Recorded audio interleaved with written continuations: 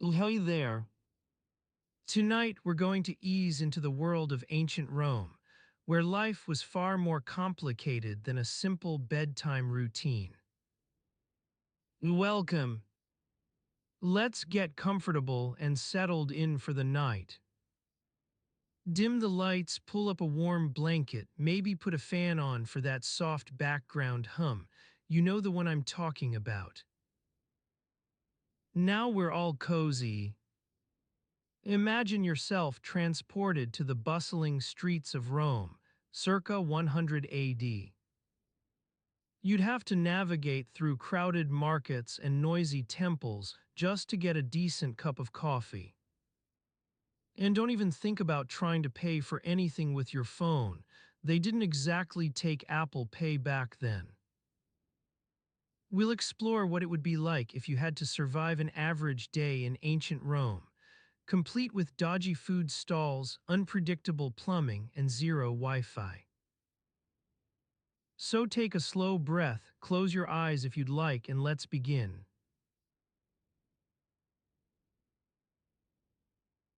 You stand outside your domus, the morning sun casting a warm glow on the worn stone pavement beneath your feet.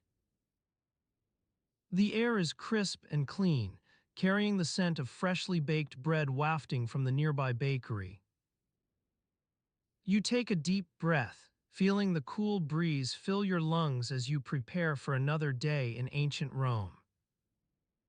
As you step inside, the familiar sounds of household activity greet you.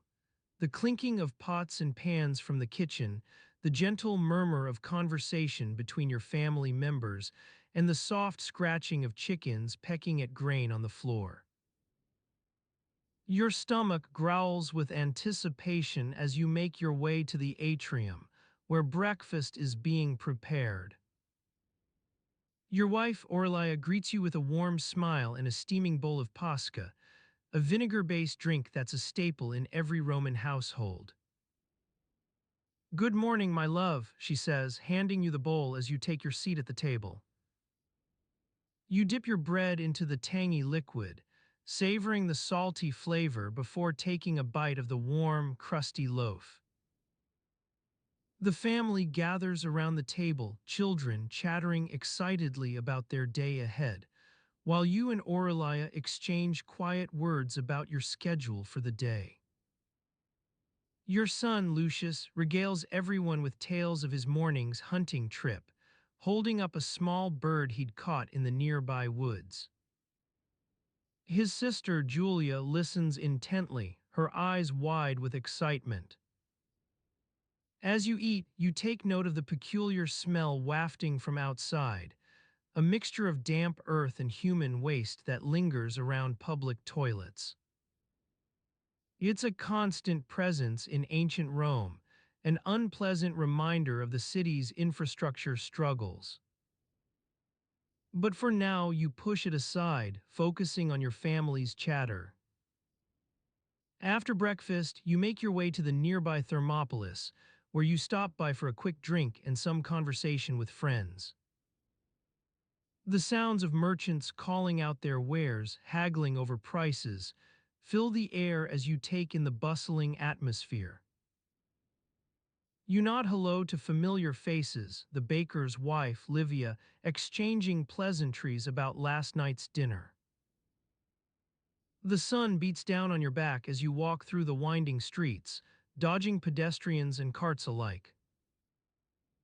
With a full stomach and refreshed spirits, you make your way towards the public toilet, one of several scattered throughout the city. As you approach, the unmistakable stench hits you, pungent mix of human waste, urine-soaked stones, and overripened garbage. You enter through a narrow doorway, greeted by rows of stone basins with holes cut into them for, well, whatever purposes they serve today. The air is thick with odors, acrid stench from the nearby tanneries, pungent aroma from last night's cooking scraps, and an undercurrent of damp, earthy smell that clings to every surface. You look around, taking note of fellow citizens similarly engaged in their morning ablutions. Some stand awkwardly against a wall, trying not to gaze at others while simultaneously avoiding eye contact with the toilet itself. Others huddle together, sharing whispered conversations as they take care of business. You spot an elderly man nearby, his face creased and weathered from years spent working outdoors. He seems particularly absorbed in his task, occasionally muttering under his breath or scratching at a stubborn stain on his tunic. You can't help but wonder what stories he might tell about life as a farmer, laboring beneath the scorching sun. The queue moves slowly as it should. You're not exactly racing against time here. But with each passing moment, your thoughts drift to the peculiar dynamics of public toilets in ancient Rome. People from all walks of life share these cramped spaces, merchants and traders alongside beggars and servants, patricians and plebeians alike. Some citizens seem almost resigned to this communal arrangement. They arrive at a designated time, tend to their business with little fanfare, then depart as quietly as they arrived. Others appear less sanguine about sharing such an intimate space. You notice a young couple fidgeting anxiously nearby, exchanging whispered apologies and glances of discomfort. Your own turn arrives after what feels like an eternity, or at least an interminable few minutes spent observing the surrounding scene. You step forward into one of the vacant basins, taking a moment to collect yourself as you prepare for whatever is about to happen next. As you stand there, poised on the brink of this most intimate experience in public life, your gaze drifts toward the rows of stone seats along the periphery, a stark reminder that many others have preceded you here today. Each basin bears its own unique history, stains and scuffs from countless uses, an eerie residue left behind by last night's cleaning crew. The sound of muffled grunting or labored breathing accompanies your thoughts as the moment stretches on, like a drawn-out sigh in this cramped space. With each passing heartbeat, you find yourself mentally preparing for what comes next. Awkward hand-washing rituals, hasty adjustments to clothing, all those unwelcome postscripts that linger long after business is concluded. Your turn finally ends. It feels almost anticlimactic as the attendant hands you a dripping wet sponge on a stick. You take care of the necessary cleaning motions with mechanical efficiency before rinsing your hands under a nearby faucet, watching water trickles down into the drain below and then out into the streets. After what seems like an interminable few minutes spent scrubbing away at your skin, you emerge from this cramped space, grateful for fresh air. Your skin feels slightly cleaner now, but not exactly invigorated by the experience. It's a minor step towards cleanliness in ancient Rome, and that's about as much as anyone can reasonably expect. As you rejoin the flow of pedestrians, taking your place among the throngs moving through the city streets, you can't help but feel almost detached from this particular aspect of daily life. Public toilets are an inescapable reality for every Roman citizen, a grueling reminder that even at our most private moments, we're never truly alone. In this moment of post-toilet reflection, as your thoughts begin to wander toward the day's remaining events, you notice the city's rhythm has not paused while you were busy inside. Merchants are still hawking their wares. Children continue chasing each other through narrow alleys. The distant clang of a hammer on an anvil from a nearby forge carries on.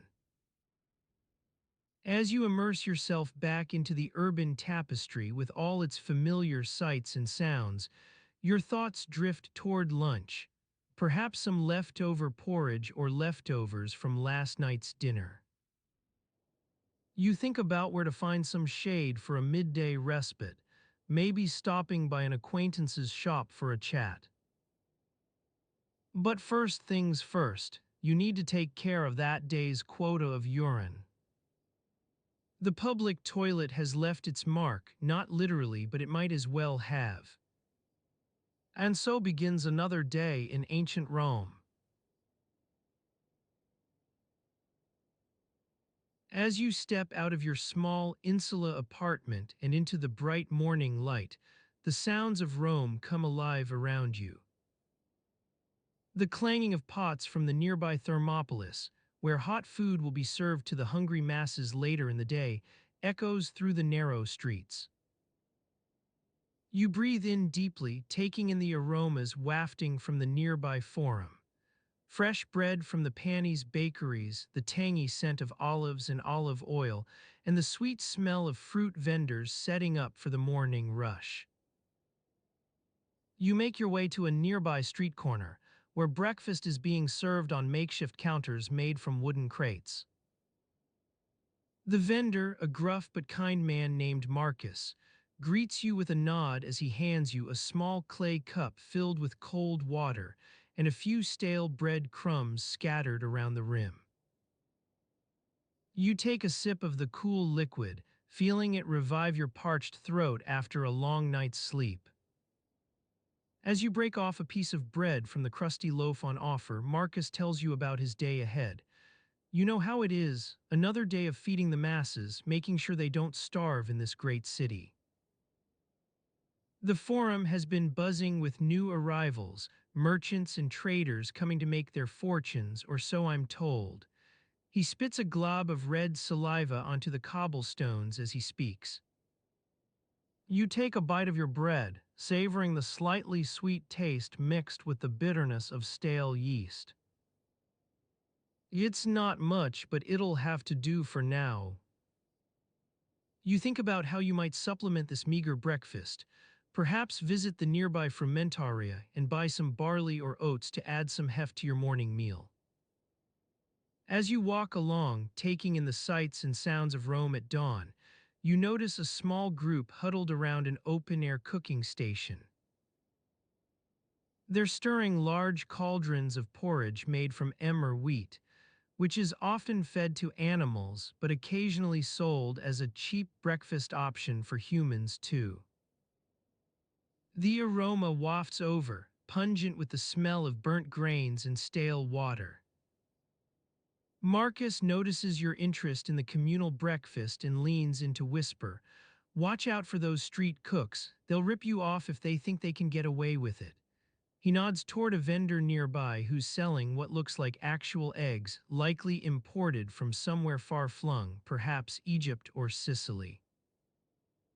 Marcus mutters under his breath about how the price is outrageous, and that real Romans would never pay such a steep price for something as basic as an egg. You watch as a few early risers begin to gather around the communal breakfast station, each carrying their own small bowl or clay vessel. They dip in with a wooden spoon, taking large scoops of the porridge into their mouths and swallowing without pause. You notice one particularly ravenous-looking man who seems intent on devouring an entire cauldron by himself. His eyes are bloodshot from lack of sleep. As you continue your walk through Rome's early morning streets, you pass by people hurrying to and fro, merchants with loads of fresh produce balanced precariously atop their donkeys' packs, or priests leading processions toward the nearby temples. Some vendors set up stalls along the way, calling out prices for their wares. Fresh figs from Baiae, only a few coins each, or get your daily dose of garum anchovy paste to keep you healthy and strong. You can't help but feel a twinge of envy at these early riser vendors who manage to snag the choicest spots in Rome's marketplaces. Their days seem filled with promise, while yours will likely be spent scrambling for meager scraps from one stall or another. Marcus seems to sense your unease and claps you on the back. Come now, friend. We may not have much, but we've got each other, and that's all a Roman needs, right? He grins wryly as he gestures toward an elderly woman nearby, who's muttering under her breath about how she can't even get a decent cup of water without having to fight for it. You join in the banter with Marcus, exchanging good-natured jabs and complaints about life in ancient Rome.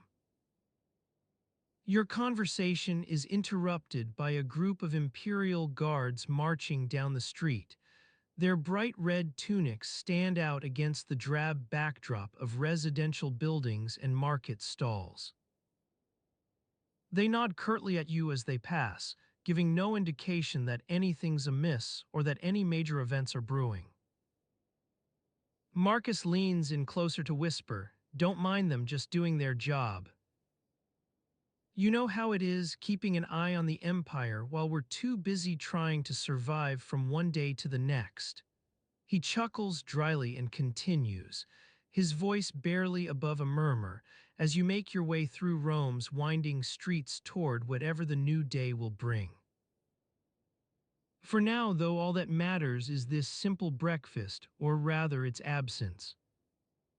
You think about how some days feel like they'll never end, while others seem to pass by in an instant. The sounds of ancient Rome swirl around you, hammers ringing out from nearby workshops, the distant rumble of chariot wheels on stone roads, and above all else, the constant hum of humanity going about its daily business. You take a deep breath as you navigate through the crowded streets, feeling the weight of history beneath your feet, the countless generations who came before, each living their own version of this same life in ancient Rome. For now, though, it's just another day to get through, and that thought is both reassuring and daunting all at once. As you continue on toward whatever daily tasks await, you notice a group of apprentices gathered near an old cobbler's stall, huddled around a wooden bench where they're working together to fashion new shoes from scraps of worn leather. The air is thick with the smell of glue and sweat as the young men hammer away at their craft. Marcus leans over to say, "You know, friend, not everyone's as unlucky as we are." He nods toward the apprentices, smiling wryly as he says, "Some folks get to learn a trade, make something new every day. Of course, there'll be those who complain it's too much work or their hands will never hold still long enough for them to finish." His voice trails off, lost in thought.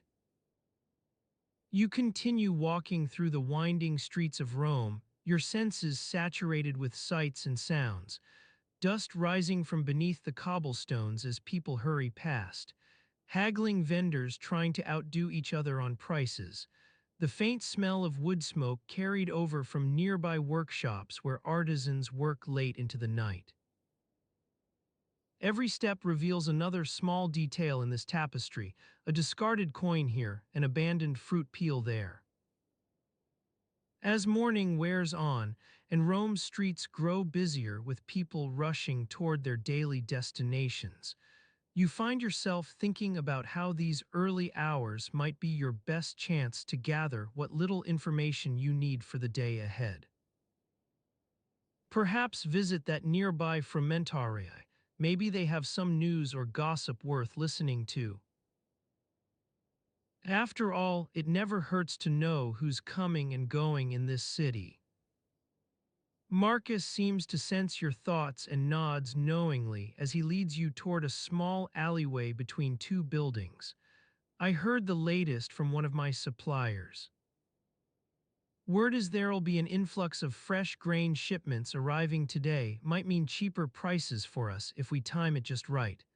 He leans in close once more to whisper about possible opportunities and how you should keep your ears open. You make a mental note to watch out for the shipment as you continue on toward whatever other tasks await. Your feet carry you through Rome's winding streets at an almost aimless pace, though of course there's always something driving each step forward: hunger, fatigue, or perhaps just an unspoken instinctual need to keep moving. For now, though, let your senses guide the way as you weave in and out among ancient Roman citizens going about their days.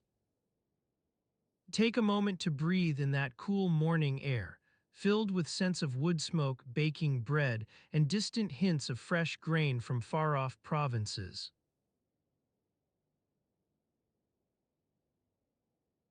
As you stand on the sun-kissed streets of ancient Rome, the morning air still carries a gentle crispness that will soon give way to the sweltering heat of the day. You breathe in deeply, and the scents of wood smoke and baking bread mingle with the distant hints of fresh grain from far-off provinces, transporting you to a world both familiar and yet utterly foreign. To your left stands a small taberna, its wooden shutters still closed against the morning's chill. The proprietor, a stout man named Marcus, has likely been up since before dawn, tending to his ovens and preparing for the day's first customers. He'll soon be ladling steaming cups of pasca, vinegar water, flavored with a hint of herbs and spices, into clay jugs that will later sit on market stalls, awaiting purchase by passers-by like you. The streets themselves are quiet, save for the occasional murmur of conversation or clatter of wooden sandals slapping against stone pavement. You notice that many of these early risers wear their caligae, the sturdy military-style boots favored by soldiers and laborers alike, but reserved for more formal occasions in the city's upper echelons. The soft thud of leather soles is a familiar sound to your ears now, as you navigate this labyrinthine world.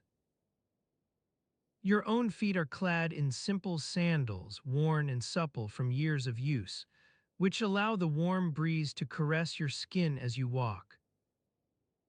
You recall how, when new, they'd left blisters on your heels that seemed to take an eternity to heal, but now their softness is a testament to the city's relentless rhythm. Daily wear and tear gradually shapes even the most stubborn of leather into supple compliance. As you continue down the via, you encounter more vendors setting up shop for the day. A young girl with a messy tangle of curls, likely a freed slave or servant, carries an armload of fresh produce to her family's humble market stall. The colors and aromas on display are almost overwhelming. Bright bunches of grapes, pyramids of crisp apples, sprigs of fragrant rosemary, and the occasional oddity like imported spices from distant lands.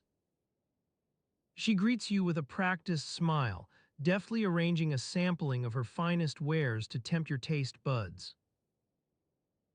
Her hands move quickly and sure as she works, their gentle pressure on each fruit or vegetable imparting subtle signs of ripeness that only an experienced seller would know. You're drawn in by the heady scents wafting from her stall, so vivid they transport you to sun-drenched orchards where workers labor tirelessly to coax forth this bounty.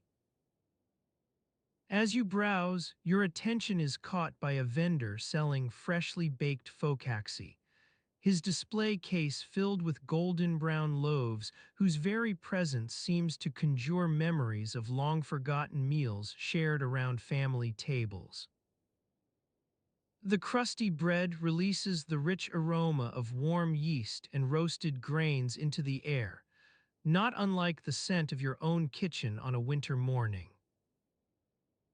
The vendor notices your interest, catching up as he expertly shapes another loaf onto his wooden peel. His hands move with practiced ease, yet there's an unmistakable weariness etched into every line of his face.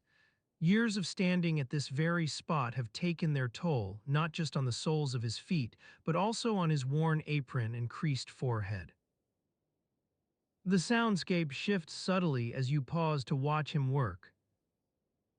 Conversations around you grow more animated, punctuated by occasional laughter or haggling over prices between vendors and potential customers like yourself. The constant hum of activity serves as a reminder that even the earliest hours of the day are filled with purpose, Every face in sight is driven by the same underlying imperative: to survive another 24 hours in this vast, unforgiving metropolis. The vendor hands you one of his warmest focaxi slices, wrapped in a thin cloth and smelling like a spring morning. You take a moment to savor its texture, watching as people pass nearby, all going about their routines with varying degrees of enthusiasm or disinterest. Each encounter holds the promise of becoming a minor story within this greater tapestry. There's the young mother hurrying towards her family home with an armload of fresh vegetables, the retired soldier who stops to engage you in conversation, offering words of advice and guidance from his own experience. Life unfolds like this, not as grand narratives, but rather as countless small vignettes woven together into a rich fabric. As you stand here surrounded by these living, breathing Romans, it's impossible not to feel an affinity for the daily routines that define their existence. Each task is vital in its own right, though often overlooked or taken for granted. The sun begins to climb higher now, casting long shadows across the cobblestones as morning light bleeds into the narrow streets. Shadows dance across the walls of nearby buildings, stuccoed facades adorned with intricate mosaics and frescoes depicting mythological scenes from a world both familiar and yet impossibly distant. You notice how these same stories are being retold in countless ways throughout Rome, on coins, in temples, even as public art. Each narrative serves to reinforce the notion that there's an undercurrent of meaning beneath every aspect of life here, one not easily reduced to simplistic terms or grand conclusions, but instead expressed through 1,000 tiny gestures and seemingly insignificant details. As you continue your stroll down Via dei Fori, soundscape shifts again. The cacophony of haggling vendors gives way to a medley of hammering on metal and occasional shouts from nearby workshops, where artisans are busy crafting everything from intricate mosaics to sturdy tools. Each sound serves as a reminder that Rome is constantly in motion, with work being done at every level, even amidst these small moments. Your footsteps grow quieter now as you make your way towards the Forum itself, the heart of Roman civic life and commerce. Amidst this bustle, there's an undeniable rhythm to daily existence. Countless lives intersecting like the threads of a rich tapestry, each unique yet intertwined in ways both grand and subtle. Time seems to flow more quickly here, as if measured by these individual rhythms rather than any external standard. Days blend together into weeks, weeks become months, and so on an endless succession of routines punctuated only by rare moments of drama or triumph that often get lost in the relentless tide of everyday life. You pause for a moment near a grand fountain, listening as water flows from intricately carved stone statues to collect into small pools below. Children play nearby, their laughter intertwining with the gurgle of running water, creating an ephemeral harmony that's both poignant and utterly fleeting. The world around you remains in motion, vendors calling out to potential customers, artisans hammering away at metal or wood, even the flickering shadows cast by passing pedestrians as they navigate this ever-changing landscape.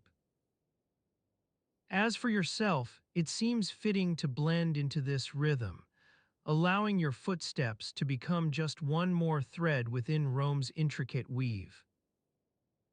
You breathe in deeply once again, taking in all these scents and sounds: wood smoke, baking bread, distant hints of grain from far-off provinces, now mingling with the pungent aroma of fresh leather tanned on nearby stalls, an essential part of daily life here. Each fragrance carries a unique story within it, Each sound holds secrets waiting to be uncovered. This world is not simply ancient Rome, nor just the stuff of legends and grand histories, but something far more nuanced. An accumulation of countless small stories interwoven into this fabric we call civilization. You walk through the bustling streets of Rome, the warm sun beating down on your skin as you weave past merchants hawking their wares and citizens going about their daily business. The air is thick with the smells of fresh bread, roasting meats, and something acrid that makes your nose wrinkle in distaste. Perhaps a nearby tannery or a group of street vendors experimenting with new fragrances. As you make your way through the crowded marketplaces, you notice the intricate display of wealth on full display. Not just gold-embroidered tunics or gleaming silver jewelry, but also subtle nuances that reveal social standing. The cut and color of clothing, the quality of leather footwear, even the type of fabric used for household linens. You pause to watch a group of merchants arranging their goods on wooden stalls. One displays an array of fine silks from Egypt, intricately patterned with gold thread. Another showcases locally woven woolen fabrics in earthy tones, perfect for making practical clothing and blankets. But nearby, a third stall is selling what appears to be cheaply made cotton fabric, coarsely woven and bearing no discernible patterns. As you take in the vibrant colors and textures on display, a gentle breeze stirs the air, carrying with it whispers of gossip and haggling prices from passers-by. You catch snippets of conversation, a denarius for this quality silk. I can get it cheaper at the market outside the city, or 3 sestertii for that fine woolen fabric. It's worth half what they're asking, mark my words. You continue through the marketplace, taking in more sights and sounds. A nearby butcher is expertly cutting up a freshly slaughtered piglet, the aroma of fresh meat mingling with the scent of herbs used to preserve it. You see an elderly woman carefully laying out small bunches of dried flowers, perhaps lavender or rosemary, which will be sold as a natural remedy for various ailments. You notice how some vendors are using bright-colored cloths to attract attention, while others rely on intricately woven baskets and wooden containers to showcase their wares. Each merchant seems to have developed an individual style that sets them apart from the crowd, even within the same trade or specialty. As you stroll through this sensory tapestry of sights, sounds, and smells, you start to appreciate how each element works in harmony with others, like a richly woven fabric with many layers. The intricate dance between merchant and customer, vendor and product, takes place against a backdrop of social hierarchy that affects everything from what clothes are worn to which market stalls receive the most foot traffic. It's worth noting, as you watch vendors skillfully enticing customers to try their wares or sample new products, how much emphasis is placed on quality over quantity. Rather than simply mass-producing cheap goods for the masses, artisans and merchants tend to concentrate on crafting high-quality items, be it intricately embroidered linens, finely made leather sandals, or expertly crafted ceramic vessels. One merchant in particular catches your eye, a young woman with a small stand tucked away between two larger stalls. She's meticulously arranging an assortment of woven baskets, each one adorned with delicate patterns and intricate designs that seem almost too fine for everyday use. You can't help but notice the care she takes as she folds and arranges her goods, It's clear this vendor has spent many hours perfecting her craft. As you examine these exquisite creations more closely, a faint scent wafts up from one of the baskets, something earthy and rich like soil or damp stone. You recognize that unmistakable smell associated with papyrus production, and realize this young merchant must be selling goods crafted by skilled artisans in Egypt. The intricate patterns on each basket are likely created using traditional techniques passed down through generations. You can almost imagine the skillful hands of these Egyptian craftsmen, expertly weaving reeds into durable vessels that will one day hold valuable contents or store precious objects within a Roman household. You wonder what other hidden stories might be woven into this single piece. Perhaps the name of its creator, the place it was made, or even its intended purpose. As you ponder these tiny mysteries and weave together fragments of daily life in ancient Rome, another realization occurs to you. Even within such a vibrant tapestry as a bustling marketplace like this one, social hierarchies can be both subtle yet profound. Clothing choices reveal more than just personal taste. They often betray an individual's station, education level, or family history. You notice how the Roman aristocracy tends to favor fine silks and luxurious fabrics in rich colors. Lower-class citizens are more likely to don practical woolen tunics in muted tones. Merchants like that young woman selling Egyptian baskets must carefully balance their displays to reflect both the quality of their goods and their social status within the community. As you watch people interact with one another, responding to each other's gestures and body language as much as verbal cues, a more nuanced understanding begins to emerge. This intricate dance between commerce, class, and culture. You start to appreciate how even small things, like what clothes are worn or what goods are sold on market stalls, contribute to the ever-changing landscape of ancient Rome. As you continue strolling through these lively streets, something unexpected catches your attention. A faint smell wafts from a nearby alleyway, the pungent aroma of fish sauce and olives mingling with something earthier and more decaying. You follow this scent, intrigued by its unfamiliar blend, until you come upon an assortment of food stalls hawking all manner of delicacies. One merchant offers what appears to be garum, that infamous fish sauce used liberally in Roman cooking.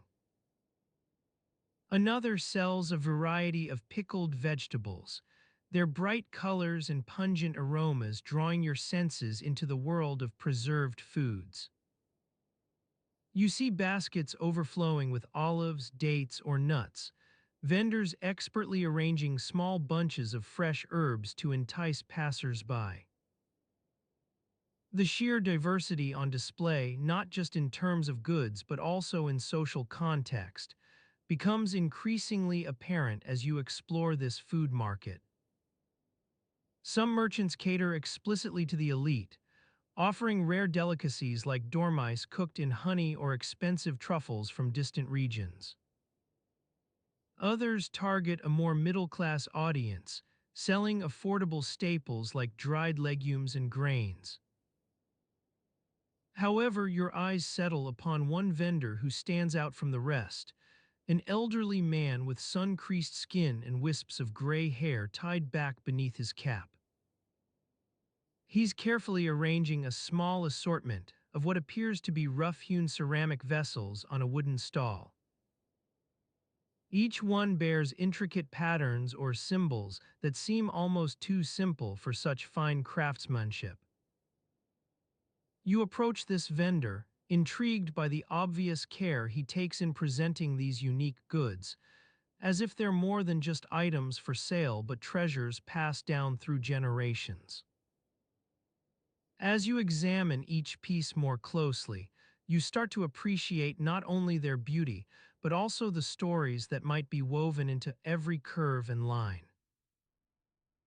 One of the vessels bears an image of a stylized tree. Another features delicate patterns resembling constellations in the night sky. Each one tells a tale, perhaps about the artist's inspiration or his own life story.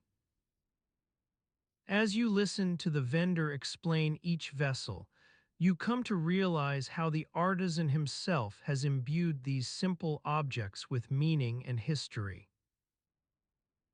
In this small food market, something remarkable becomes apparent. Even among such an assortment of seemingly inconsequential details as what goods are sold where, there lies a hidden tapestry of stories waiting to be unraveled. You begin to appreciate not only the intricate dance between commerce and culture, but also how each individual contributes their own thread to this ever-growing fabric. As you continue on your journey through ancient Rome, another realization starts to take shape.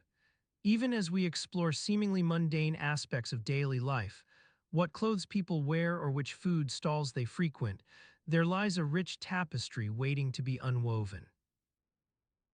Each person carries within them their own narrative, hidden beneath layers of social standing and cultural context. In the bustling streets of Rome, you begin to appreciate how even small events can have profound effects on those around us. Like a merchant expertly selling goods at just the right price, or an artisan imbuing every curve with his unique perspective. And so your walk through this vibrant city becomes not just about observing people and objects, but also piecing together fragments of their stories. As you stroll further into the heart of Rome, another observation dawns on you. The intricate dance between commerce, culture, and social hierarchy is both a fragile balance and an ever-changing tapestry. Merchants expertly adapt to shifting market conditions. Artisans innovate new techniques to meet customer demands. As for individuals like that young woman selling Egyptian baskets or that elderly vendor showcasing ceramic vessels, each has their own unique place within this dynamic dance. As the sun begins its descent, casting long shadows across the marketplace and illuminating fragments of ancient architecture in warm orange hues, you realize how your walk through Rome's streets has been nothing short of a journey. You've not only explored an assortment of goods on display, but also begun to appreciate the intricate interplay between commerce, culture, and social hierarchy. And so as night begins to fall over this vibrant city, where moonlight casts long shadows across cobblestones and lamp oil flickers within clay vessels placed at strategic intervals along streets, you come to understand that even in its most mundane details lies a rich tapestry waiting to be unraveled. As night begins to fall over this vibrant city, where moonlight casts long shadows across cobblestones and lamp oil flickers within clay vessels placed at strategic intervals along streets, you come to understand that even in its most mundane details lies a rich tapestry waiting to be unraveled. The soft glow of these makeshift lamps seeps into the narrow alleys, illuminating the daily routines of those who call Rome home. You find yourself standing amidst this bustle, surrounded by people from all walks of life, merchants, artisans, and even the occasional senator or two, each with their own stories to tell. As you breathe in the evening air, the scent of wood smoke wafts through your nostrils, mingling with the aroma of fresh bread baking within nearby ovens. The soundscape is a symphony of everyday activities, hammers ringing out as blacksmiths work late into the night, the murmur of conversation carried on the wind, and the clinking of pots and pans as cooks prepare for the next day's meals. Amidst this melodic chaos, you notice a group of laundry women gathered near the Tiber River, their worn wooden tubs filled with the day's dirty linens. The task at hand is not an easy one.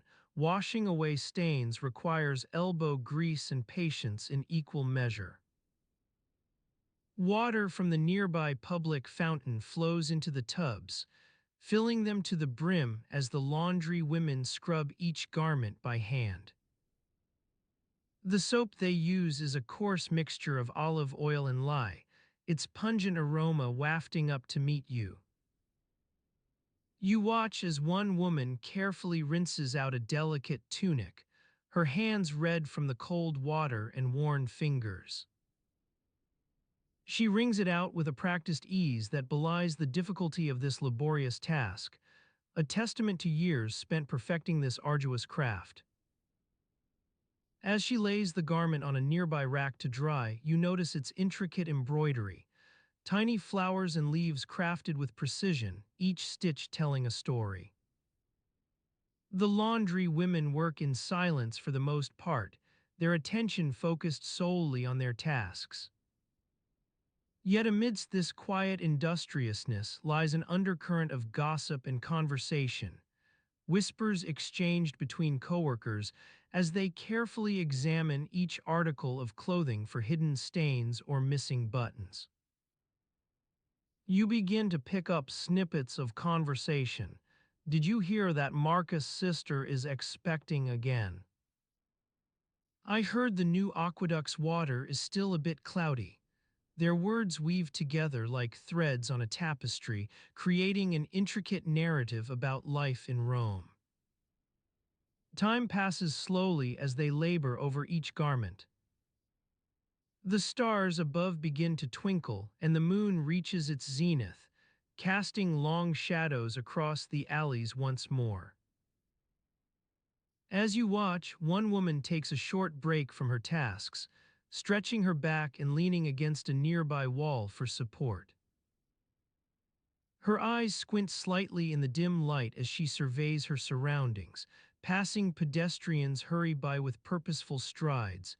The distant sound of chariot wheels echoes through the night air, a constant reminder that even in this quiet moment, Rome's energetic heartbeat remains. With the arrival of dawn, the laundry women begin their final preparations for another day. They carefully fold and arrange each garment on wooden frames to dry, their movements practiced but never hurried. You notice how they take care to separate lighter-hued fabrics from darker ones, ensuring that no stain will be transferred between delicate items during the drying process. In this quiet hour before sunrise, Rome's vibrant energy has not yet awakened in full force. A gentle stillness settles over the city. Early risers like market vendors begin their day. Dogs bark softly as they awaken to start their own daily routine, and the distant sound of temple priests chanting morning prayers carries on the breeze. The laundry women pack up their tubs, readying themselves for another day's tasks. They share a quiet moment together, exchanging words of encouragement and well wishes before dispersing into the growing light. As they scatter to their various destinations, you find yourself standing amidst this slowly awakening city, surrounded by the countless stories that make Rome come alive. You notice how each person carries with them an invisible thread of responsibility, whether as a merchant juggling account books or a senator weighing matters of state in his mind's eye. Their daily routines weave together like threads on a tapestry, creating an intricate narrative about life in ancient Rome. You can't help but wonder, where would you fit within this rich and complex fabric? The city stirs to new life as the sun rises above the rooftops, casting its golden light upon cobblestones worn smooth by countless footsteps. And so, like a gentle morning breeze rustling leaves on trees along the Tiber's banks, you are drawn into another day in ancient Rome, ready or not. With each passing moment, the city awakens from its slumber, people rising to face their daily challenges with varying degrees of enthusiasm and resignation. Your role is still unclear within this tapestry, yet as a newcomer, you're forced to navigate its intricate patterns alongside those who call Rome home. Together, they go about their days in pursuit of purpose. Senators meeting in council chambers, artisans hammering away at anvil or loom, cooks stirring pots over hearths, each adding their thread to the ever-unfolding narrative. The day unfolds like a rich tapestry before you, full of threads both delicate and coarse. Each moment offers a chance for connection, insight, or perhaps just quiet contemplation amidst Rome's vibrant rhythms. So take your first steps into this city. Breathe in its sights, sounds, and smells. Listen to the stories whispered between neighbors as they share their daily lives with one another. As you wander through these narrow alleys, where moonlight casts long shadows across cobblestones and lamp oil flickers within clay vessels placed at strategic intervals along streets, remember that even amidst chaos lies an inherent beauty waiting to be discovered. You are here now, standing in the midst of this living tapestry. Ready or not, a part of Rome's ever-unfolding narrative has begun to weave itself around you.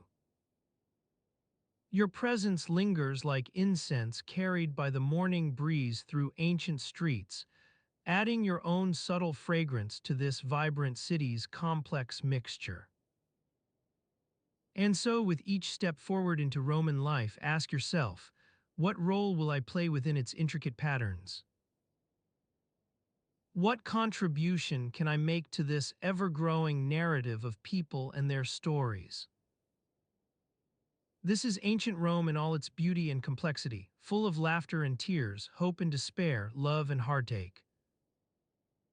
As you navigate the winding paths that crisscross its ancient stones, remember, even amidst chaos lies an inherent order waiting to be discovered.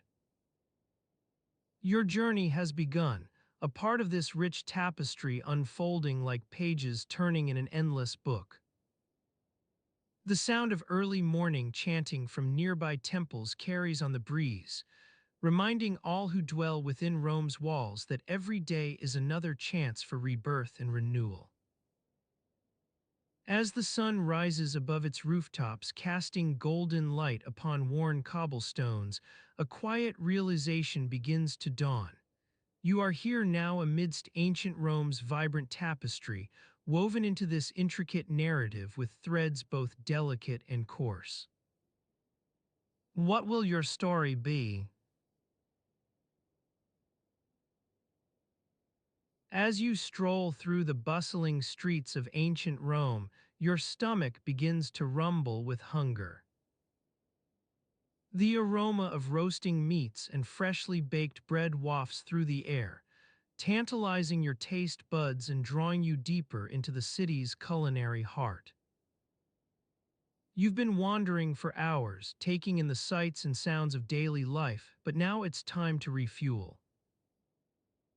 You make your way towards a small thermopolis, one of many food stalls that line the streets.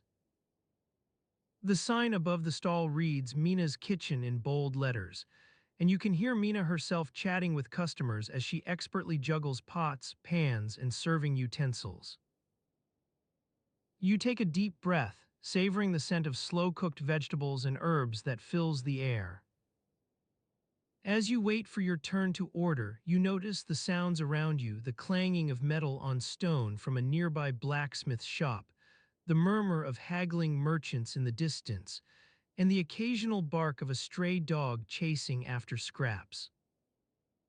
It's a symphony of noise that would be overwhelming if it weren't so familiar. When Mina finally notices your presence, she flashes you a warm smile and greets you with a friendly salve. You return her greeting, taking in the array of dishes on display behind her counter. There are steaming hot pots of garum, a fermented fish sauce that's both pungent and delicious, alongside more straightforward offerings like roasted meats and fresh vegetables. You order a simple meal, panis focaccious, flatbread topped with olive oil, herbs, and whatever cheese is available. Mina expertly flips the bread on her griddle, casting a golden brown crust over its soft interior as it cooks to perfection. As you wait for your food, she engages you in conversation about everything from politics. Have you heard the latest news from Gaul? To family gossip, my cousin's daughter is getting married soon. They're having quite the affair. Your meal arrives, and you take a bite of that crispy flatbread, letting out a satisfied sigh as flavors dance on your tongue. It's not fancy, but it's satisfying in its own simple way. Now, let's step back for a moment to talk about cooking techniques from a Roman kitchen. Cooking was an art form in ancient Rome, with many cooks taking pride in their creations and experimenting with new recipes. But it wasn't all experimentation.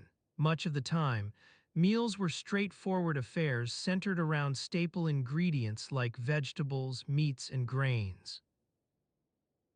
One common technique involved the use of garum as a flavor enhancer. This fermented fish sauce was made from anchovies or other small fish that had been left to rot in salt for months on end. It sounds, well, let's just say it wasn't exactly appetizing, but Romans loved its pungent taste and used it liberally. Another staple ingredient was defrutum, a fruit syrup made by boiling down grapes, figs, or other fruits until they formed a thick paste. This sweetener added depth to many Roman dishes, from sauces for meat to toppings for flatbread like yours. Mina's kitchen is just one example of the countless cooking techniques used in ancient Rome. As you continue exploring this fascinating world, keep an eye out for these small details, a pinch of this spice here, a dash of that sauce there, which reveal a complex culture at work beneath the surface. You've been eating and chatting with Mina for what feels like hours now. It's time to get moving again. You pay your due, a few coins tossed onto the counter. Thank Mina for her hospitality and take a final bite of that delicious flatbread as you head back into the bustling streets. As you navigate through crowded alleys and market stalls, keep an ear out for more snippets of conversation. Did I tell you about my uncle's new business venture? Or who do you think will win this year's Olympic Games? The Roman obsession with gossip is only matched by their love of food. You're in the midst of a world where every mealtime becomes a chance to catch up on local news and socialize. Your stomach's still full from Mina's cooking, but your curiosity drives you forward. You continue wandering through Rome, seeking out more sights, sounds, and experiences that will give you a glimpse into this ancient civilization. Where next? A stroll along the Tiber River might reveal some interesting boat-building techniques, or perhaps even inspire an impromptu poetry reading. Or maybe it's time to explore the city's many temples. After all, ancient Rome was as much about spirituality as politics and food.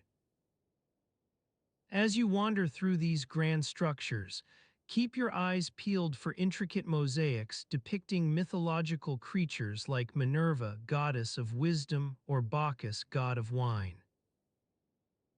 You might even stumble upon a few locals engaging in impromptu games of dice. "I'm not cheating, I swear it," someone protests. Wherever you go, the city's rhythms will guide your journey. With every step, the sounds and smells change, from clanging pots to the wail of distant trumpets announcing an upcoming performance at a nearby theater. Your senses are constantly adapting as you immerse yourself in this vibrant world, always more sights, always more scents wafting through air. Your eyes wander across rooftops lined with terracotta tiles and vines heavy with ripening grapes.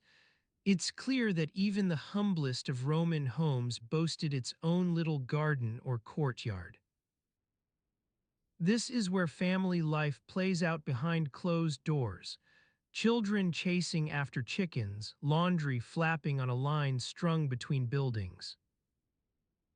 Eventually, your wanderings bring you to a bustling marketplace, forum in Latin, teeming with merchants hawking everything from fresh produce to handmade crafts.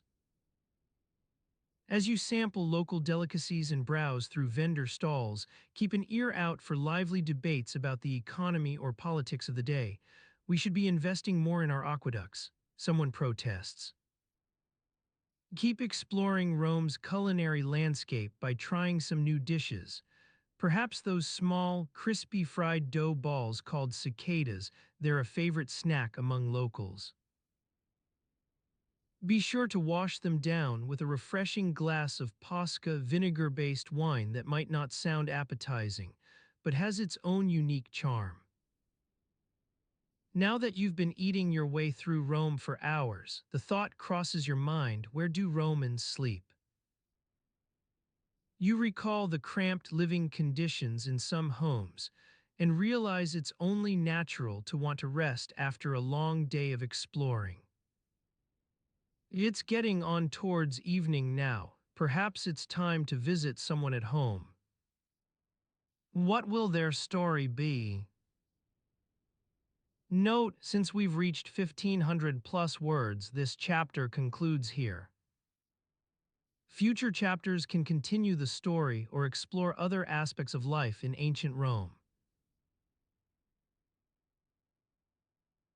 As you emerge into the bright sunlight, the sounds of ancient Rome envelop you once more, the clanging hammers on metal from the nearby blacksmith's shop, the murmur of vendors calling out their wares in a cacophony of competing pitches, and the distant rumble of chariots rattling over cobblestones.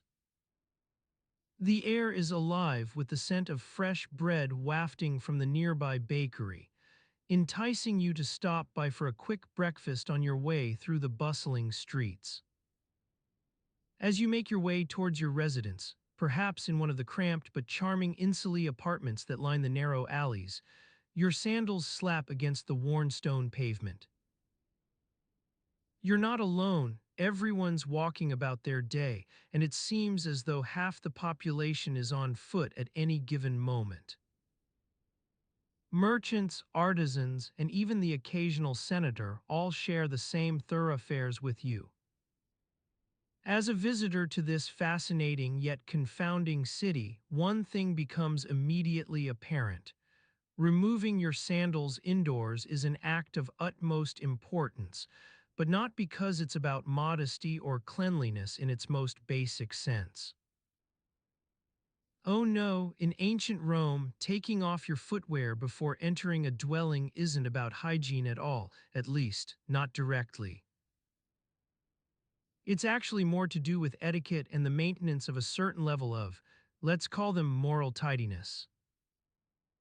You enter your own abode, perhaps a cozy little apartment above the bakery you've been eyeing for breakfast, feeling somewhat dusty from your morning stroll. As you shed your sandals at the entrance, something catches your attention. An inscription on the wall nearby reads Caveat Intra in elegant lettering, reminding visitors to be mindful of their footwear within.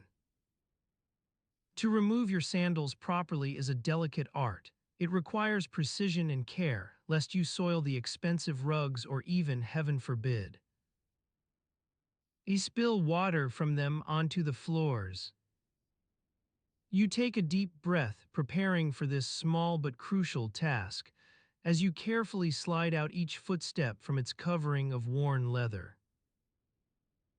As your sandals hang by the entrance, awaiting their inevitable reunion with the dusty world outside, you're drawn to the nearby kitchen area where the tantalizing scent of freshly baked bread has led. The baking process itself takes place just a short walk away in that very same bakery whose aroma lured you here initially. However, it seems as though some kindred spirit within your household felt compelled to replicate this delicious treat at home. On closer inspection, you notice an assortment of earthenware bowls filled with doughy treats resting on the countertop, fresh from their short stay in a communal oven that heats up once or twice daily according to demand. A batch was likely prepared just before dawn by your household's dedicated cook, should one be present, working diligently amidst these dimly lit, often cramped spaces that are part kitchen and part pantry. As you pause here for a moment of respite from sandals-related anxiety, another important aspect becomes clear. Social etiquette in ancient Rome is an intricate web of do's and don'ts. Remove your shoes properly indoors. Be respectful when greeting friends or neighbors at the doorstep by bending to kiss their hand if they're of high status or slightly lower down the scale. Avoid public displays of affection towards those beyond immediate family members. Refrain from mentioning certain sensitive topics during meals. Each step of daily life carries its own burden of expectations, each one another small hurdle that must be navigated. You continue your way through this labyrinthine world with growing awareness, becoming increasingly adept at threading the needle between social niceties and everyday challenges. Eventually, you move into a larger, more open space within your apartment complex where sunlight filters in from above, casting intricate patterns on walls adorned by frescoes depicting mythological scenes or lively marketplaces. Here lies an assortment of tables used for eating meals, perhaps shared with fellow boarders who reside nearby. It's a communal atmosphere at its core. A glance around reveals the faint scent of cooking oil lingers near some of these dining areas, though no one appears to be actively engaged in preparing food right now. There might have been an early morning meal served here by your household staff, or if living alone as some people do in a relatively rare occurrence, perhaps you yourself prepared it after rising before the sun. The sounds within this wider space seem almost hushed compared to those on the street outside, though distant noises still seep in through the windows, from merchants calling out their wares and an occasional chariot rumbling by beyond the nearby alleys. You pause for a moment here amidst these sights and smells, as memories begin to resurface about life before arriving at this place. With your sandals safely stowed away, you take a deep breath, inhaling that heady mix of fresh bread, cooking oil, and damp earth that pervades every corner of ancient Rome's lives. The sounds from outside seem muffled now. It feels as though the city itself has retreated slightly into the background while you've stopped to catch your breath. Your eyes wander across this larger space once more before drifting back towards some less dramatic corners, like where a small storage container is wedged between two of these eating areas. As one might expect, its contents spill out, old scrolls bound in worn leather, an assortment of hand tools for the occasional repairs that come with living above your own bakery and perhaps even sharing quarters, and other household items scattered haphazardly, things like mugs and jugs and small containers holding odds and ends. Time seems to pass somewhat slowly as you stand here taking it all in, almost hypnotized by these seemingly everyday sights. Your gaze falls on a small wooden bucket filled with water. An assortment of rags nearby hints at someone's efforts earlier this morning, or possibly even last night, to keep surfaces clean within the apartment. Your thoughts begin to wander further back into memories past that first arrival in Rome when so many new sensations overwhelmed your senses all at once. Sights, smells, sounds.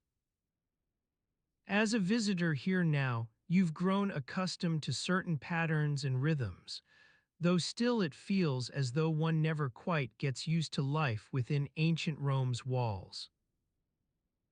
Eventually, with time to spare, or perhaps because of growing hunger after that enticing aroma led you astray, your thoughts return to the task at hand, locating something edible for a mid-morning snack. The baking oven has likely long since cooled down from its earlier heat. However, there might still be some leftover bread available if no one's cleared it out yet. Your stomach growls softly in anticipation as you make way towards that enticing kitchen area once more, ready to face whatever awaits within. Scraps of yesterday's meal. Perhaps a few crumbs left behind by someone else who ate earlier this morning. In ancient Rome, scavenging for something edible is an art form all its own. With one final glance around the larger space and down at those sandals you carefully removed earlier, your journey resumes, now taking on new dimensions as your senses become attuned to more minute details amidst life's daily tapestry within these walls of a bygone era.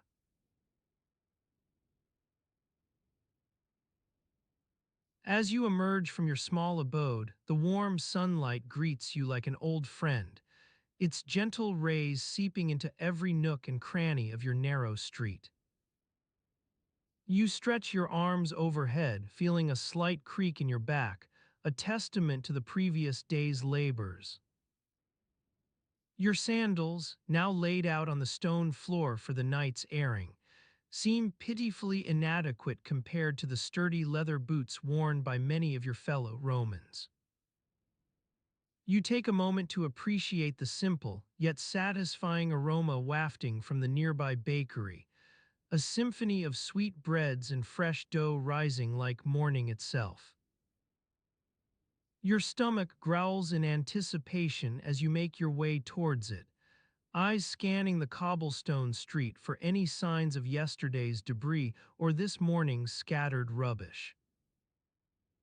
The sound of hammer on anvil echoes through the air from nearby workshops, mingling with the chatter of neighbors exchanging greetings and gossip. It's a soothing cacophony that signals another day has begun in ancient Rome, a time when life unfolded slowly yet purposefully, each moment connected to the last like threads in a rich tapestry. Your feet carry you towards the bakery as if drawn by an unseen thread. Inside, the warmth is almost palpable, enveloping you like a gentle hug from a loved one. The baker himself greets you with a nod and a smile, his flour-dusted apron telling tales of countless mornings just like this one. "Ah, good morning," he says with a wave of his hand towards the offerings on display, yesterday's bread now baked into golden brown perfection, alongside delicate pastries filled with honey and nuts. "We've got some fresh loaves for you today." Your gaze wanders over the array before settling on a crusty loaf that catches your eye. You nod in appreciation as he wraps it in a linen cloth, tucking it beneath his arm to be carried back home. Leaving the bakery behind, you make your way towards the nearby public baths, one of Rome's many communal hubs where people gather not only for hygiene but also gossip and socializing. The sound of splashing water grows louder with each step, accompanied by a medley of sighs, chuckles, and snatches of conversation carried on the steam. As you push through the entrance, your eyes adjust to the bright light that spills out from within, an explosion of marble, mosaics, and colorful tiles. You breathe in deeply, taking stock of this sacred space where Romans come not only for cleanliness, but also connection with one another.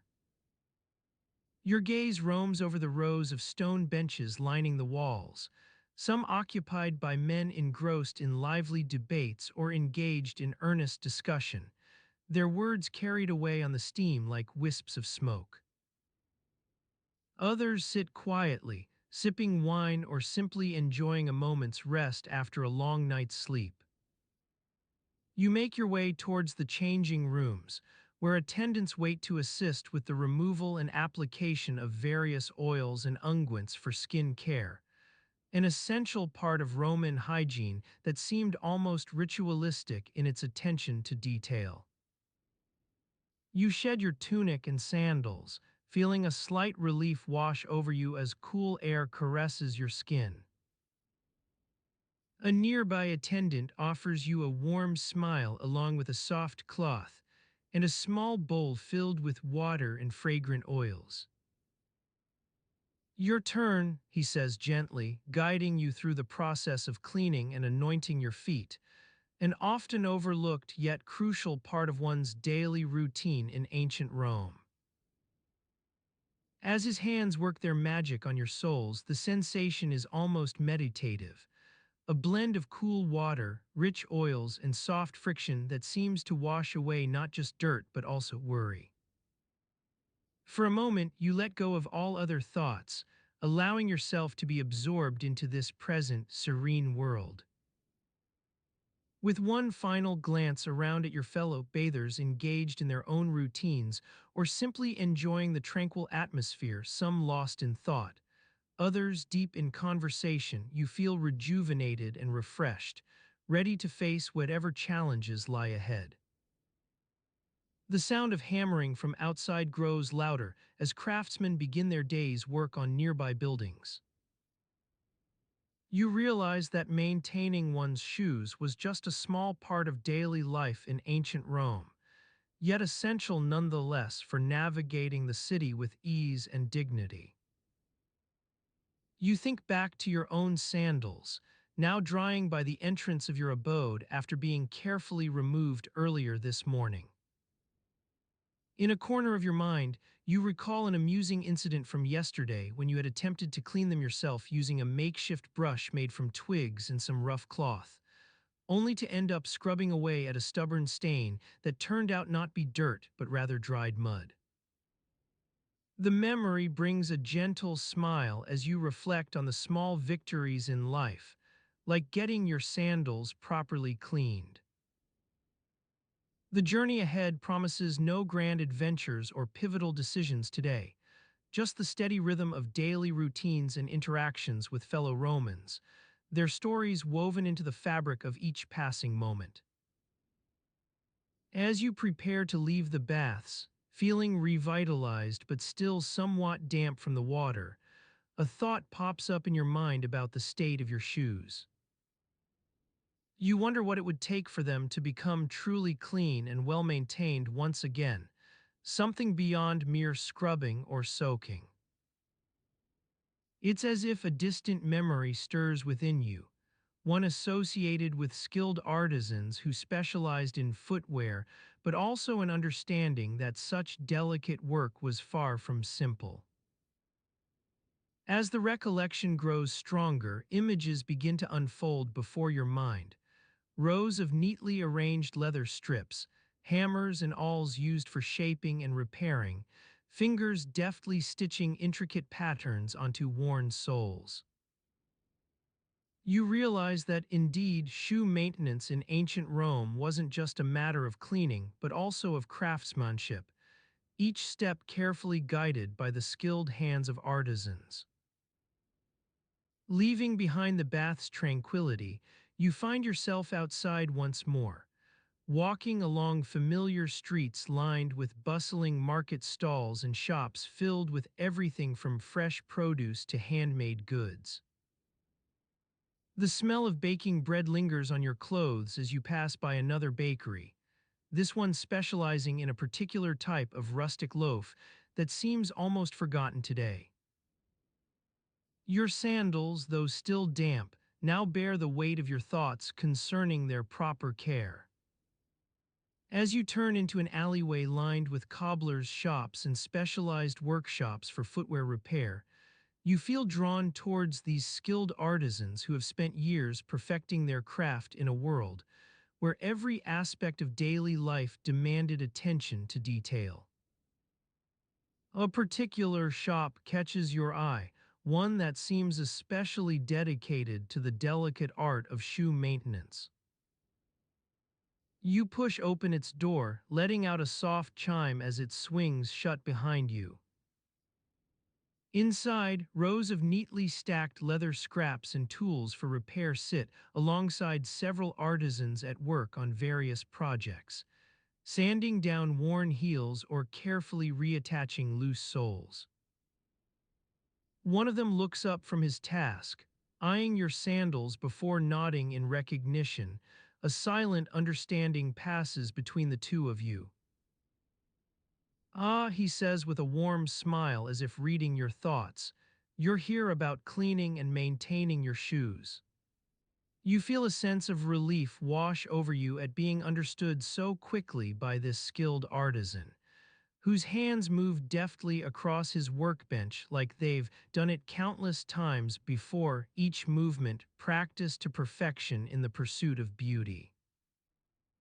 With one final nod from him, he begins walking towards the back room, beckoning you to follow. Let's get started, he says with a chuckle that suggests today might not be so bad after all. You stand outside your domus, the morning sunlight casting a warm glow on the worn stone steps. The air is crisp with the scent of freshly baked bread wafting from the nearby bakery, mingling with the sweet aroma of olives and herbs from the market stalls. Your stomach growls in anticipation as you make your way to join Marcus at his family's mill. As you approach the small building, you notice the sound of rhythmic grinding filling the air, the unmistakable hum of a hand-cranked mill. You push open the creaky door and step inside, where the scent of flour dust and yeast greets you like an old friend. Marcus looks up from his work, a hint of amusement in his eyes as he greets you with a nod. Good morning. Let's get started, he says with a chuckle that suggests today might not be so bad after all. You make your way over to the large stone table where the day's bread is being prepared. The surface is covered in a fine layer of flour, which Marcus has been kneading into submission for what feels like an eternity. You spot a few lumps still clinging to his hands and raise an eyebrow in silent query. Ah, yes, he says with a sigh, the dough's proving to be more stubborn than usual. I'm starting to think it's had enough of my attempts at gentle persuasion. He flashes you a wry smile as if sharing a private joke. As you begin to help Marcus sort through the sacks of grain and flour, you're struck by the sheer amount of physical labor involved in even the simplest tasks. The constant stirring, kneading, and grinding is exhausting just watching it. You start to appreciate the value of these repetitive motions. They provide an outlet for tension, a way to channel the energy expended into something tangible. Marcus catches your gaze as you examine his hands, which are now encrusted with flour dust up to the wrists. It's all part of the job, he says matter-of-factly. You nod in understanding, aware that this kind of work is not just about producing sustenance, but also an integral part of community life.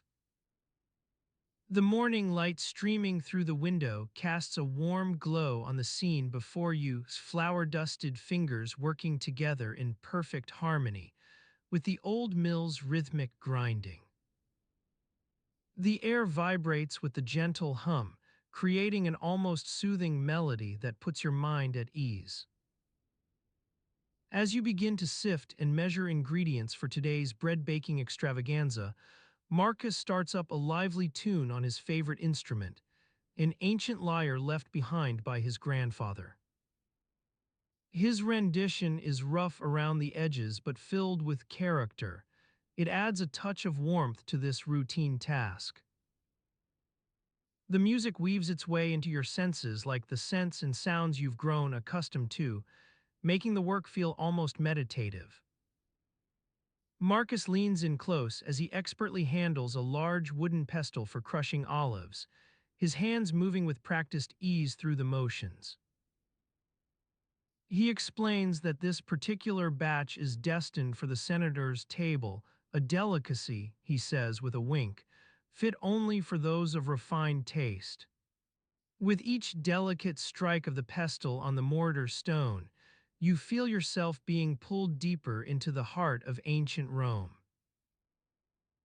You start to notice tiny details, how Marcus holds his body slightly off-center as he works, compensating for an old injury, the faint scar above his left eyebrow from a childhood accident with a sharp tool, or even the way his hair is flecked with strands of flour when he runs a hand through it. Marcus' stories weave together like threads in a rich tapestry, snippets about last night's rainstorm, whose family member just gave birth to triplets, a blessing and a curse, and whose new neighbor seems suspiciously interested in acquiring an old set of fine silverware. The gossip flows with the same ease as his fingers kneading dough. The rhythm of work carries on seamlessly, as if yesterday and tomorrow were merely distant memories. It's a comforting routine, so ordinary it becomes almost surreal. Time itself begins to blur. Past, present, and future blend into an indistinct haze, governed solely by the rise and fall of the daily sun. You become lost in this meditative space where tasks blend seamlessly with conversation, making even the most mundane activities feel strangely beautiful. Your hands move through their assigned duties like puppets on strings, a synchronized dance between ancient tradition and modern curiosity. Marcus glances at you as he reaches for another handful of flour to mix into the dough. You catch his eye in time to notice the faintest flicker of exasperation before it's quashed by a warm, knowing smile. "Ah," he says, "you see how I handle these lumps. It's all about patience and finesse, the gentle way you coax even the most recalcitrant ingredients into submission." The words feel like an invitation to join him in this secret world of ancient artisans, men whose days are spent elbow-deep in flour dust, sweat, and olive oil. For a moment, your own troubles seem almost insignificant compared to these everyday triumphs. You continue working alongside Marcus as the morning wears on, watching how his hands blend together disparate ingredients with an air of quiet reverence. It's clear that he finds beauty not only in the finished products, but also within the intricate steps required to create them, a labor of love that extends far beyond mere sustenance for body and soul. The sound of sizzling bread rising from the nearby oven fills your ears, enticing you with its promise of something new and warm. You feel yourself becoming part of this small universe where meals are made not just out of ingredients, but also with care, devotion, and tradition, a symphony that plays on repeat in every kitchen throughout Rome. Marcus takes a step back from the mixing bowl as he inspects his handiwork. "How's our dough?" you ask, your voice steady despite being covered in flour dust yourself. "It'll do," he says with an approving nod. "Today we aim to please even the most discerning of Romans." He glances up at you and chuckles once more, this time a deep rumble that sets you smiling. "You know, for all its tedious bits, I think I rather enjoy our daily routine around here." "What do you say?" "Can't help but feel like we're partaking in something special."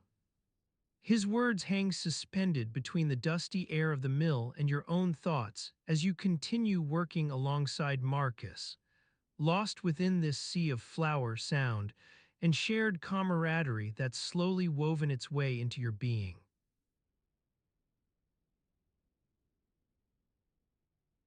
As you continue to work alongside Marcus, The rhythmic thud of the millstones beneath your feet begins to lull you into a state of calm focus.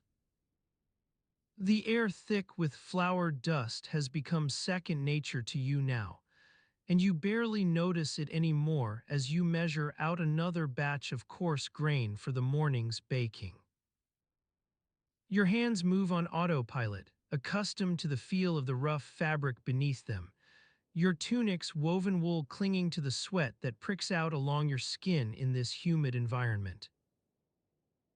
Marcus looks up from his own task and catches your eye with a brief nod before returning to the rhythmic motion of kneading dough. You glance back down at the grain you're sifting through, watching as it spills across the worn wood surface of the mill's floor. The faint tang of damp earth rises from the ground, mingling with the scent of fresh bread still warm from yesterday's baking. As the morning wears on, your thoughts begin to drift away from the work at hand, carried off by memories of the previous day's conversation with Lucius about his sister's upcoming wedding.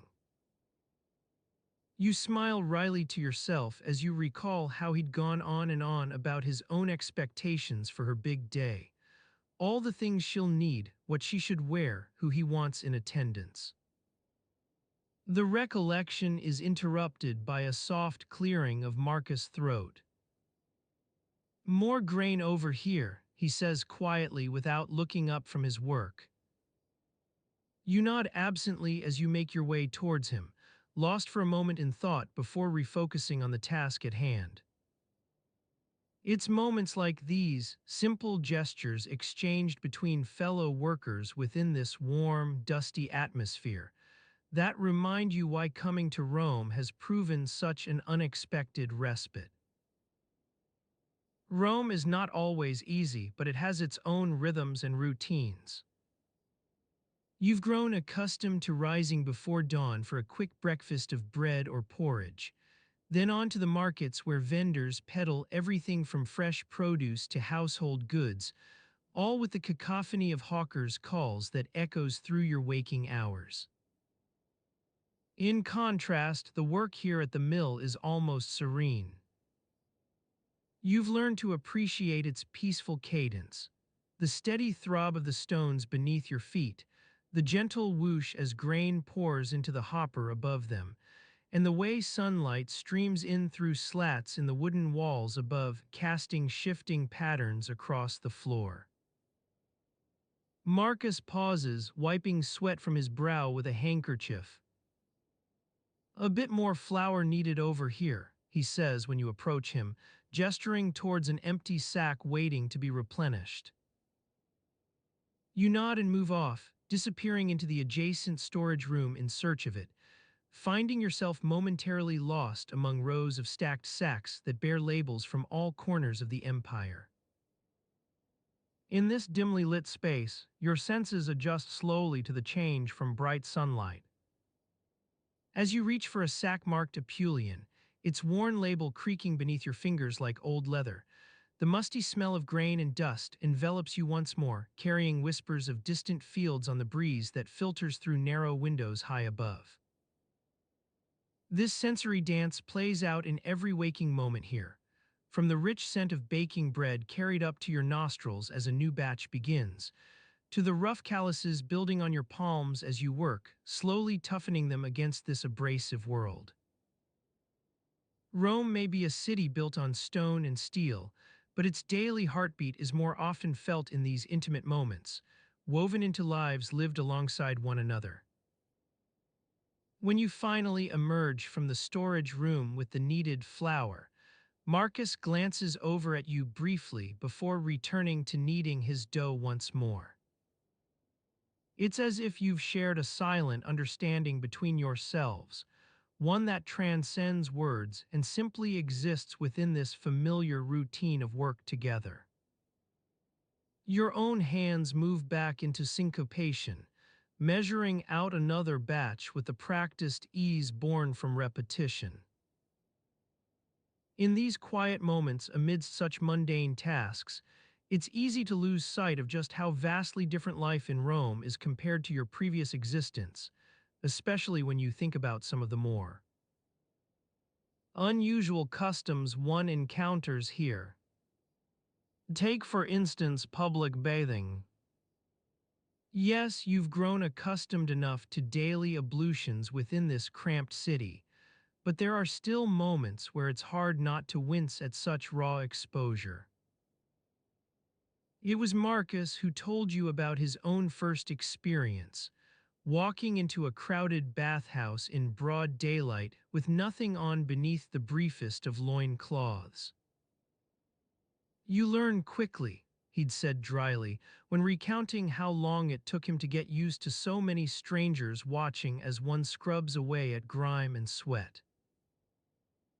Bathing, though essential for cleanliness, is a necessary evil, especially given Rome's sweltering summer months that cling like a wet blanket to every exposed surface. You've grown to appreciate the early morning or late evening hours when cooler air carries scents of nearby market stalls and baking bread into these communal spaces, creating an atmosphere almost tranquil. It's precisely in such moments, lost amidst daily routines within this ancient city, that you start to understand why one might not immediately notice life slipping away beneath their feet.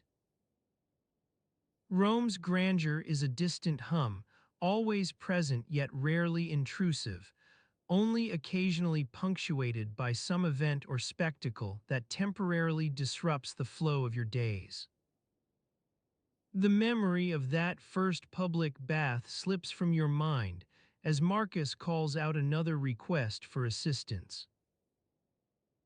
Your hands move automatically towards his voice, ready to provide what's needed once more within this sea of shared work and camaraderie, gradually woven into an ever-evolving patchwork quilt of daily routines and moments suspended between dusty air and thoughts that drift like wisps on the breeze.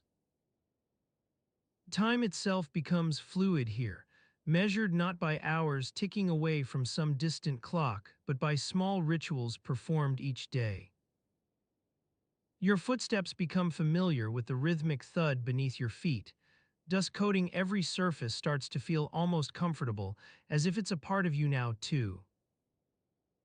In such an environment where days merge and blend into one another like shifting sands in an hourglass, there's little room for grand gestures or sweeping statements.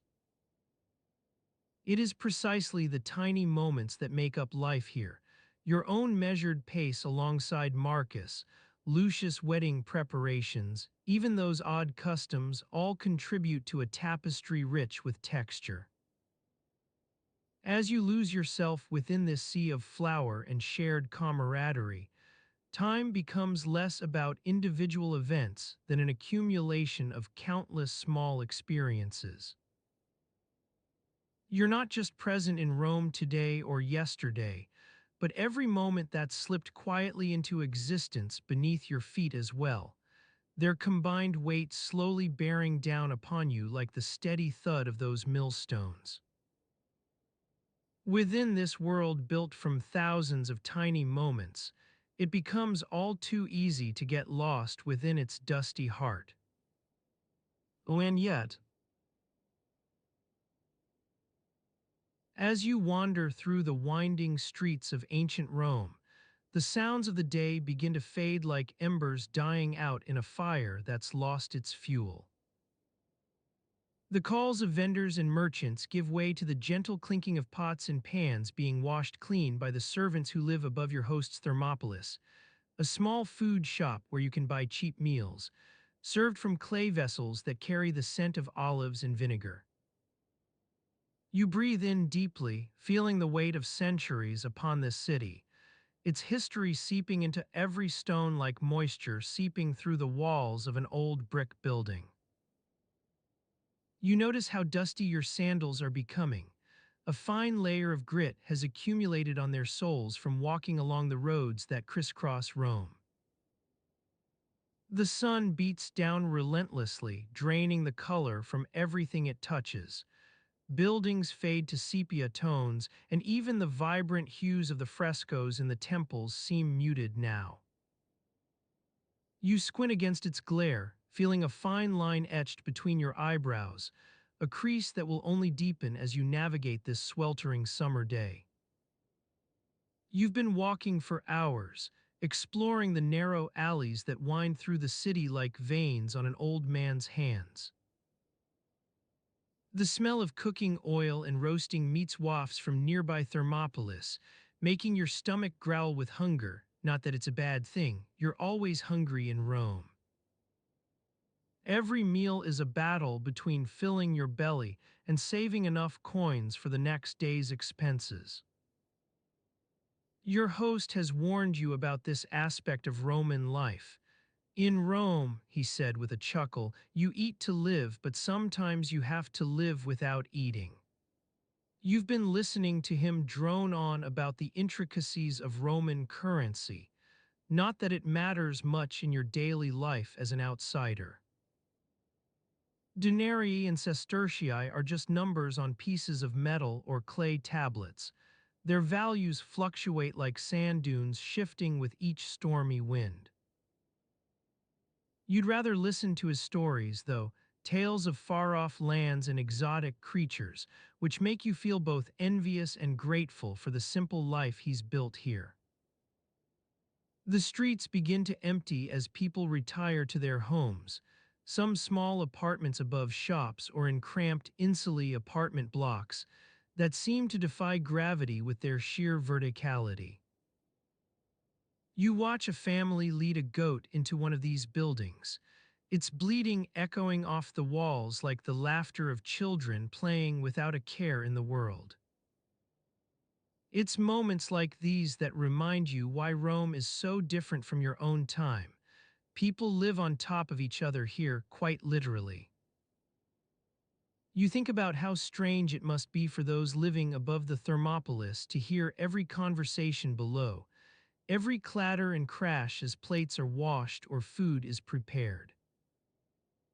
It's a constant soundtrack, always playing in the background like a gentle brook babbling over smooth rocks. You can almost imagine yourself becoming part of that sound, just another layer of noise on top of all the others.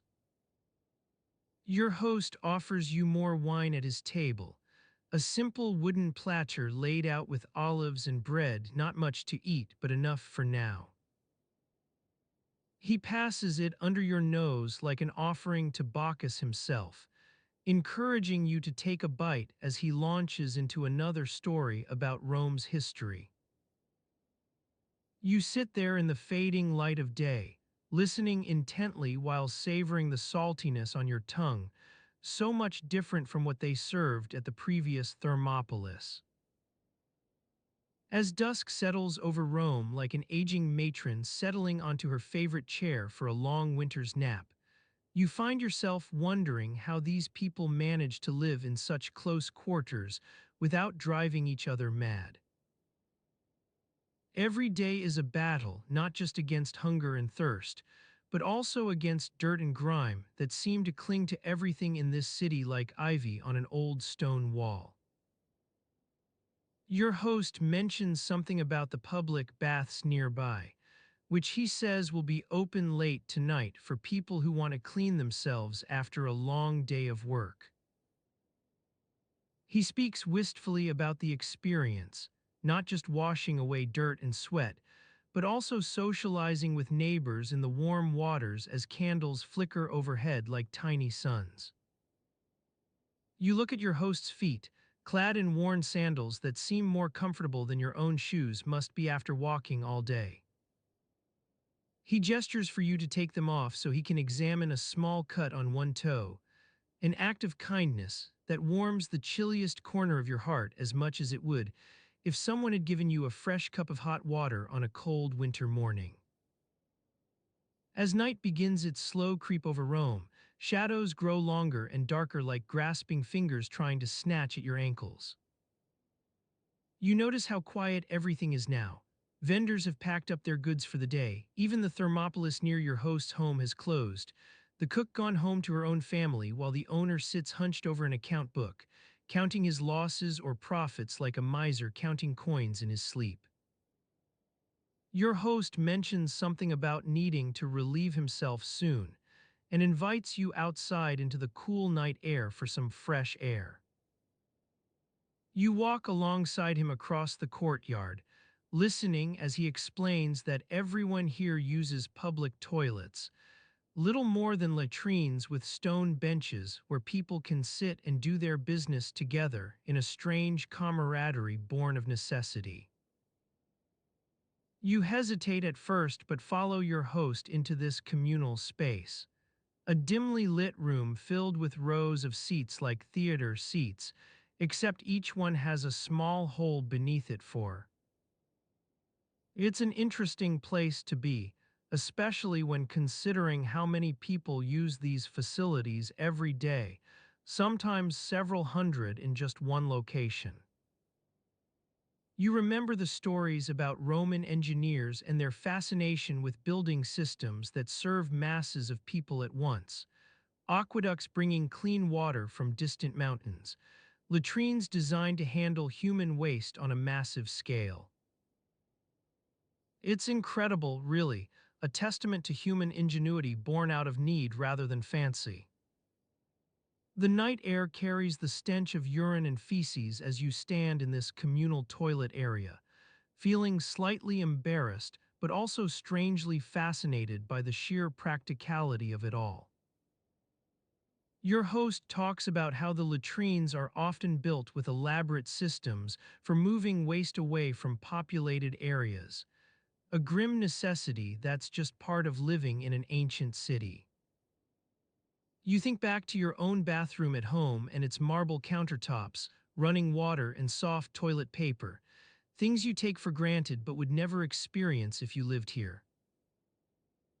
Your host mentions something about the next day being market day, when vendors from all over Rome will come selling their wares in a massive outdoor bazaar. You start walking back to your quarters with him, tired now after this long day of exploration and curious observation. As night deepens, shadows grow longer across streets already quiet enough that every sound seems amplified. The clip-clop of sandals on stone, distant laughter drifting from some other part of town, a goat bleating softly in its pen. Your host says good night as you part ways at your door, his farewell accompanied by a gentle pat on your shoulder, which makes you feel both grateful and small. You reflect on this day's journey through Rome, dusty streets, crowded markets, the stench of human waste. It's not exactly what you'd call a glamorous life. You settle into bed now, listening to the sounds outside, distant music from some tavern, a dog barking somewhere across town, crickets chirping softly in nearby gardens. The air is heavy with scents, cooking oil and wood smoke mingling with something sweet that wafts from an unknown direction like the promise of spring after a cold winter. As you drift off to sleep, your mind wanders back to those public toilets, their crude functionality serving as a reminder that even in this ancient city built by so many hands over countless centuries, there are moments when life's imperfections stare right at us with all their unvarnished glory.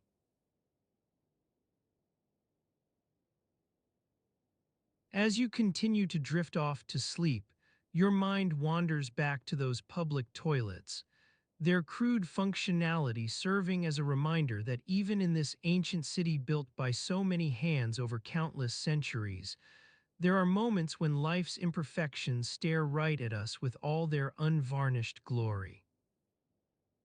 The soft lapping of the Tiber River against its banks creates a soothing melody that seems to seep into your very bones, calming any residual discomfort from those unsavory ablutions.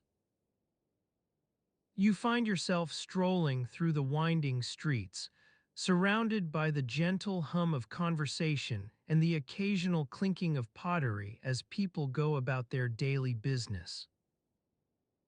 The sun beats down upon you, casting long shadows across the cobblestone pathways, a testament to the city's haphazard growth over time. You pass by a small thermopolis, its owner enthusiastically extolling the virtues of his latest batch of freshly brewed posca to an appreciative crowd. As you walk further into the heart of Rome, the sounds and smells begin to shift.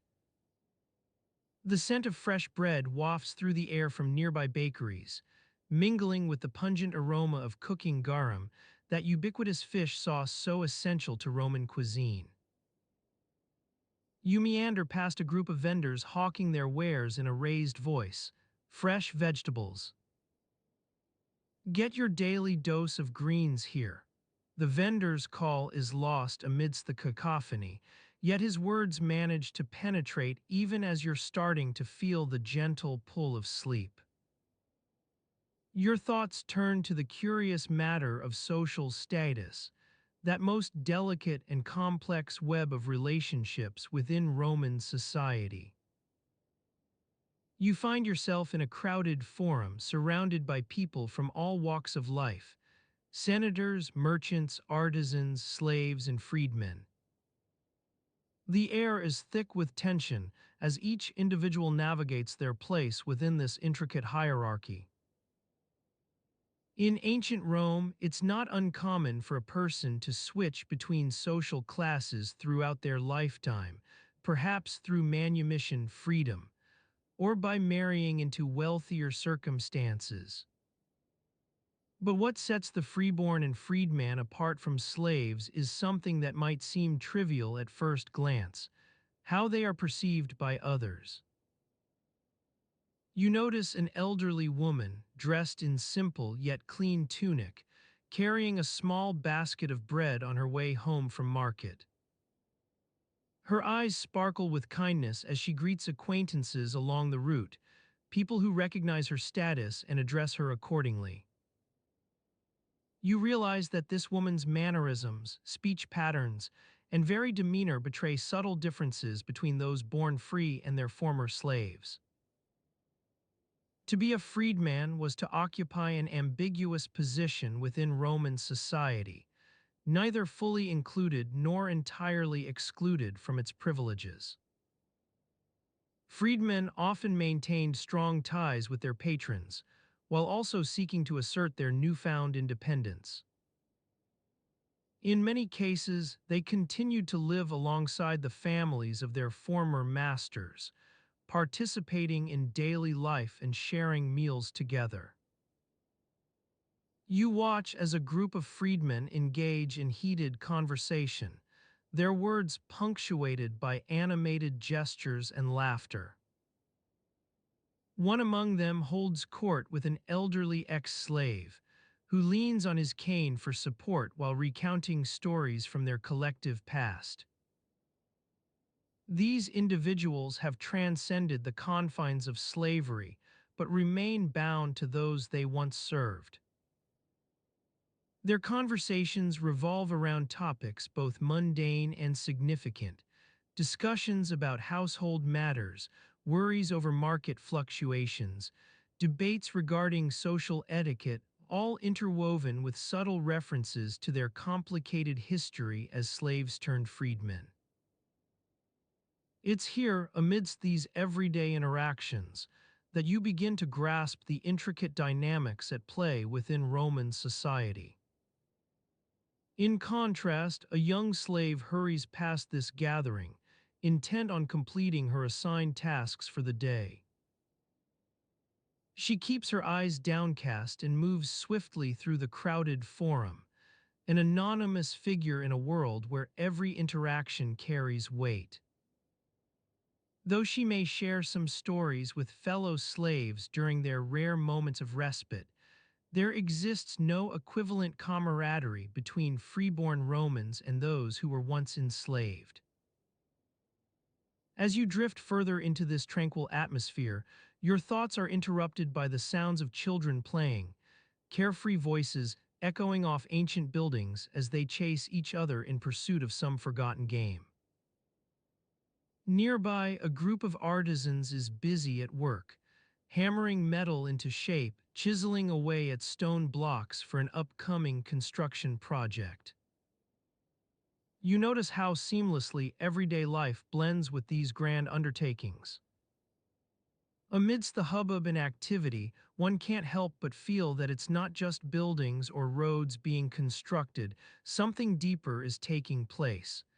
An accumulation of human experience, knowledge, and tradition passed down through generations. As you continue your meandering stroll, night begins to fall over Rome. Shadows grow longer, and the air cools slightly as darkness gathers like a veil across the cityscape. The evening breeze carries with it whispers from unknown corners, a soothing serenade that calms even the most restless of spirits. In this stillness, you come upon a quiet courtyard tucked away between larger structures, a haven for weary travelers seeking refuge in its peaceful surroundings. Soft lanterns flicker within, casting an ethereal glow over worn stone and weathered statues that stand sentinel around the perimeter. A lone figure sits on a bench beneath one such lantern's gentle light, lost in contemplation as they gently strum a lyre. The music drifts into the night air like a ghostly presence, melancholic yet soothing, weaving together threads of ancient longing with present-day reality. As you approach this serene haven, your footsteps quiet themselves almost instinctively. For within these walls and among these people lies an understanding, one that acknowledges both joy and hardship as co-equal aspects of life in ancient Rome. As you step into the dimly lit bakery, the air envelops you with a familiar scent, the sweet aroma of freshly baked bread wafting from a nearby oven, mingling with the faint tang of yeast and the hint of wood smoke carried on the gentle breeze drifting through the open window. The morning sunlight filters in, casting long shadows across the stone floor as you make your way towards the mixing tubs. The bakers are already at work, their hands moving deftly as they knead dough that's almost as smooth as silk to the touch, a testament to hours of careful attention and just the right amount of moisture. The sound of laughter carries on the air as one of them shares a joke with his colleague, the words lost in the clatter of wooden spoons against stone. You notice how each baker wears an apron wrapped tightly around their waist, stained with last night's batch of bread, flour dust, and sweat clinging to the fabric like old friends. The bakers take turns swabbing down the countertops with a mixture of vinegar and water, erasing the remnants of yesterday's work as they prepare for another day. As you watch, one of them begins to shape loaves into neat cylinders, carefully placing them onto wooden racks that will soon be loaded onto a cart destined for market. The rhythmic thud-thud-thud of dough being pounded against stone serves as a soothing accompaniment to the gentle hum of conversation, the sounds blending together in perfect harmony. Meanwhile, you're handed a worn leather apron and instructed on how to carefully knead your own portion of dough. Your hands move tentatively at first, feeling the coolness of the flour beneath your fingers before gradually warming up as you begin to work the mixture into submission. The dry dust that clings to everything in this environment is a constant companion, coating your skin and making every movement feel slightly more laborious. The air inside the bakery is thick with heat from the ovens, carrying on it the sweet scent of ripening fruit stored in nearby crates, lemons and apples mingling their aromas with those of freshly baked bread. Sweat trickles down your face as you work, collecting at the corner of your mouth where a faint droplet clings before finally falling onto the dusty floor. As you need, you're periodically interrupted by someone calling out to pass on a message or request assistance, each exchange punctuated by a brief pause in conversation and an occasional glance towards the doorway. Beyond that threshold lies the bustling hub of Roman commerce. Merchants hawking their wares, pedestrians hurrying along narrow streets lined with vendors selling everything from fine silks to fresh produce. Your attention drifts back to your dough as you continue working it into submission, a seemingly endless cycle of need and rest repeat. With each passing moment, the mixture begins to take on an almost silky texture, developing just the right balance between crumb and crust that Roman bakers have mastered over generations. A small miracle hidden in plain sight. Eventually, your portion of dough is ready for shaping into its final form, a delicate balancing act requiring patience and finesse as you coax it into recognizable loaves. Some might find this work soothing, others might grow restless under the repetition, but there's something to be said for losing oneself within these quiet rhythms of ancient Rome. You glance up from your task, taking in the row of ovens along one wall, their doors slightly ajar as they slowly cool after baking off the morning's batch. Heat emanates from them still, carrying with it memories of yesterday's bread, crispy crusts giving way to soft interiors, enticing aromas wafting through every corner of this small bakery. Beyond the doorway, Rome stirs in its own tempo, a symphony of sounds blending together as merchants and artisans tend their daily routines. You wonder how many others are living lives not so different from your own, rising with dawn's early light to begin another day filled with routine tasks, punctuated by fleeting moments of joy or frustration. Your attention returns to the present moment, where sweat trickles down your face, carrying with it a hint of dust and wood smoke, each tiny droplet evaporating almost instantly as you continue shaping loaves into neat cylinders. In this quiet, warm space surrounded by ancient stones, time itself seems to slow its pace. As morning wears on, the bakery's air thickens with an assortment of aromas. Honey wafting from a nearby stall where sweet pastries are being prepared, roasting meats carried on the breeze from a nearby tavern, and always present but never overpowering the musty scent of aged wood. Your fingers ache slightly as you finish shaping one final loaf, setting it onto the rack alongside its siblings. One of the bakers approaches with a gentle smile, his face creased by years of working with flour-dusted skin that seems to blend seamlessly into the background. "Well done," he says quietly, patting your shoulder before moving on to inspect the morning's batch for any imperfections, each loaf bearing its own unique story of how it came together. You glance around at the neatly arranged rows of bread and pastries awaiting transport to market, neat cylinders of white or whole grain loaves alongside golden brown flatbreads that promise warm, comforting meals. Each one carries within it a small piece of this bakery's history, a testament to countless mornings spent mixing dough by hand. Your thoughts begin to wander as you prepare for the day ahead. Perhaps you'll visit the public baths nearby, where conversations with friends will carry on over steaming cups of wine. Or maybe you'll join others in the forum, watching merchants haggle over goods while listening in awe at the stories told beneath towering marble columns. As these possibilities drift through your mind like wisps of smoke carried off by a gentle breeze, attention snaps back to the present as one of the bakers hands you a small cup filled with steaming wine, its deep red color carrying on it hints of ripening fruit and toasted grain. Drink, he says quietly, his eyes crinkling at the corners. Your lips brush against the rim of the cup, releasing just enough tension to appreciate the subtle balance between sweetness and dryness that only comes from using grapes crushed by hand.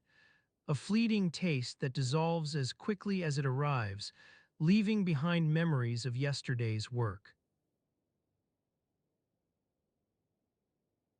As you sit on your worn wooden stool, cradling the cup of wine in your hands, the gentle warmth of the evening sun seeps into the courtyard through the latticework above, casting intricate shadows on the stone floor.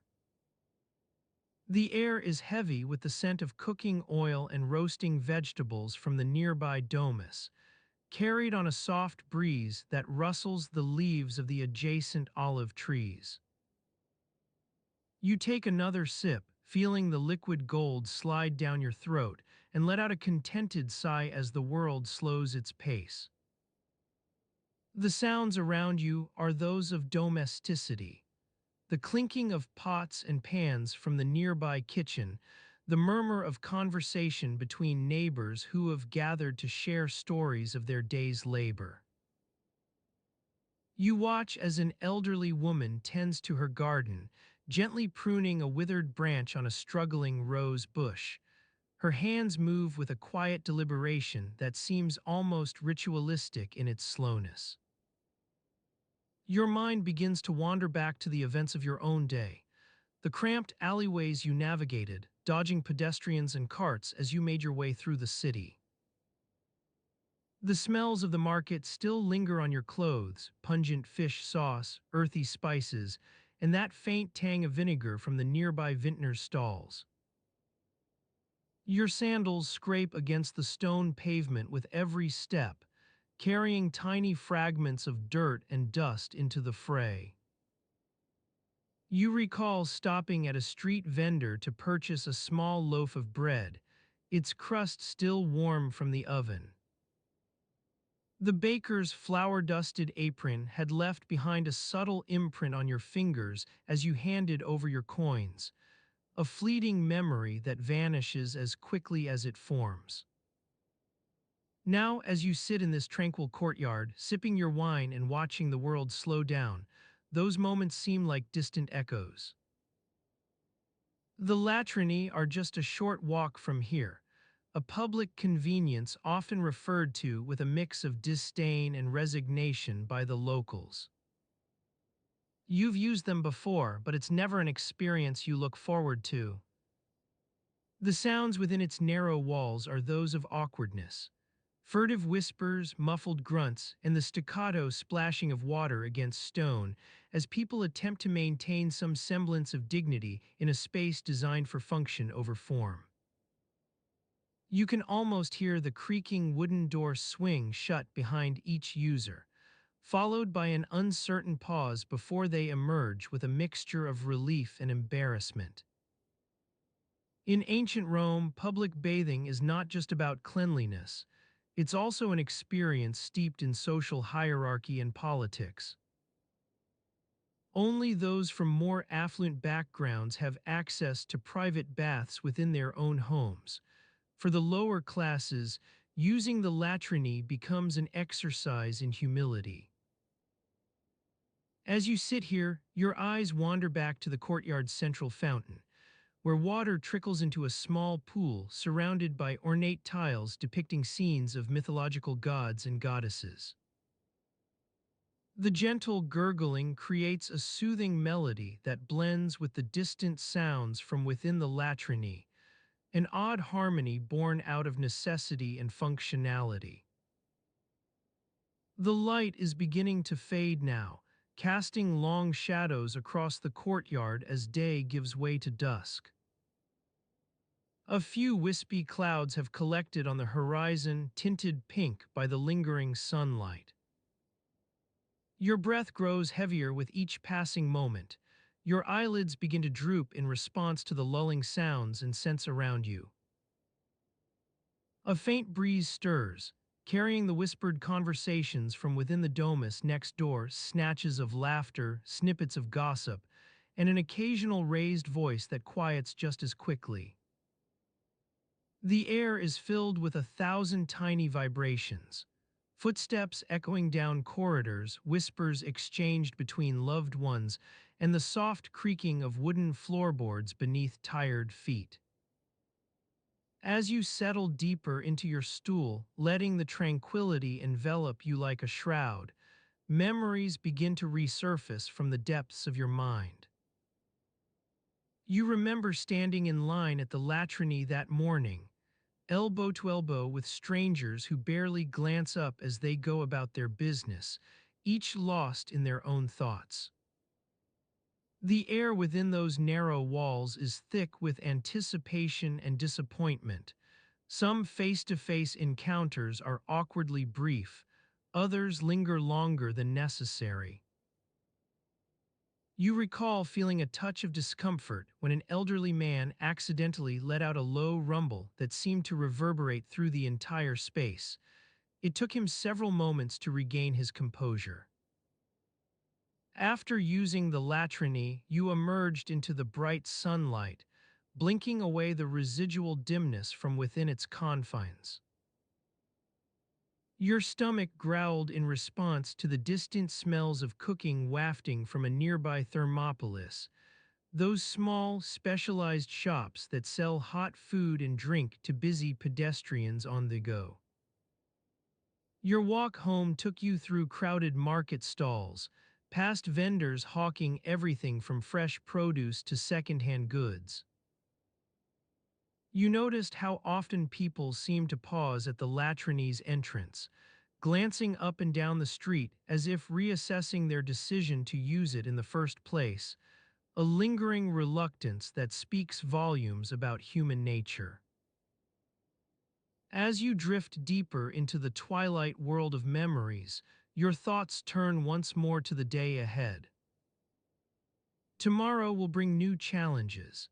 Navigating crowded streets, searching for fresh produce at an overcrowded market stall, and perhaps even facing another visit to the latrine if duty calls, all done in a city where life is lived with minimal attention paid to personal space. The soft breeze stirs again, rustling leaves on nearby olive trees as it carries you deeper into your reverie. The sounds of ancient Rome blend together. Whispers and laughter from within the domus next door, clinking pots from the kitchen across the way, muffled grunts and furtive splashes from somewhere within the latrine, an orchestra playing its own unique melody to guide you through the darkness towards slumber. The shadows grow longer, wrapping themselves around your legs like a gentle shroud as night begins to fall. Your eyelids flutter closed, weighted by the accumulation of memories and sensations that still linger in the air. Pungent fish sauce on your clothes, earthy spices clinging to your fingers, the faint tang of vinegar from yesterday's wine, all suspended within this quiet courtyard, awaiting their turn to be washed away with tomorrow's dawn. As you stand up from your stool, stretching your arms over your head to relieve the tension that has built up in your shoulders, you notice the soft murmur of conversation carried on the gentle breeze that stirs through the courtyard. The sound is like a lullaby, calming and soothing, as it carries snippets of gossip and news between the workers gathered near the well. You make your way towards them, feeling the warm sun beating down upon your back, its rays intensifying the scent of worn leather and sweat clinging to your tunic. You've been working at the fulling mill for what feels like an eternity, pounding away at those endless bolts of woolen cloth until your fingers ache with a dull throbbing that threatens to become permanent. As you approach the well, you notice the women gathered there, their faces streaked with dust, and their hair tied back in rough knots. They're engrossed in a heated discussion about the latest shipment of grain from Egypt, debating its quality and how it will affect their families' rations for the week to come. You join in on the conversation, offering your own 2 cents based on what you've seen at market that morning. But as you speak, your mind begins to wander back to the task ahead, preparing for another day of work at the fulling mill.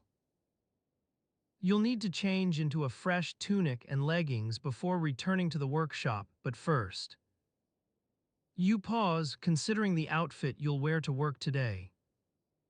As you delve into your trunk, rummaging through its worn wooden slats, the scent of mildew and decay wafts up to greet you, a constant reminder that even the humblest of storage spaces can harbor secrets and surprises.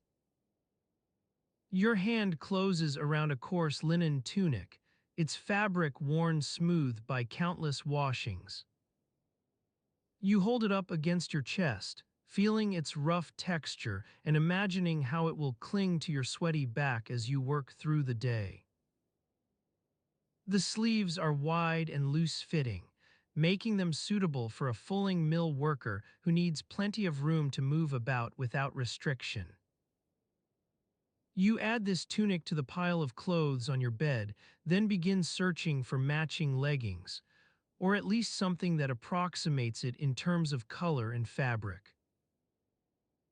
You manage to find a pair with some faint stains from last week's dyeing process, but they'll have to do. The colors are duller than you remember, but the weave is sturdy enough to withstand another day's labor. As you dress, your hands brush against the stiff leather belt that cinches around your waist. It's been passed down through generations of fullers in your family and has developed a peculiar patina over time, a mottled mix of stains from last night's dinner, yesterday's workday sweat, and who knows, when from an ancient fish meal. You fasten the belt, feeling its familiar weight settle into place. It's become as much a part of you as your own skin by now, comforting in its familiarity even if it does pinch slightly at the waist where your stomach has grown soft from too many late-night meals after work. Your tunic is still damp with dew when you put it on over the leggings, and not just because it's been stored outside.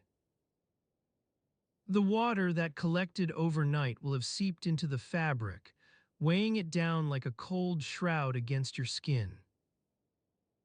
You'll need to spend some time at the well later today, trying to rinse out as much of this excess moisture before you start work. The soft clinking sound from the nearby fountain grows louder as more workers arrive for their shift. They're still chattering and laughing in hushed tones as they wash off the remnants of last night's dinner, fish sauce clinging tenaciously to fingers, scraps of leftover bread wedged between teeth. You join in on this collective morning routine, adding your own droplets of vinegar from last night's wine tasting session. As you splash water onto your face and hands, feeling it rinse away the lingering scents of the previous day, a quiet sense of calm settles over you, one that doesn't come easily to someone who's spent most of their waking hours in this cramped workshop. For now, at least, the work ahead seems manageable. Oh, and yet, your gaze wanders towards the nearby storeroom where your master keeps an assortment of spare parts and tools for maintaining the fulling mill's machinery, mostly worn wooden beams and rusty iron fittings creaking with age under their own weight. You can almost feel the fatigue building up within those ancient timbers, straining to keep pace with yet another day's relentless pounding. You shake your head gently, trying not to think too much about it now that you've finally managed to find some peace amidst the morning chaos. Instead, focus on more pressing concerns, like whether or not the water from this well will be cool enough for washing away last night's dinner stains without seeping into every pore of your clothing.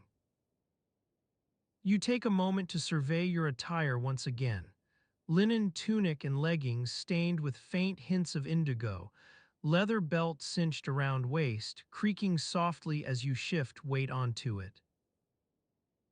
Nothing out of the ordinary for someone working at a fulling mill, except perhaps that peculiar sense of being watched from behind. You glance over your shoulder to find one of the younger apprentices staring intently in your direction, their eyes narrowing slightly as they take in every detail of your outfit. You catch yourself wondering what it is about you that draws so much attention today.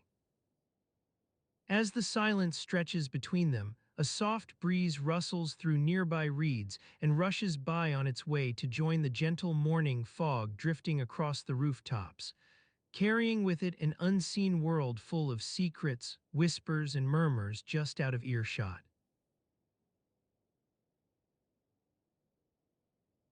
The soft breeze carries on its way, leaving behind a gentle whisper that barely stirs the air, like a secret shared among close friends in a crowded market. The morning fog begins to clear, revealing the rooftops of Rome, each one a patchwork of tile and stone, weathered by time and the relentless sun.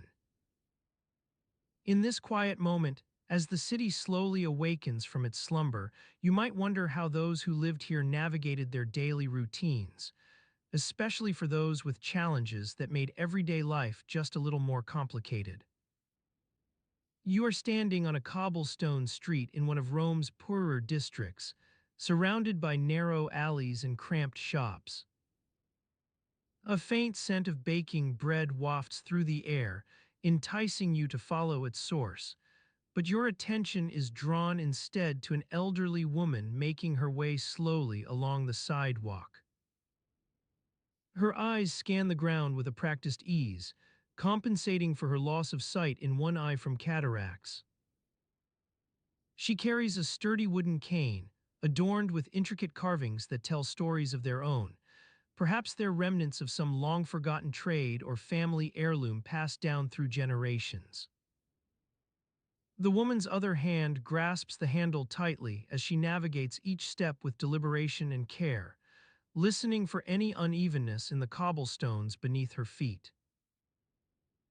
Her ears are attuned to every sound, the creaking wooden sign above a nearby shop, the rumbling of carts on the road ahead, or the muted hum of conversation from within. You follow at a respectful distance, allowing yourself to be absorbed into the rhythm of her daily routine. She pauses occasionally to adjust her grip on the cane or lean against its support, but mostly she moves with an unassuming determination that has grown familiar over time. The soundscape around you shifts subtly as people begin to emerge from their homes and shops. The clinking of pots in a nearby kitchen, the chatter of children playing outside, and the hawking calls of vendors offering fresh produce. A kaleidoscope of everyday noises weaving together into a rich tapestry. This is how life unfolds for many in ancient Rome's lower districts. Amidst the chaos and squalor lies a quiet resilience that allows those with disabilities to find their own paths forward, sometimes within established frameworks and other times forging new ones entirely. You watch as this woman passes by a small shrine dedicated to Asclepius, patron deity of healing. Its offerings might include fresh fruits or herbs left at the base of the statue. The air thickens slightly around you as morning fog condenses into misty droplets on cobblestones and nearby surfaces. Your breath catches in your throat for an instant. It's a small reminder that Rome is not always kind to those with limitations, either due to lack of resources or simple indifference from others who prefer to ignore these invisible struggles. Beyond the narrow alleys lies a wider network of streets where daily life unfolds at its most mundane pace. People walk alongside markets offering fresh produce and baked goods, some items wrapped in linen cloths or paper cones for transport.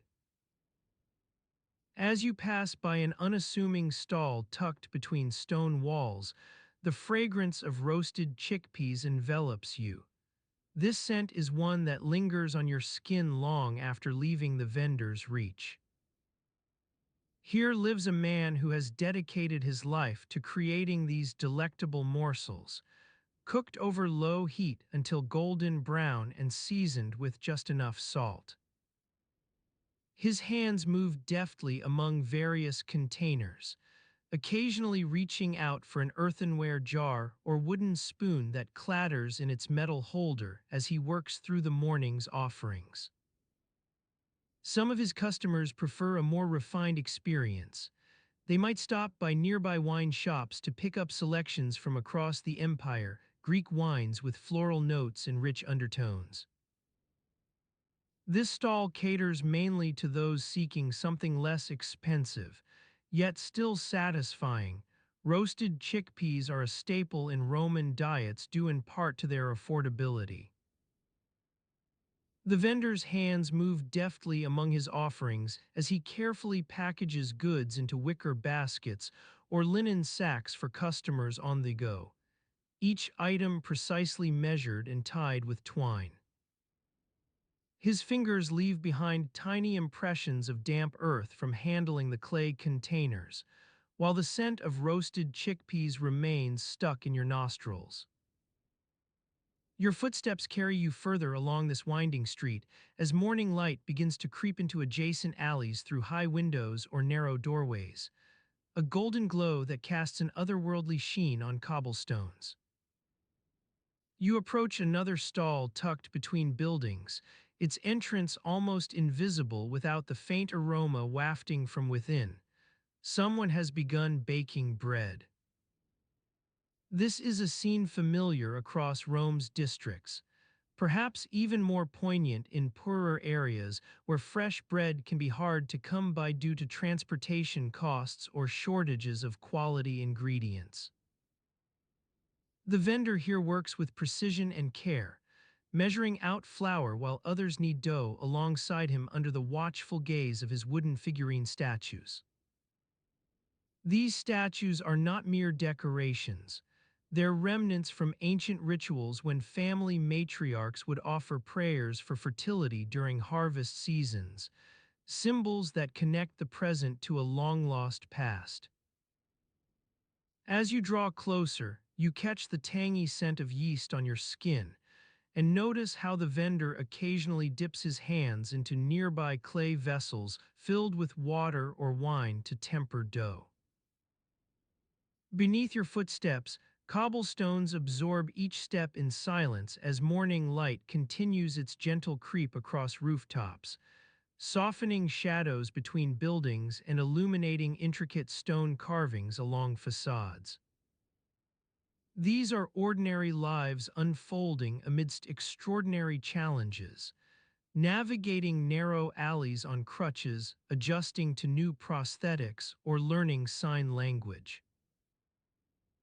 In a nearby courtyard, children at play chase after balls made from stitched animal hides, while their mothers watch with practiced patience, some leaning against walls for support due to age or injuries sustained in the city's chaotic construction projects.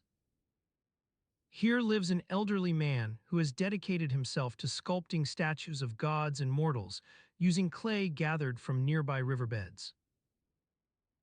His fingers, stained with a mixture of water and ochre pigment from the previous day's work, move deftly as he adjusts his tools, small wooden sticks or bone-tipped awls used for refining fine details.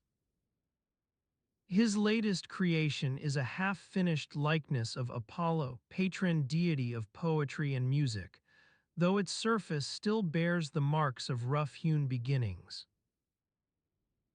As morning light continues to seep into adjacent alleys through narrow openings between buildings, shadows lengthen on cobblestones, stretching across the courtyard where children play. Their laughter carries on whispers of warm air that rustles nearby leaves in reeds and grasses planted along streetsides for shade. The scent of roasting chickpeas mingles with yeast from bakeries as morning wears on. These aromas intertwine like old friends sharing memories of seasons past, reminding you that even the most mundane routines contain moments both profound and beautiful.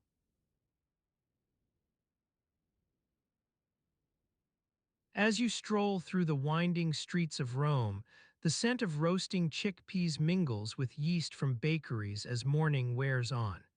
These aromas intertwine like old friends sharing memories of seasons past, reminding you that even the most mundane routines contain moments both profound and beautiful. The sun casts a warm glow over the city's terracotta rooftops, its gentle rays dancing across ancient stones worn smooth by time. You pass by a group of children playing in an alleyway, their laughter carrying on the breeze like a chorus of songbirds. They're chasing each other around a makeshift obstacle course constructed from discarded wooden crates and crumbling brick fragments. The air is filled with the sweet scent of freshly baked focaccia wafting from a nearby oven, making your stomach growl in anticipation. As you continue through the city's narrow streets, you notice that many of its residents are already up and about their daily business. Merchants haggle over prices with customers outside their shops, while others hurry to finish breakfast before rushing off to whatever tasks lie ahead. The clanging of pots and pans echoes from kitchen windowsills as women prepare the day's meals. You pause at a street corner where a group of workers are gathered around an empty amphora, admiring its intricate designs. One of them proudly declares that it once held wine for Emperor Augustus himself. Another disputes this claim, but their debate is soon forgotten in favor of discussing whose turn it will be to take the potter's wheel home tonight and practice some new techniques. A gentle breeze stirs the leaves on nearby trees, carrying with it whispers from passersby exchanging quiet gossip or simply enjoying a wordless conversation. As you stand there observing this scene, your eyes wander upward to catch glimpses of architectural details hidden among the city's ancient facades. Here a weathered statue, there an ornate frieze. The sun rises higher in the sky now, illuminating intricate mosaics embedded within floor tiles and adorning even ordinary buildings. Colors blend together in dazzling displays, but you notice that these hues are muted by dust gathered over time.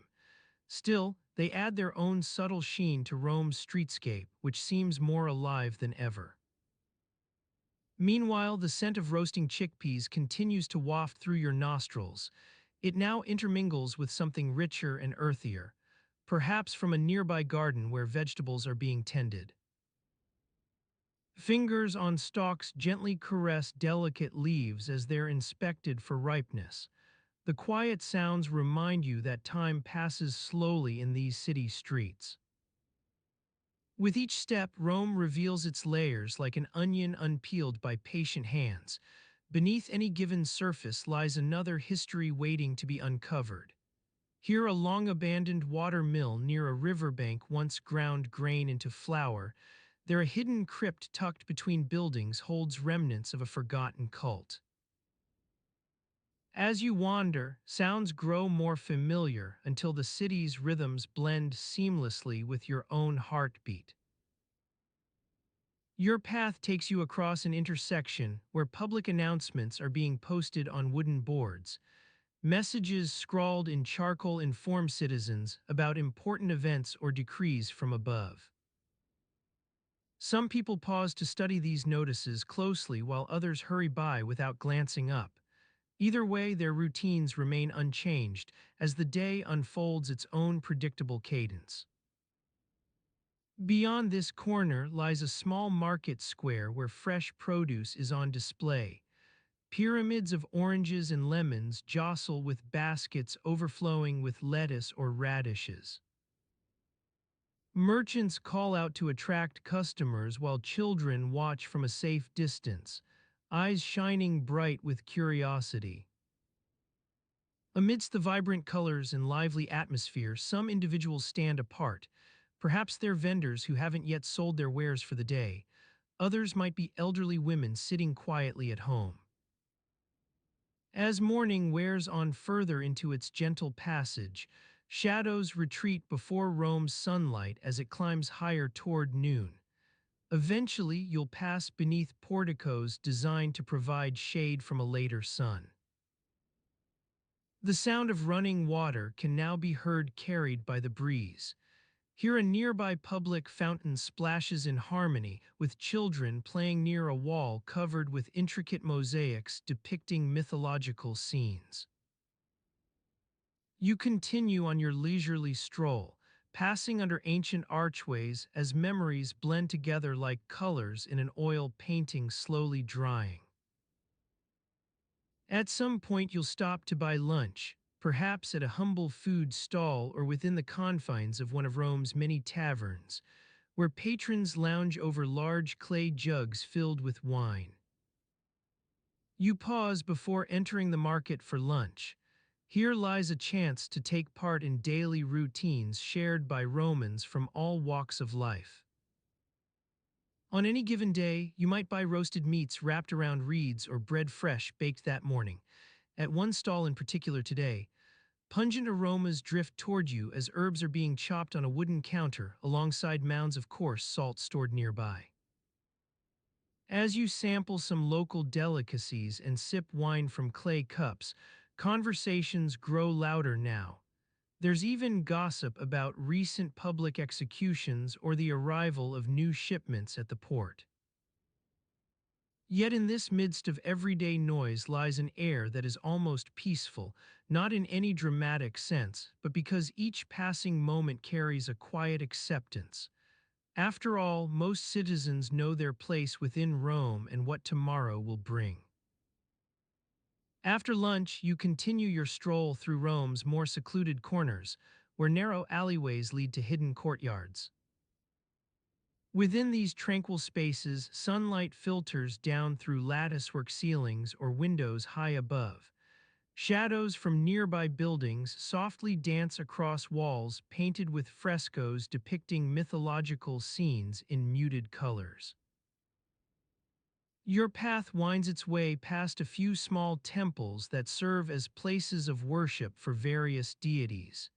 Here an altar dedicated to Jupiter boasts intricate carvings, while nearby stands another honoring Juno. Their tranquil surroundings offer contrast to bustling city streets just outside, yet they share the same rhythms. After all, time in these sacred spaces flows at its own pace.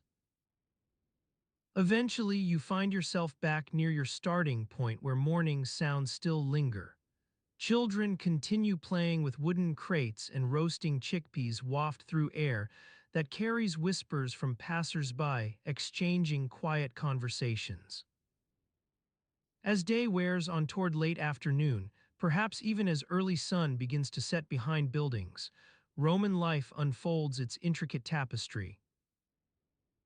The wind stirs once more, carrying the scent of wood smoke carried by an unseen breeze, and the sounds become less defined now.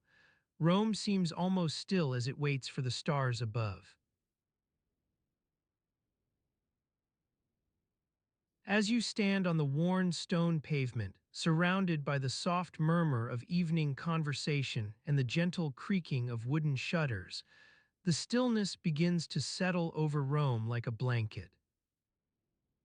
The wind stirs once more, carrying the scent of wood smoke carried by an unseen breeze, and the sounds become less defined now. Rome seems almost still as it waits for the stars above. You glance down at your feet, noticing the intricate patterns on the pavement created by the countless footsteps that have traversed this same path over centuries.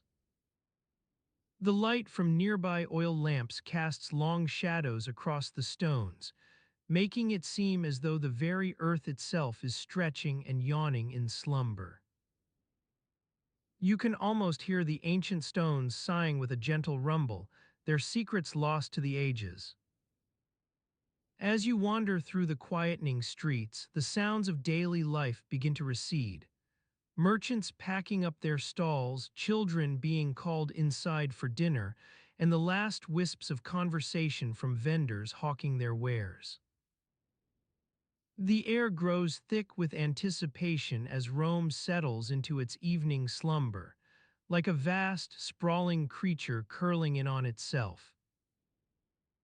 You find yourself at the doorstep of a small insula, one of those dense, apartment-like buildings that seem to stretch up forever in this city of endless construction and reconstruction. You knock softly using the traditional three knocks, one for Jupiter, one for Mars, and one for Mercury, as is customary when visiting someone's home. Inside, you are greeted by a faint scent of cooking oil and simmering stews, carried on wisps of steam that dance around your ankles like mischievous spirits. The air within the insula is heavy with warmth, a feeling that clings to your skin like a damp shroud, making it hard to distinguish where one room ends and another begins.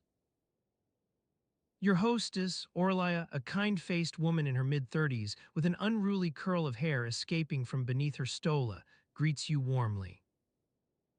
She takes your cloak and hands it over to a nearby slave boy who darts off with the ease of a well-practiced servant, leaving you to follow her into the heart of their home. As you enter the living area, you are struck by the sheer amount of space dedicated to hair care. In an age where every inch counts and storage is at a premium, Aurelia has set aside a small but sturdy wooden chest specifically for this purpose, filled with combs made from animal bones, tortoiseshell, and polished hardwoods, a collection of ceramic vases containing fragrant oils like lavender and myrrh, and an assortment of intricately crafted hairpins fashioned from the finest gold. You observe Aurelia carefully detangling her own locks using nothing but a single wooden comb, its teeth worn smooth by countless iterations of this very task. She works with a meditative slowness, each strand released like a tiny tendril of life as she combs it free from knots and snags. This is not just about taming unruly hair, it's an act of ritual purification. As you watch, the evening light begins to fade beyond the small window, now nothing more than a narrow slit in the wall that lets in the faintest whispers of moonlight. You notice how Aurelia's eyes seem to take on a distant quality as she works, her thoughts lost somewhere between the past and present, perhaps dwelling upon an event long forgotten or anticipating some upcoming celebration. Your gaze drifts back to your own hands, resting listlessly in your lap like empty vessels waiting for something, anything to fill them. In this moment of quiet contemplation, you can almost hear the faint rustle of hairpins on a nearby table drawing your attention. It's an object familiar from countless mornings spent preparing yourself for another day among Rome's throngs. You begin to wonder what it would be like if you had lived during Aurelia's time. Perhaps in some previous life you were just as skilled at handling the combs and oils, maybe even more so considering your own struggles with tangles and knots over the years. But now standing here, watching this scene unfold before you like a tableau of domestic tranquility, it seems almost impossible to reconcile that era's rituals with the world outside these walls. As evening deepens, casting long shadows across Orlia's insula, you feel yourself becoming lost in this tiny pocket universe where hairpins and combs hold court. Your thoughts begin to unfurl like a tightly coiled spring released from its constraints, memories of past combing sessions at home, your own difficulties with unruly locks as a child, the countless conversations overheard about hairstyles seen on public statues or at theater performances. These recollections weave together in an almost hypnotic tapestry, drawing you further into this meditative realm where time itself becomes fluid. Lorelia works patiently to detangle her hair strand by painstaking strand, while your own mind drifts with the passage of hours, lost in a world of half-remembered anecdotes and quiet reverie. As Rome stretches out before you like an endless, dreaming beast, you feel yourself becoming part of its slumbering bulk. Your thoughts blur into one another. Memories of wood smoke, sounds carried on wind currents, and the faint scent of cooking oil all blend together to create a richly textured atmosphere, heavy with anticipation for whatever comes next. Your gaze drifts back down at your feet, tracing patterns etched by countless footfalls over centuries. And as you stand there in this peaceful hush, listening to Aurelia's soft murmurings and the distant thrum of wind outside, it becomes clear that even here, amidst Rome's endless hubbub, lies a realm where time stands still. A moment suspended between past and present, awaiting your own quiet return.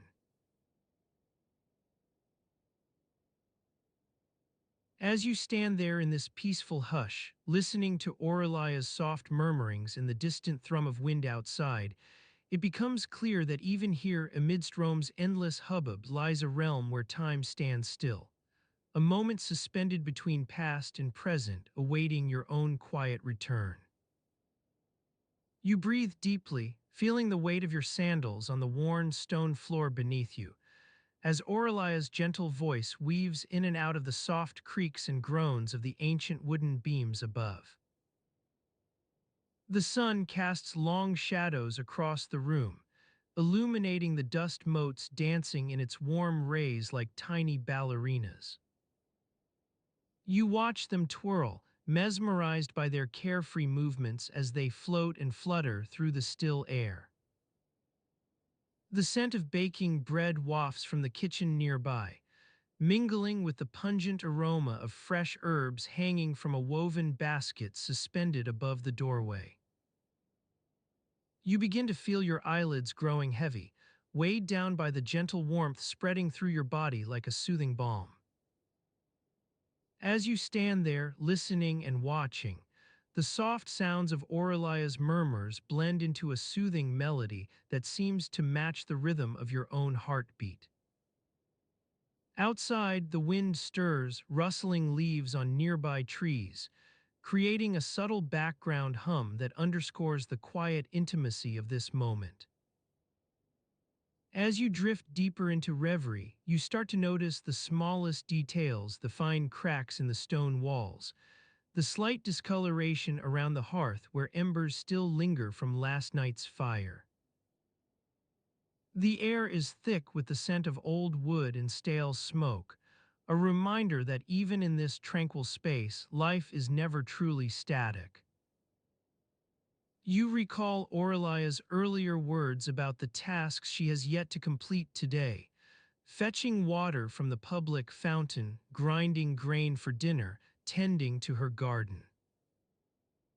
She speaks fondly of these duties as if they bring her closer to the land and its rhythms, a connection that seems almost soothing. You find yourself wanting to join in on this labor of love, to participate in some small way in the daily ebb and flow of life. Orlia notices your interest and smiles knowingly. "Come," she says gently, beckoning you toward the doorway. "Let us fetch water together." You step out into the bright sunlight, feeling its warmth on your skin as you breathe in the crisp morning air redolent with the scent of olives, fresh bread, and distant saltwater from the Tiber River nearby. Orlia leads you to a small cart attached to a sturdy donkey's collar, where two clay jars sit awaiting their trip to the public fountain.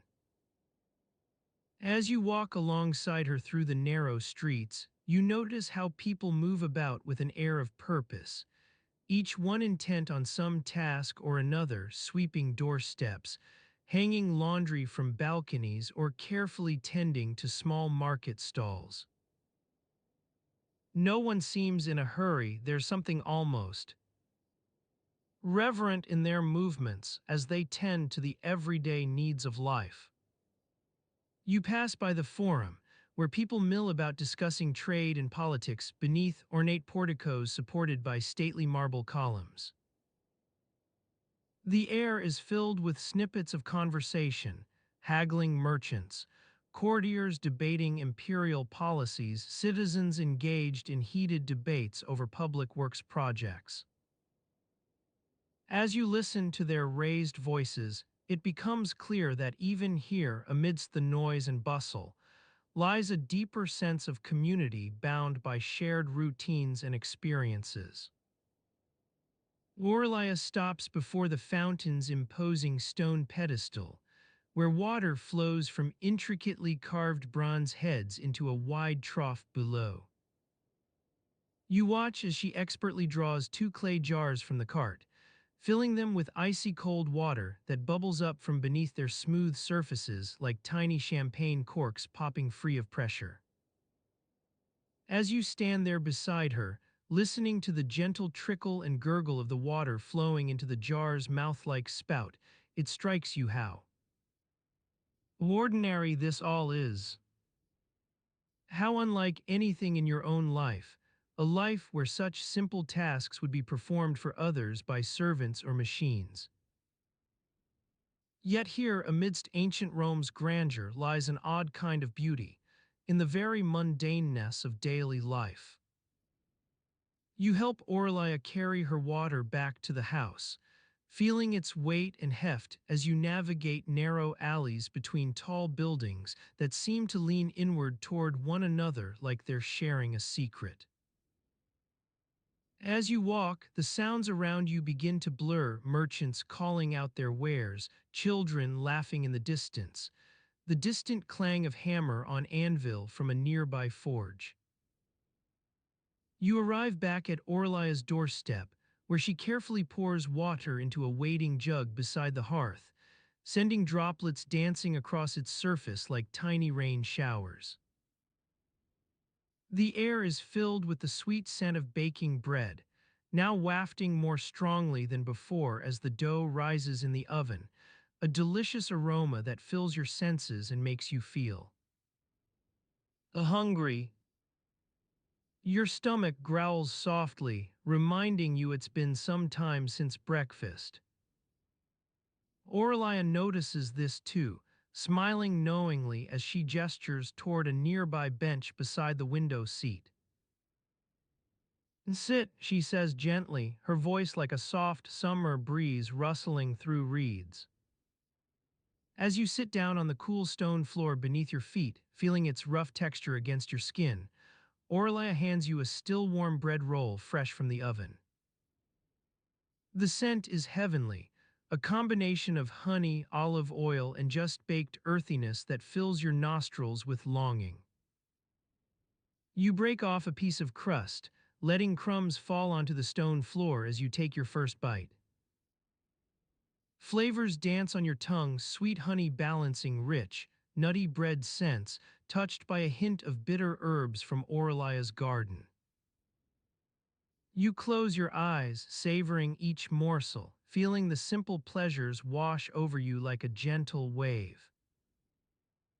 As you sit there in this peaceful space, basking in the warmth and comfort that surrounds you, the smell of baking bread, the sound of water trickling into its jug beside the hearth, the soft creaks of wooden beams overhead, Orlia's soothing voice murmuring softly as she tends to her tasks, it becomes clear that even here amidst ancient Rome's grandeur lies a realm where time stands still. A moment suspended between past and present, awaiting your own quiet return.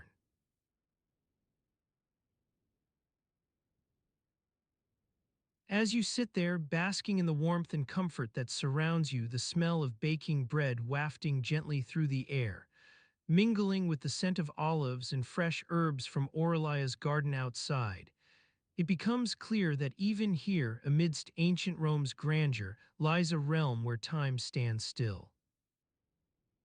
A moment suspended between past and present, awaiting your own quiet return.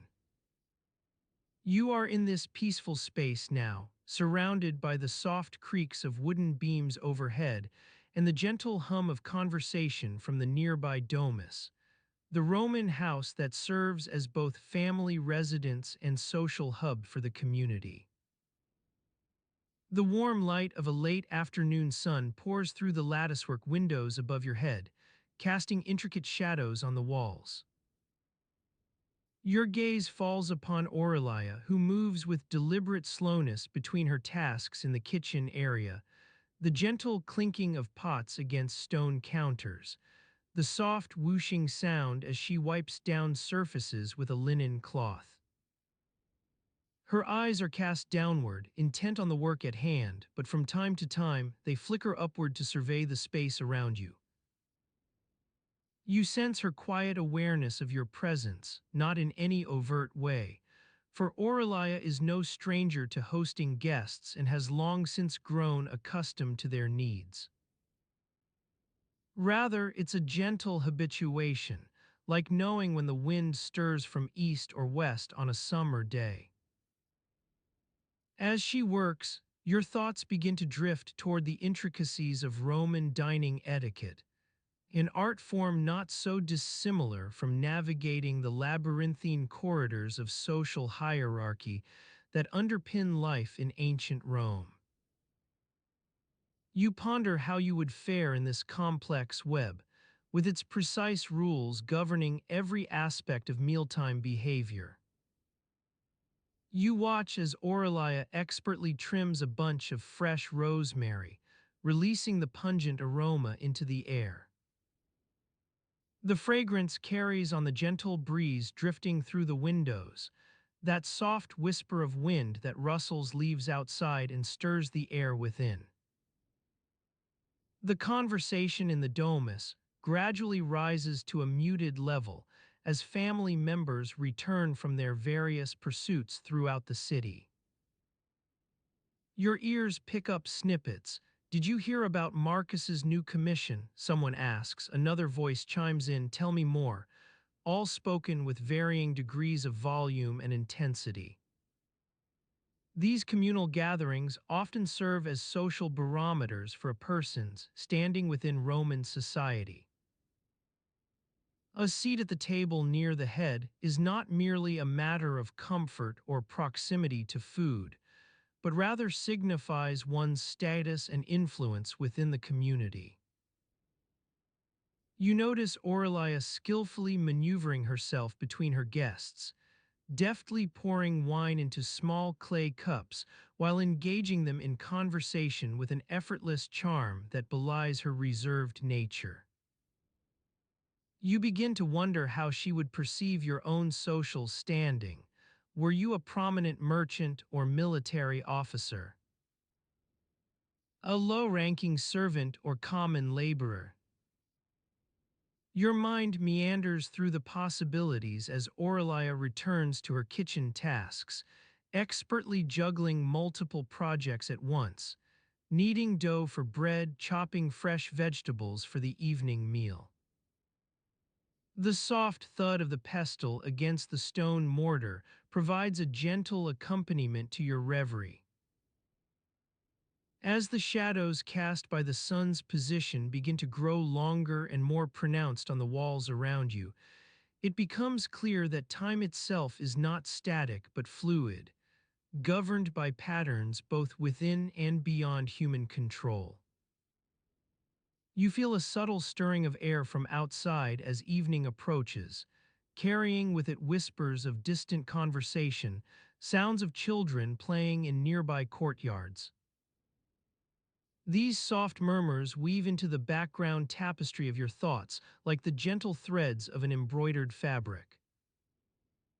Your gaze drifts toward Aurelia once more, her hands deftly shaping dough into perfectly rounded balls as she continues to work with quiet efficiency and precision. You begin to ponder how your own life would be influenced by these subtle nuances in Roman social etiquette, should you find yourself transported to this ancient world. Would you navigate the complex hierarchies with ease or falter under their weight? The intricacies of mealtime behavior, a delicate dance between host, guest, and patron, serve as an apt metaphor for life itself, constantly adapting, responding to shifts in power, status, and social standing. The soft breeze outside carries on its breath the faint scent of wood smoke from cooking fires elsewhere in Rome. Night's chill begins to seep into the air, carrying with it a gentle reminder that time is fluid, like water trickling through its jug beside the hearth or the steady tick-tock of a nearby clock. Your thoughts drift toward Aurelia once more as she wraps up her work and pauses for a moment to glance around at the spaces within the domus. In this quiet, anticipatory pause before dinner service begins in earnest, you sense an air of expectation, not so different from your own anticipation about your hypothetical place within ancient Rome's social hierarchy. As night deepens outside and shadows grow longer on the walls surrounding you, it becomes clear that every individual carries their own unique experiences and expectations. Your imagination wanders through potential scenarios, dining with nobles in a grand triclinium, sharing meals as equals among fellow artisans or merchants, serving at table alongside dignitaries, each scenario offering its own set of social cues and rules. Orlia's gentle voice breaks the spell as she calls out to you from across the room. Her words are spoken softly, but with a quiet authority that suggests this is no ordinary gathering. Time for dinner, she says simply. The sound carries on its way through the space, not loud enough to startle or disrupt your reverie, but rather like the soft tick of an inner clock urging you toward action. You rise from your seat and make your way toward Aurelia's side as the scent of roasting meats wafts up from a nearby table. Your ears pick up snatches of conversation. Did you hear that? Each phrase carried on its own gentle waves, mingling with the sounds of dinner preparation in progress. You take your seat at the table alongside other guests and begin to partake in this shared moment of Roman dining culture, a world governed by rules both subtle and complex. And so, as night falls outside and you settle into this tranquil space surrounded by warm light, gentle conversation, and soft creaking wooden beams above, it's clear that your place within this intricate web of social hierarchy remains uncertain. But for now, in this peaceful moment suspended between past and present, where the sounds of Rome's evening fade softly into the background, you are free to imagine a world where every decision carries weight, where status is not fixed but subject to flux.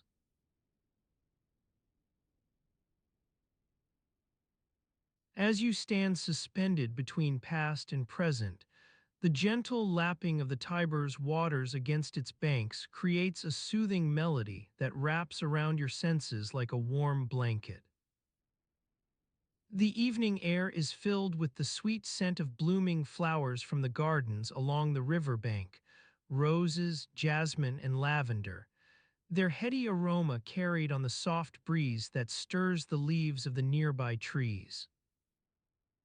In this quiet moment, you are free to imagine what it would be like to live in ancient Rome. The city's energy is palpable even as it fades softly into the background, its cacophony of sounds and smells giving way to a sense of stillness. You breathe deeply, feeling the cool evening air fill your lungs and let your mind wander. Let us begin by considering one of the most basic aspects of daily life in ancient Rome: personal space. As you navigate the narrow streets and crowded marketplaces, it becomes clear that Romans were not particularly concerned with maintaining a comfortable distance from their fellow citizens. In fact, they often seem to take great pleasure in packing themselves into tight spaces alongside complete strangers. You are walking through a bustling forum, surrounded by merchants hawking their wares and artisans showcasing their latest creations. The air is thick with the smells of fresh bread, roasting meats, and the acrid tang of burning incense from the nearby temples. As you weave through the crowd, you find yourself elbow to elbow with a pair of giggling schoolgirls clutching baskets of freshly picked vegetables. Their laughter carries above the din as they tease each other about whose turn it is to pay for the day's treats. To one side, a group of rowdy laborers are engaged in heated debate over the merits of various taverns. Some swear by the excellent ale at the Red Griffin, while others claim that only the Black Swan can satisfy their thirst. Their raised voices carry across the forum as they gesture emphatically with their hands, causing nearby bystanders to sidestep hastily or exchange apologetic smiles. In this atmosphere, personal space is a luxury few can afford. You are often forced to adapt to whatever situation arises, whether it's squeezing past a vendor's stall overflowing with pyramids of fresh fruit or ducking behind a stack of crates to avoid the clanging pots and pans of an irate cook. It's not uncommon for strangers to brush shoulders, accidentally knock elbows, or even receive a brief but firm push in the opposite direction. You are now standing outside the entrance to a bustling Thermopolis, one of those Roman establishments where you can find everything from hot meals to cold drinks and even fresh bread on short notice. The aroma wafting out into the street is enticing. Roasting meats, steaming vegetables, and perhaps something sweet baked in the nearby ovens. As you step inside, the sounds shift from the outside din of market stalls and pedestrians to a warm cacophony of clinking dishes, sizzling meat, and cheerful chatter. You take your place at the counter alongside other patrons, merchants on their lunch break, laborers taking advantage of an early dinner before heading back out into the fields, or perhaps even some travelers seeking refuge from the heat. The counterman greets you with a warm smile as he begins to explain the day's specials. Roasted pork shoulder, steaming hot bowls of garum-infused porridge, the infamous Roman sauce made from fermented fish intestines, and if you're feeling adventurous, an assortment of fresh vegetables boiled in salt water. You listen intently as the counterman rattles off a series of rapid-fire prices for each item. A sestertius for pork shoulder, 2 denarii for porridge. As you ponder your options, you notice that everyone around you seems to be engaged in lively conversations, some haggling over prices with the counterman, while others gossip about local events or share stories of their travels. You realize that even at a crowded Thermopolis like this one, people are not just focused on eating but also on socializing. Now imagine yourself sitting down for dinner alongside these Roman patrons. The meal begins with a steaming hot bowl of porridge, its garum sauce pungently aromatic and faintly fishy tasting. As you take your first spoonfuls, the flavors mingle on your tongue, sweet from the honey added during preparation, savory from the rich broth infused with dried herbs, and that unmistakable tang of fermented fish intestines. As you eat, conversation turns to local politics, debates about whether Emperor Trajan's latest building projects have done more harm than good for Rome. Some argue it's all a waste of resources, while others insist these grand structures will bring prosperity to the city. Nearby patrons jump in with their opinions, sometimes passionately disagreeing but often laughing or poking fun at each other's views. Your dinner companions grow louder and more animated as they discuss everything from agricultural practices to rumors about potential succession crises within the imperial family. Amidst all this chatter, punctuated by clinking dishes, scraping knives against plates, and snatches of laughter, you find yourself trying not to take it too seriously. For in Rome's crowded forums and thermopolia, serious discussions often blend seamlessly with jests and teasing. As dinner comes to an end and the evening wears on, conversation begins to wind down as patrons start making their way out into the fading light. They nod goodbyes or call out veil. Goodbye as they disappear into the growing shadows of Rome's twilight hours, a time when the city becomes quieter but its soundscape richer with an assortment of hooting owls, chirping crickets, and rustling leaves. The stars begin to twinkle above like diamonds scattered across the velvet expanse. With your belly full from dinner, you take a final walk around the Thermopolis, now mostly empty except for the counterman sweeping up crumbs from earlier customers. As he works, his hands move in smooth, practiced strokes. Their worn leather gloves creak softly against each other with every motion. You feel the cool breeze carry hints of damp earth and decaying leaves from nearby gardens, contrasting pleasantly with the lingering scent of roasted meats still on your clothes. With a final nod to the counterman, you step back out into Rome's evening, where shadows stretch across cobblestones like dark fingers reaching for the night ahead. As you continue walking through these quiet streets, the silence deepens, only occasional footsteps from passers-by breaking the stillness or an infrequent chirp of a distant bird piercing the sky. You breathe in deeply once more and feel your eyelids grow heavier, carried along by Rome's gentle lullaby until the world dissolves into dreamlike haze. In this phase, with each step further away from reality, you begin to lose track of what is real and what is imagined. Yet within the blurred lines separating past and present lies a chance for reflection on how your own life might be lived differently in another time or place. One where social hierarchy was fluid rather than fixed, where status was earned through effort rather than born from birthright. And so, as you surrender to Rome's twilight hours, allow yourself to drift into the world of ancient possibilities. Let its quiet sounds and dim lights envelop you. The rustle of leaves, the hooting owl's cries echoing across rooftops, or perhaps even a faint chime signaling curfew, an invisible threshold marking when daytime fades gently into night.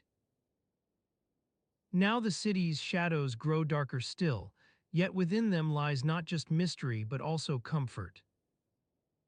For as Rome slumbers beneath its stars, her people do too, their dreams infused with visions of personal triumphs and local festivals celebrating new life in springtime or harvested crops come autumn.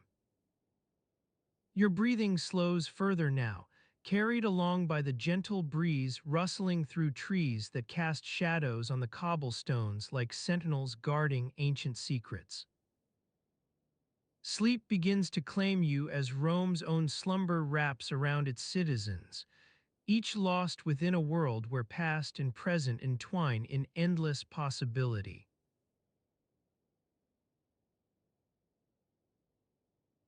As sleep begins to claim you, Rome's own slumber wraps around its citizens, each lost within a world where past and present entwine in endless possibility.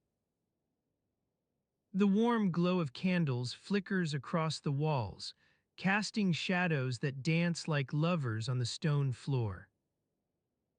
Outside, the city stirs softly, a gentle murmur of whispers and distant laughter carried on the breeze.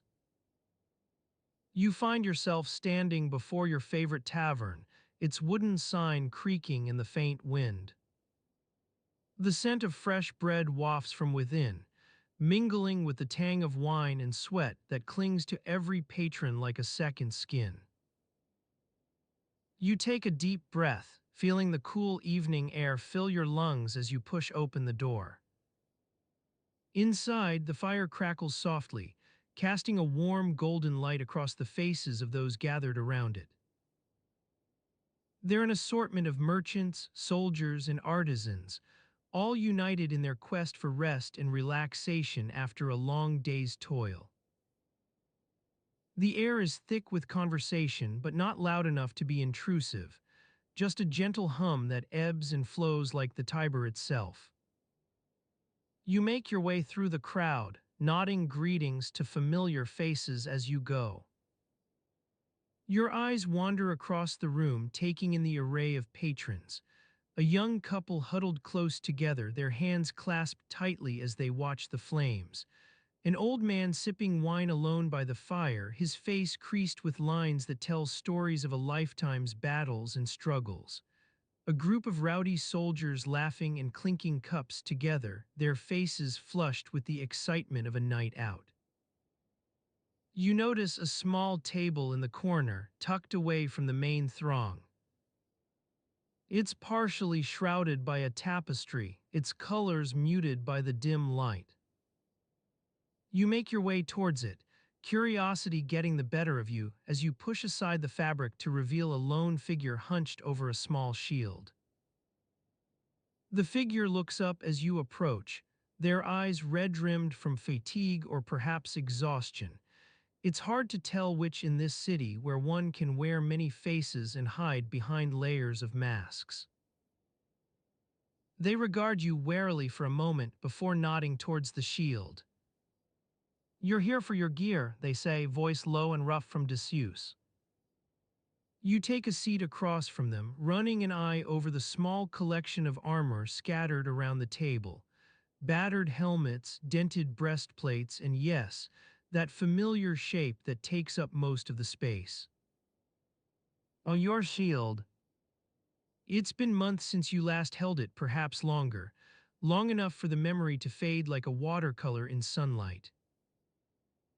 But as your eyes fall upon its worn surface, something stirs within you, a mix of nostalgia and trepidation. That's what happens when one spends too much time away from their shield. They forget how much it demands attention. The figure hands you a small cloth, its edges frayed and stained with the remnants of countless meals. "Take care of this," they say, voice barely above a whisper, as if sharing a secret that could get them into trouble for being overheard. You take the cloth in your hand, feeling the softness give way to an underlying grittiness, like the rough texture of the stone streets themselves. As you begin to clean the shield with gentle circular motions, memories start flooding back, battles won and lost, the sound of clashing steel on steel, the smell of sweat-soaked leather and blood-drenched earth. Your mind wanders through these recollections as if tracing a path worn smooth by countless footsteps, but for every step forward, another lingers in the shadows. Memories are like that, aren't they?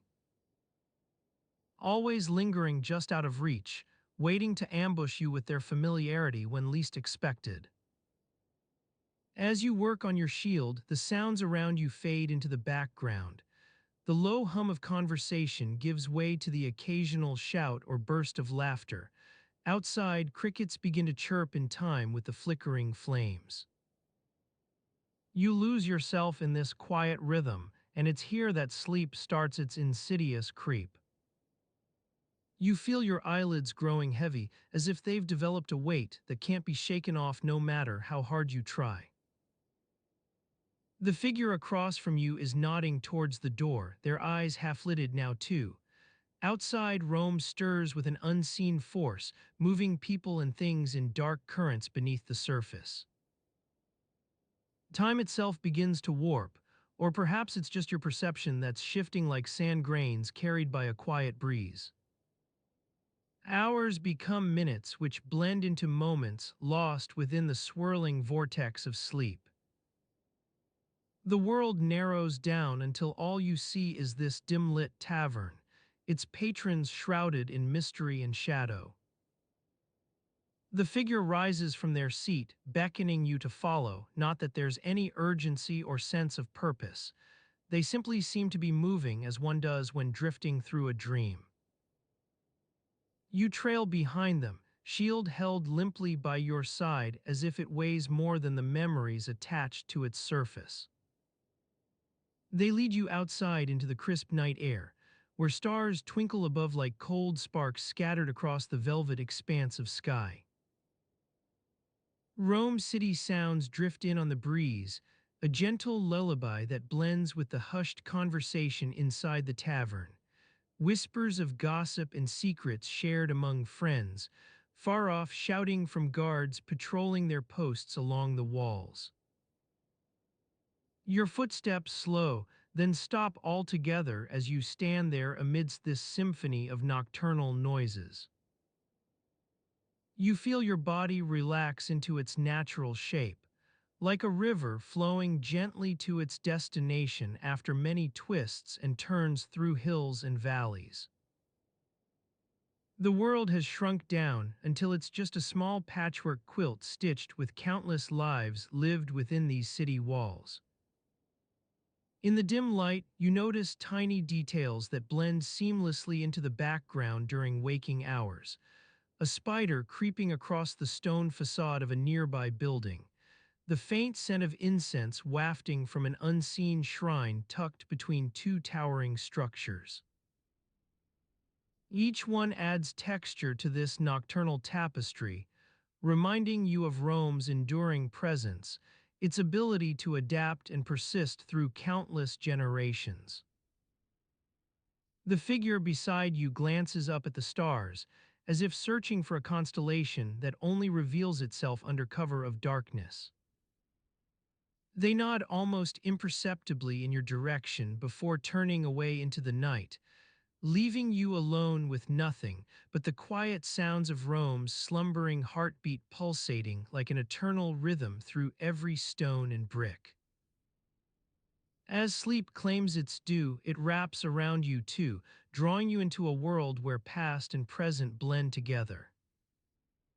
Memories swirl around the edges of your mind like wisps of fog clinging to the hillsides, but even as they vanish from conscious thought, Rome's essence remains, an accumulation of countless moments lived by those who have walked these streets before.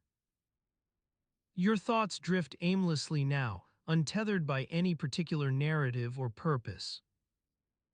The world narrows down until it becomes a series of disconnected images etched into your brain like tiny stones embedded within the city walls, each one bearing witness to lives led and stories told in this ancient place that refuses to be still even as night whispers its secrets to those who would listen. Time itself grows indistinct, lost amidst the quiet reverberations of a sleeping city. In the darkness, you become just another thread woven into Rome's endless tapestry, one among countless lives lived and left behind like footprints in dust that time erases with each passing day. And so your thoughts fade away as sleep overtakes you, Rome itself becoming the backdrop for an eternal dream where memories of past battles blend with whispers from unknown futures.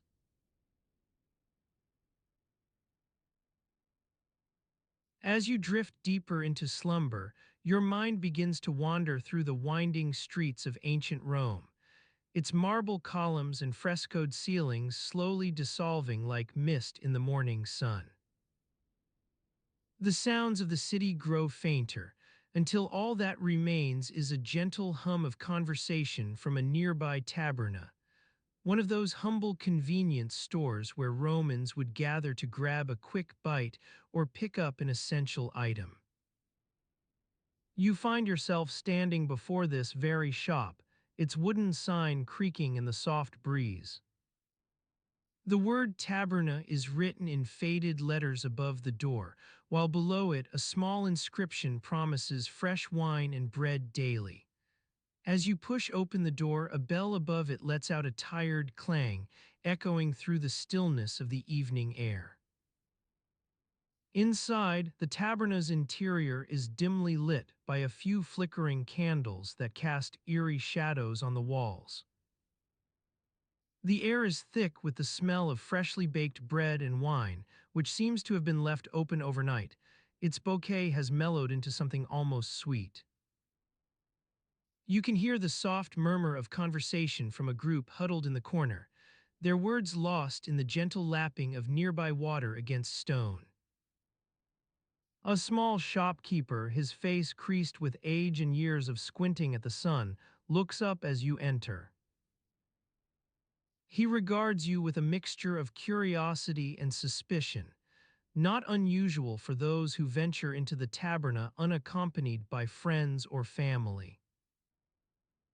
You notice that he wears a long white tunic stained with mysterious splatters, which seem to be from a wine spill rather than any culinary mishap.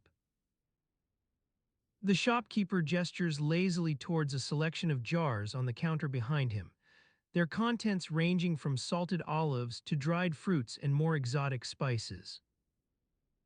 Your eyes scan the shelves as he begins to chat idly with you about the local market prices. Not that there's much change in them these days, but some folks like to hear it anyway. You browse through the offerings on display, running your fingers over the cool surface of a ceramic jar filled with olives preserved in brine. The label promises they're from the nearby town of Ostia, whose waters are renowned for their high quality and purity, no doubt an exaggeration, but one that might help to explain why these olives seem so plump and flavorful. As you continue your meandering stroll through the taberna's inventory, a faint scent catches your attention.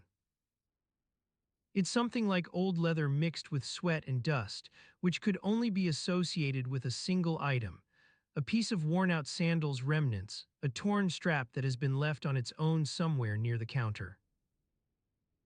You wonder if it belongs to someone who came in earlier today, perhaps one of the laborers from the nearby forum.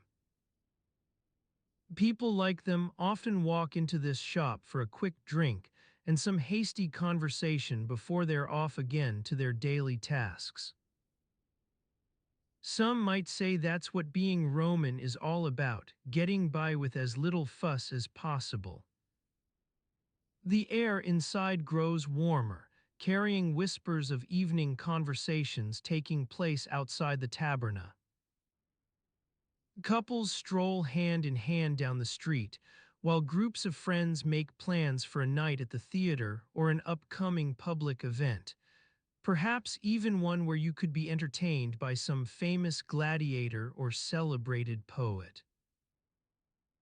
Meanwhile, your thoughts begin to stray back to that very first day when you arrived in Rome. The shock and awe as you gazed upon the sprawling metropolis's towering buildings, temples, and bustling markets. You remember how overwhelmed you felt, the cacophony of sights, sounds, smells. It was almost too much for one person to handle.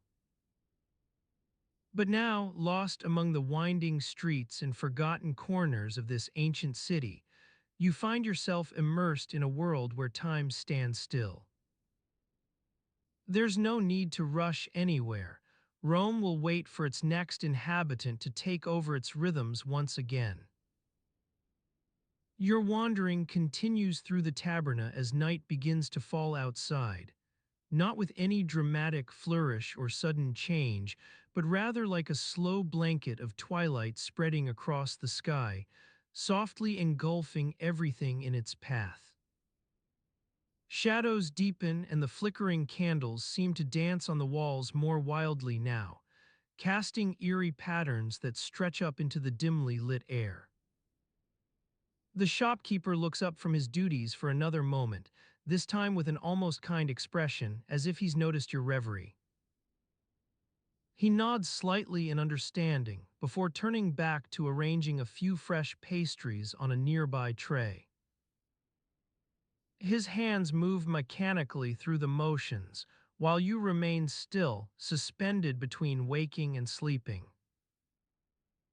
Time itself appears to have grown indistinct now, days blend together with nights.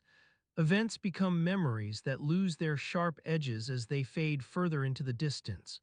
But even amidst this fog of disorientation, your senses continue to pick up on tiny fragments from Rome's everyday life. A snatched conversation between two passers-by, the soft clinking of wine jugs being set down somewhere nearby.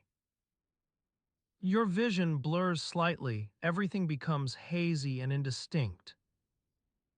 You notice that even the air itself seems heavy with an almost palpable presence of history, and you feel as though it's going to settle over Rome for a long while yet.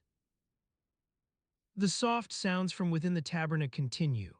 Muffled laughter, murmured conversations, the creaking door in the wind, they all blend together into one harmonious tapestry that gently accompanies your descent further and further down into sleep.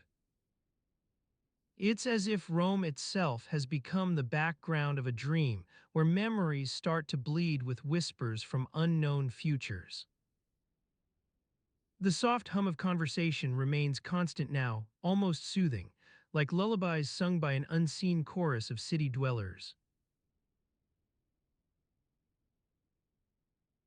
As you sit on a stone bench outside your domus, sipping a warm cup of Posca, vinegar-based wine that's been watered down to make it more palatable, the soft hum of conversation remains constant now, almost soothing like lullabies sung by an unseen chorus of city dwellers. The sounds of ancient Rome seep into your consciousness. The clinking of pots and pans from a nearby kitchen, the murmur of vendors calling out their wares, and the occasional barking of dogs in the distance. You take another sip of Posca, feeling its slight tanginess on your tongue as you gaze out at the street. The sky is a dull gray today, not quite dawn yet, nor fully daybreak either, casting long shadows across the narrow alleys and side streets. The air is crisp with an early morning chill that's starting to dissipate, carrying scents of wood smoke, baking bread, and fresh herbs from the nearby markets. As you breathe in deeply, the aromas mingle on your palate like a faintly remembered dream.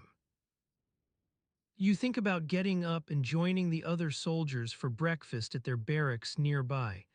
It's already past dawn after all, but something keeps you seated where you are. Perhaps it's the warmth of the stone bench beneath your backside, or the gentle lapping of water from a nearby fountain into its basin that catches your attention. You watch as droplets cling to the lip of the fountain before falling with an almost musical cadence, creating ripples on the surface of the cool, clear water. You recall the previous evening's dinner at the barracks, thin strips of salted meat served over boiled vegetables and a crusty loaf of bread that was more tasteless than toothsome. The Posca you're sipping now is better, but only just so. It won't wash away the dryness in your mouth from last night's meal. You wonder if they'll be serving something new today, perhaps a batch of flatbread or some preserved meat to give them energy for the day ahead. As you ponder this, a group of pedestrians walks by, their footsteps echoing off the stone walls surrounding you. They're an assortment of merchants and artisans heading out to tend to their daily affairs. One carries a wicker basket slung over his arm, another has a small satchel tied around her waist with leather straps. A few passers-by glance in your direction, curious about who this lone figure is, huddled outside the domus as if lost in thought. You realize you're not paying much attention to them. They blend into the background like shades of color that lose their definition when seen up close. Your gaze drifts back to the fountain, mesmerized by its gentle flow and the reflection it casts on the surrounding walls, rippling patterns created from the water's movement that evoke an almost hypnotic calm. A slight breeze stirs through the air, carrying with it faint wisps of incense or something akin to perfume. You sniff at the scent trying to pinpoint what it is but can't quite grasp it. Perhaps it's just a trick of your nose after too much Posca. The soft lapping water and murmurs from outside combine in an almost soporific mix that sends you slouching back against the stone wall for support. Your thoughts start meandering as you watch dust motes dance within the weak morning light filtering through nearby windows. You find yourself pondering life in Rome during this time, not grand battles or imperial decrees, but daily routines of people like your fellow soldiers, vendors hawking their wares on street corners, and household slaves laboring behind closed doors. It's also l'ordinary, the mundane. You can't quite decide which one fits better. They're always doing something mundane, tending fires in the kitchen hearth or hauling heavy loads through crowded streets. No grand quests for fame here, just the quiet drudgery that keeps this vast, sprawling city running. Your attention snaps back to your surroundings as a nearby vendor begins shouting about fresh produce from his cart. The cacophony momentarily jolts you out of reverie but also serves as a reminder. Food is being served elsewhere and not at the barracks today if they're already eating by now. Your rumbling stomach decides for you.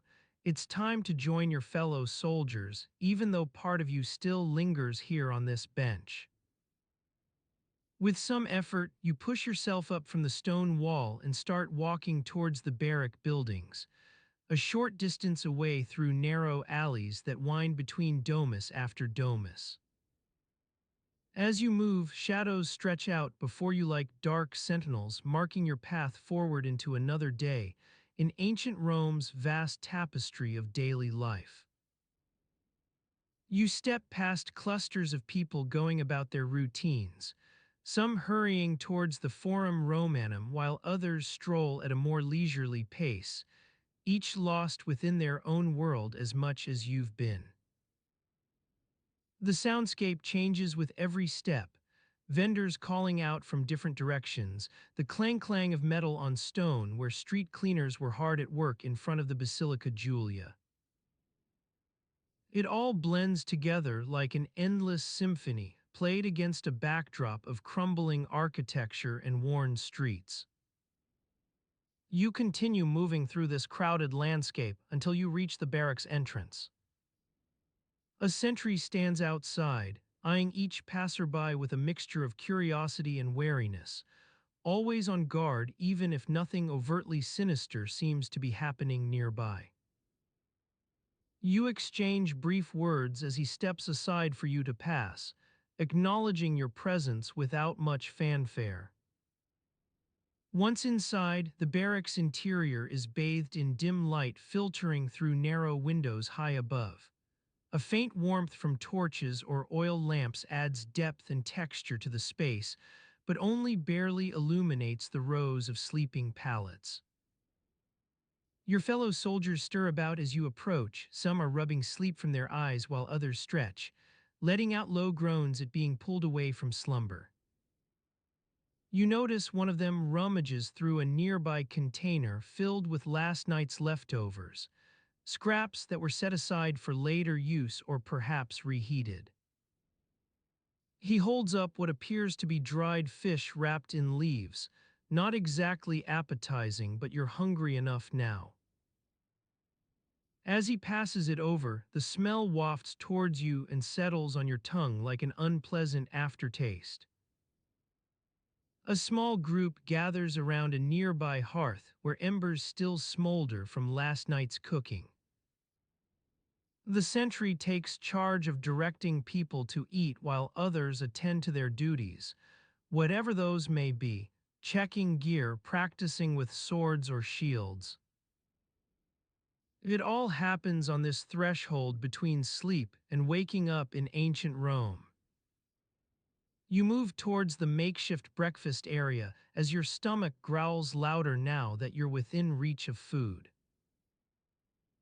The warmth from the embers is inviting but carries an acrid tinge, nothing like a proper cooking fire outside, preferably one where actual meats are being roasted over open flames rather than some dried scraps reheated over charcoal. Still, it'll have to do. The clinking of pots and pans continues as people serve themselves, their movements often accompanied by low conversation or grunts. You join in the line, waiting for your turn, taking care not to jostle too closely with others due to personal space concerns that arise whenever meals are shared together like this. When it's finally your turn, you take a piece of dried meat and some flatbread, along with a mug filled from what appears to be a water jug. The first bite tastes somewhat better than anticipated, slightly charred flavor still lingers, but less overpowering now that the initial shock has worn off. As you chew, conversation starts picking up around you. Talk about everything except your own thoughts and concerns. You eat in silence for a bit longer before trying to join in on conversations around you, half listening while taking another bite of dried meat, not exactly delicious, but filling enough when coupled with the flatbread's meager softness. The mixture of sounds from outside blends into the background. Some days it seems like people are always talking about something or other, politics among themselves, trading goods at market stalls. Never-ending tales that weave and unweave in conversations around you. Time drifts by as breakfast wears on, perhaps an hour passes before you start feeling a bit more alert. The air within the barrack has grown warmer with the rising sun's rays now peeking over rooftops nearby. Conversations gradually die down, replaced by low murmurs and the clinking of dishes being washed in nearby basins. Your stomach feels somewhat satisfied after that unimpressive but serviceable meal. Nothing fancy like a well-cooked dinner at some Roman family's domus tonight or tomorrow night perhaps. It might be something more substantial when you return from your duties, though.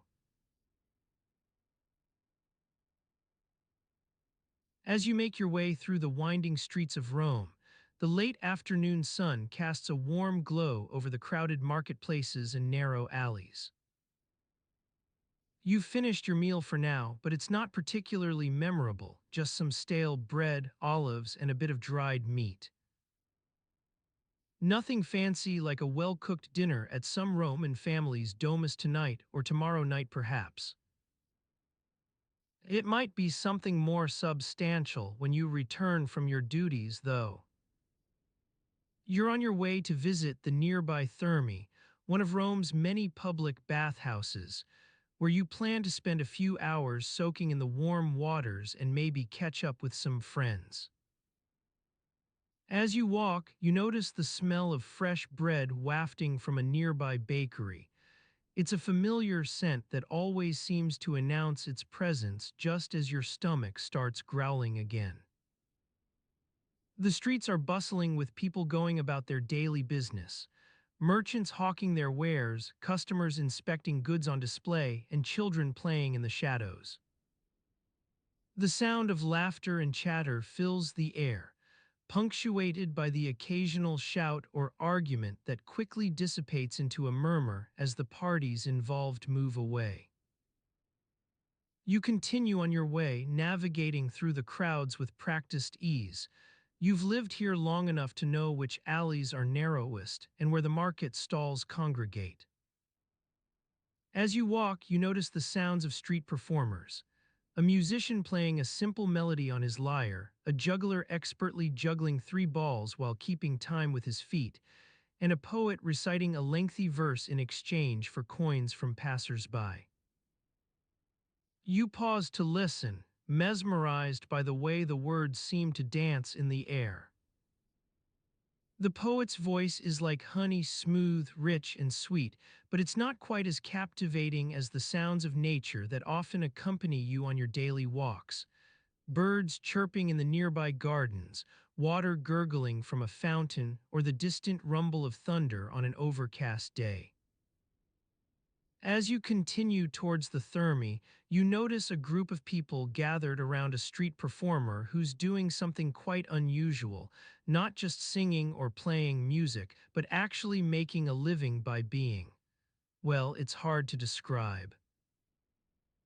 He's wearing a series of ridiculous costumes and makeup, complete with wigs, beards, and what appears to be a layer of powder on his face that makes him look like he's been walking through a dusty desert for days.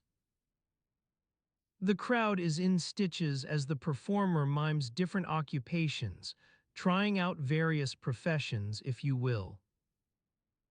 He puts on a cook's hat and pretends to stir a pot with an enormous spoon. Next thing you know, he's holding a pair of tiny tongs and pretending to be a jeweler polishing gemstones. The audience roars with laughter each time he strikes up the wrong pose or holds something in his hand that clearly doesn't belong there. You watch for a bit, chuckling along with the rest. It's not often you see someone make such an entertaining spectacle of themselves without intending to do so. But eventually, curiosity gets the better of you and you wander off towards your destination, leaving the performer to continue making his living from the crowd's amusement. As you approach the Thermi, you notice a sign above the entrance. It reads Public Baths in elegant script, accompanied by an image of a stylized hot water vessel. You push open the door and step inside, where you're immediately enveloped in a warm, humid atmosphere that feels almost like walking into a damp cave. The air is thick with steam rising from various sources, the warm waters themselves, as well as the vapor released by the rows of oil lamps scattered throughout the complex. The smell of wet stone and soap fills your nostrils, not exactly pleasant at first glance, but somehow it grows on you after repeated exposure to this environment. You take a deep breath and let out a slow sigh, feeling some of the tension melt away from your shoulders as you make your way through the crowds towards one of the many available bathing areas. You're about to join the queue when you notice someone else eyeing the spot next to yours, an older man with worn skin and graying hair who looks like he's been around for a while. You nod at him in passing, but before you can take your place in line, he speaks up. Mind if I join you? You smile politely and invite him over. As it turns out, his name is Marcus, an old friend of the bathhouse owner who often comes here to soak away some of life's troubles. Marcus settles into the spot next to yours, letting out a contented sigh as he dips one toe in the warm waters. Not too hot for you, he asks with a hint of concern, noticing your hesitant movements towards the water. You reassure him it'll be fine and dip your own foot in. The shock is mild but pleasant. As the minutes tick by, Marcus tells stories about his years working on various construction sites throughout Rome, how they used to pour beer into the building foundations, which was supposed to keep them stable, or built homes that ended up sagging under their own weight. The tales are old and familiar, like hearing a favorite anecdote for the umpteenth time. The water envelops you, soothing your weary muscles as Marcus continues talking about everything from his personal life. He's going through some marital troubles with his wife, to local gossip. The city councilor is rumored to be embezzling funds. It's not exactly riveting conversation material, but somehow it feels nice, a comforting presence that allows you to relax. Time passes slowly as the water works its magic on your limbs. Your mind begins to wander, thoughts of dinner plans with friends tonight, wondering if there are any interesting new book releases at the local scriptorium, mentally ticking off tasks for tomorrow, like checking in on some vendors and perhaps sending a few letters. Eventually, you start feeling hungry again. It seems like you were just about to doze off when that thought occurred. Marcus notices your gaze drifting towards the door and asks if you'd rather continue soaking or leave early. Not too long now, he says with a chuckle. The sun's setting anyway. You decide on the latter course of action. It feels like a good time to start making your way back home for dinner. As you step out into the cooling evening air, the wind carries just enough chill that it makes the sweat beating up on your skin feel welcome. Marcus wishes you well and suggests they meet up again soon. As you walk away from the thermi, you notice people are slowly starting to gather in groups throughout the city. More of a gentle breeze picks up, rustling through leaves in nearby gardens. Shadows grow longer as night approaches. The light filtering between buildings begins to change color, shadows deepen, passers-by start hurrying home for dinner. The air carries scents from cooking, savory and rich smells that dance on your palate even before you arrive at any particular location. It's a comforting familiarity, like returning to a place where everything is just as it should be. You continue walking through the streets of Rome under fading light. People are more scattered now. Sounds carry further in the evening hush. Stars start peeking out above, their twinkling lights weaving an invisible tapestry across the city's rooftops. As you continue walking through the streets of Rome under fading light, people are more scattered now. Sounds carry further in the evening hush. Stars start peeking out above, their twinkling lights weaving an invisible tapestry across the city's rooftops. The air has cooled, carrying a gentle scent of wood smoke from the ovens and kitchens that line the streets. You breathe it in, feeling your eyelids grow heavy with contentment. You notice, however, that you've walked further than intended. The familiar outline of the forum is no longer visible behind the row of shops you're passing by now, a mixture of food stalls and haberdasheries, their wooden signs creaking softly as the evening breeze stirs. Ahead of you lies an unfamiliar street. Narrow cobblestones disappear into the darkness, punctuated only by flickering torches or occasionally the soft glow of oil lamps. You pause to gather your thoughts. A subtle rustling noise behind you reminds you that night has fallen quietly but thoroughly in Rome's crowded streets. You turn around and see a young slave hurrying towards you, her eyes cast down at the ground as she navigates between shoppers. This is a time when people from all walks of life come out to buy or sell goods after dark. She brushes past you with a faint apology on her lips, perdono, mumbled hastily in passing. It's clear that your presence has momentarily disrupted her quest for supplies. The air around you takes on the faint tang of candle wax and damp earth as she vanishes into the crowd, leaving behind an almost imperceptible trail of footsteps in the darkness. You breathe a quiet sigh, watching as people continue to move with purpose or distraction through Rome's evening streets. Some glance up at the stars now beginning to twinkle above. Others keep their eyes fixed on the cobblestones ahead. Every so often, a passing torch casts an eerie glow over nearby faces and clothing, momentarily illuminating the texture of worn tunics or sandals. This is one moment when even in Rome's bustling streets, under its thick tangle of sounds and scents, it becomes clear that individual lives proceed independently from each other. The evening hours bring out both solitary figures like yourself wandering lost through unfamiliar districts and small clusters huddled together around a shared purpose, be it trading or socializing. You recall having read about an interesting fact somewhere in your wanderings throughout Rome's texts and scrolls, something about Roman footwear. You try to remember where you first came across this information. According to ancient historians and chroniclers, the Romans were not particularly known for their love of socks.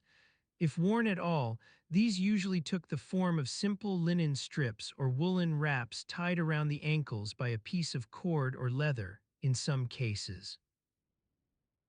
What strikes you as peculiar about Roman footwear isn't just that they didn't always wear socks like we do today, but also how frequently foot care seems to have been neglected among Rome's population. Foot odor, caused partly due to poor hygiene and inadequate bathing facilities available throughout the city. Roman streets are often lined with a network of narrow, shallow troughs filled with water, known as cloacae, which carry away waste. However, their effectiveness in washing is dubious at best. Combined with cramped living quarters within tenement blocks has led some writers to wonder whether socks ever truly became part of everyday life among the working class or merchant communities. You glance down at your own shoes, a pair of sturdy Roman sandals, worn and creased from long days walking through dusty alleys. They smell faintly of leather polish mixed with sweat, not unpleasant by any means, but certainly evocative of the day's exertions. You feel grateful for this basic comfort. Clean, durable footwear is hard to come by in Rome. The evening air carries a new sound now. Distant laughter and music drift from somewhere ahead, perhaps an inn or tavern you hadn't noticed before. Intrigued, you make your way toward it, curiosity pushing aside the fatigue that was slowly creeping up on you as night deepened. The cobblestones beneath your feet grow smoother with each step. A new path unwinds into darkness. Beyond the flickering torches lining this side street, and what appears to be an open-air courtyard, though not entirely free from buildings or hanging awnings, sounds grow louder.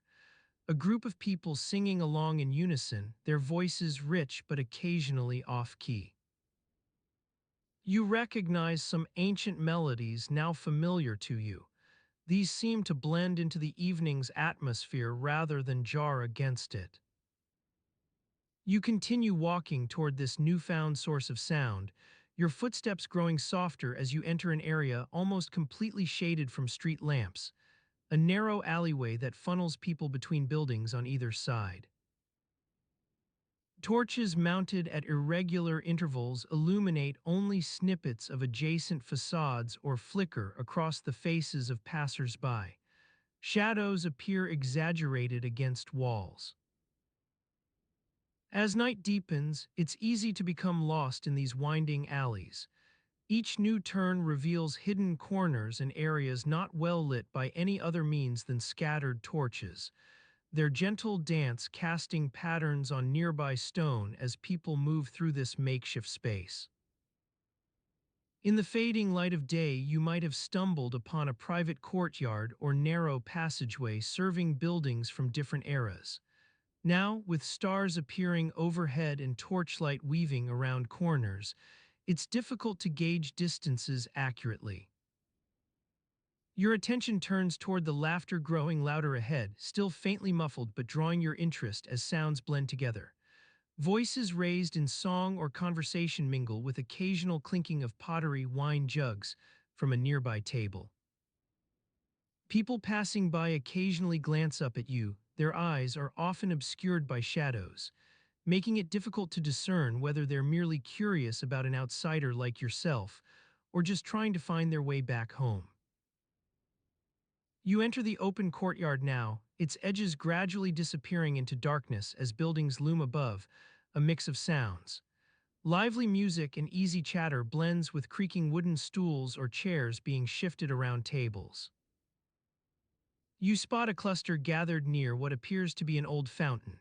People have formed a circle, singing in unison as the group's leader points toward one corner where someone has brought out a reed flute. As night takes hold of Rome, casting long shadows across buildings and illuminating only snatches of cobblestone beneath your feet, it becomes clear that evening hours bring not just different temperatures or light, but also an assortment of sounds. Laughter and music merge with the distant rumble of city life. You are reminded once more how closely intertwined daily routines seem to be in this ancient metropolis.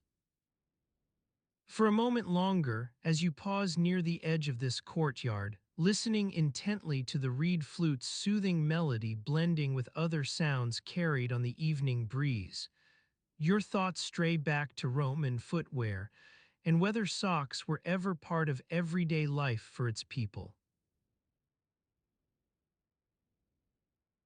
As you stand here listening to the reed flute's gentle song, your thoughts begin to wander back to the day ahead and the peculiarities of Roman footwear. You imagine yourself walking through the bustling streets of Rome, carrying a small satchel containing your tools for the day's work as an apprentice stonemason. As you descend into the city's morning calm, the sounds of the flute fade away, replaced by the rumble of carts and the chatter of early risers. You breathe in deeply, taking in the aromas of freshly baked bread wafting from nearby bakeries and the pungent smell of animal hides drying on the rooftops. You walk through narrow alleys, lined with ancient buildings that seem to lean inward as if sharing secrets among themselves. The sun rises higher now, casting long shadows across the cobblestones, making it easy to trip over uneven paving stones or forgotten debris. You navigate these dangers with practiced ease, having lived in this city for a while. Eventually, you arrive at your master's workshop, a modest stone building near the Tiber River, where the sounds of hammers and chisels have been echoing since dawn. Your master, Marcus, greets you warmly, his face creased from years of working with stone, and his hands stained permanently brown from the mixture of limestone dust and sweat. "Ah, young one," he says, using a nickname that's become familiar over time. "Another day to shape the city into something beautiful. I trust you slept well." You nod, still feeling the remnants of sleep lingering in your eyes. Marcus gestures toward the task at hand, shaping a new column for an upcoming building project. "Today we focus on precision," he says, handing you a small stone carving tool. "We need these columns to be perfect, or else they'll topple under their own weight." You take the tool and begin working alongside Marcus, the rhythmic clinking of tools against stone filling the air as you shape the column into being. Sweat starts to build up on your forehead and arms, making every stroke feel heavier with each passing minute. The sun climbs higher now, illuminating the workshop's interior in a warm glow that makes everything seem slightly more vibrant than before. Even Marcus's worn leather apron seems new again. As you work, you notice how some of your fellow apprentices, young men from all corners of the empire, have decided to take their morning breaks outside, laughing and telling stories as they lean against nearby walls or engage in a makeshift game of La Trunculi. Their playfulness is infectious, but Marcus chides them gently for neglecting their duties. "Remember, we're not here to idle," he says with a wry smile. "We have work to do, columns to shape and foundations to lay." You continue working alongside him, lost in the gentle flow of creation as you hone each detail into place. But eventually, Marcus pauses for a moment, taking a small break from his duties. "Time for lunch," he says finally, wiping his brow with a dirty rag that's seen better days. As an apprentice, your job is to help prepare food for yourself and the other workers in the workshop, often nothing more than simple breads or vegetable stews. You accompany Marcus to the nearby market stalls, where fresh produce has been laid out on wooden boards under awnings of woven reeds. The smells here are far removed from those inside the workshop. Sweet tomatoes, pungent onions, earthy roots, and fragrant herbs all jostle for attention as you make your selections. The vendors greet Marcus warmly. These daily exchanges have become routine over time, but their eyes flicker toward you with curiosity. Marcus explains to them that you're his new apprentice from a distant region of the empire, which prompts some good-natured teasing about how soft or city-bred you must be. You smile politely and exchange small talk with the vendors as they hand over a few loaves of flatbread and a clay pot filled with steaming vegetable stew. This reprieve from work feels like a momentary respite, but it won't last long. There's still much to do before sundown. As you eat your simple meal on the workshop steps, surrounded by fellow workers who have gathered for their own midday rest, Marcus leans against the nearby wall and begins an idle conversation about socks. "Did I ever tell you," he says with a chuckle, "that in my father's time, before even I was born, people used to wear these strange foot coverings?" You tilt your head in curiosity as Marcus goes on. "They called them soccus or something like that. Worn by the wealthy and upper classes only." He pauses for a moment, studying you thoughtfully. "I wonder if anyone still wears such garb around here," he muses aloud. "It's hard to imagine, with these streets we walk on every day being so rough. Would anyone be foolish enough to cover their feet in cloth?" Marcus chuckles softly at the absurdity of it all and shakes his head as you continue your meal. As time ticks by, the shadows outside grow longer once more. Your belly feels slightly more full now, but a creeping sense of exhaustion starts to take hold. Workdays like these have always been long ones. You gather with Marcus and other apprentices near the workshop entrance, discussing what needs doing in the afternoon hours ahead, preparing new mortar mixtures for some upcoming construction, or tending to ongoing repairs on local buildings damaged by storms earlier that week.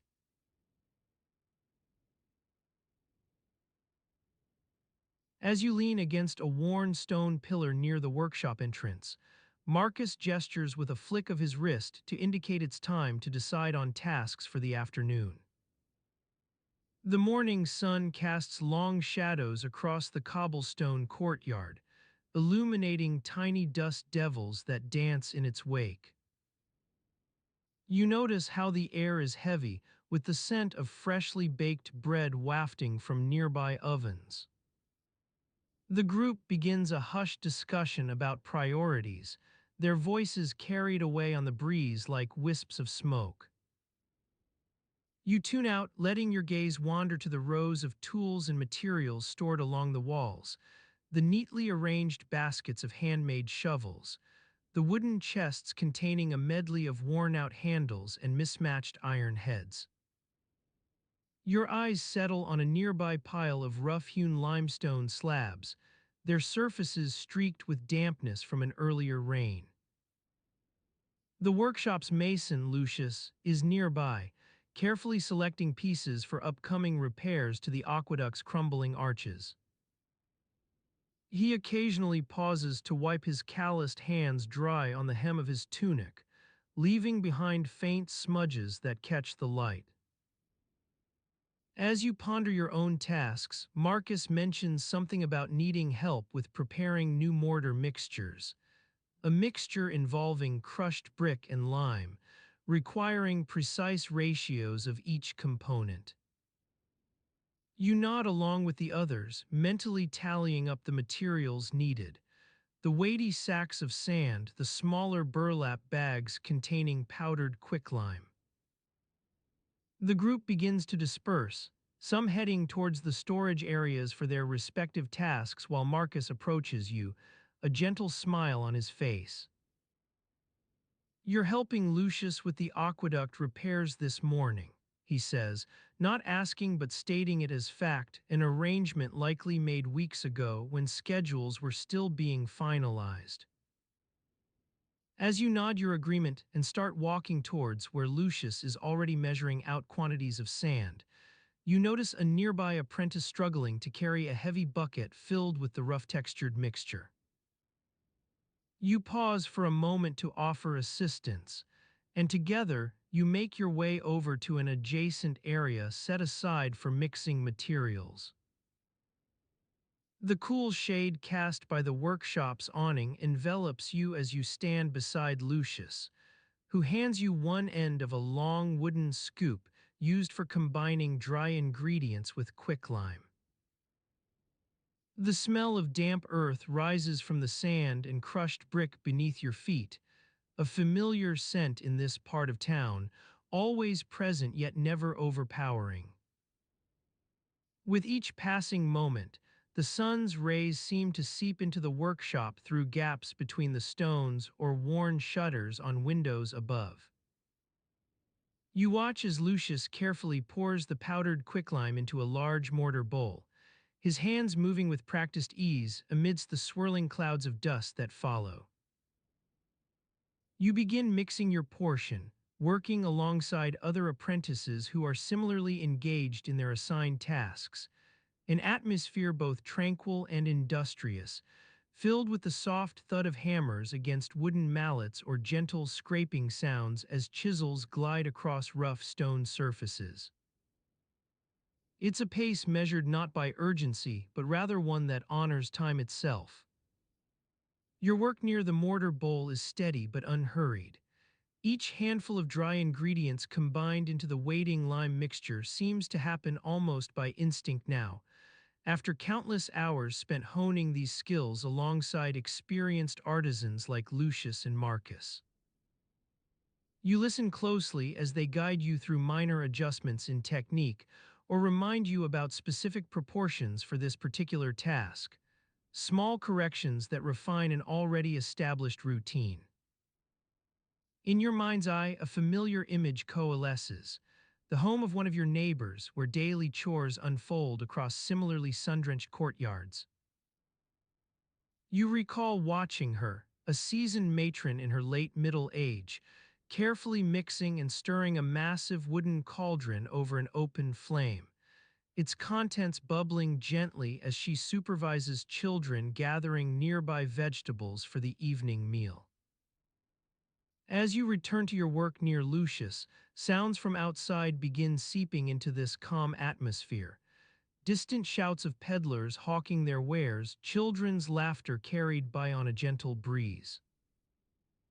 It's all part of life in ancient Rome, an ever-present tapestry woven together from disparate threads. The mixture starts to take shape beneath your hands. It thickens gradually as more powdered quicklime is added, its pungent odor mingling with the earthy scents rising from the nearby sand and crushed brick. You pause momentarily, gazing out across this small scene of artisans working side by side, an unobtrusive tableau set against a backdrop that's equal parts dusty yard, stone buildings, and sun-struck cobblestones. Within moments, Lucius is satisfied with the mixture and nods toward you to do one final check, before transferring it into large wooden tubs for later use.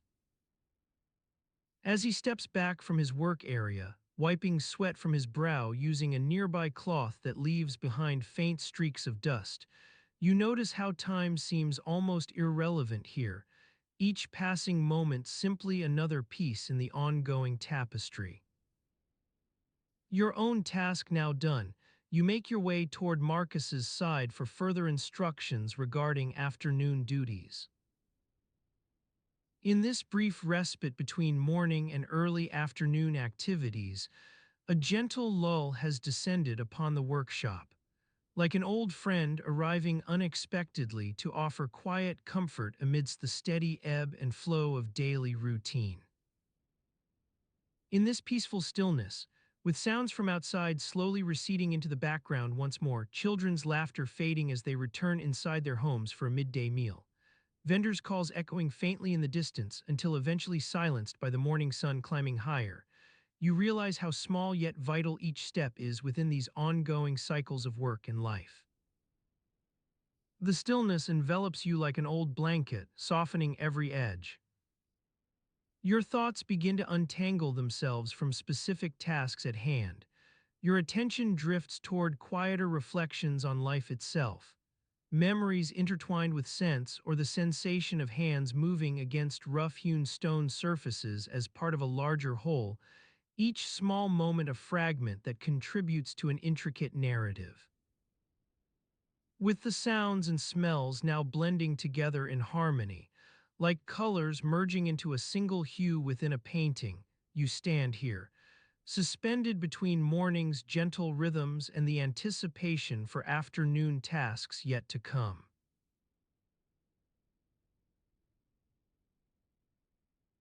You stand here, suspended between morning's gentle rhythms and the anticipation for afternoon tasks yet to come.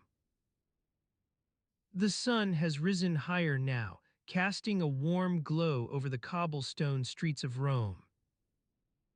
You can feel its rays on your skin, soothing any lingering stiffness from last night's slumber. As you linger in this tranquil moment, the sounds around you begin to seep into consciousness. The distant clang of hammers on metal, the chatter of merchants calling out their wares, and the soft clucking of chickens being led to market. The smells, too, start to emerge. Bread fresh from the oven, its sweetness mingling with the savory sense of cooking meat. You think back to your day so far, a leisurely breakfast in your domus, perhaps some fruit or porridge washed down by a cup of wine. You recall the feel of the cold ceramic against your lips as you drank, and the faint tang of yesterday's dinner lingering on your breath. It's a pleasant, if not particularly elaborate, repast. Now, however, you must attend to more pressing matters, specifically getting clean. In ancient Rome, personal hygiene is an essential part of daily life. You make your way through the winding streets towards the thermae, or public baths, that serve as both social hub and necessary evil for the city's residents. As you approach the thermae, you can hear the murmur of conversation and the sound of water flowing from pipes overhead. The air is thick with steam, carrying the scent of sweat and cedarwood. You push open the door, allowing yourself to be enveloped by this noxious, yet comforting atmosphere. Inside, you join a group of men gathered around a large stone basin. They're chatting quietly among themselves as they go about their ablutions, washing off yesterday's grime with water from clay pipes, or using vinegar-soaked cloths to scrub away at stubborn stains on their skin.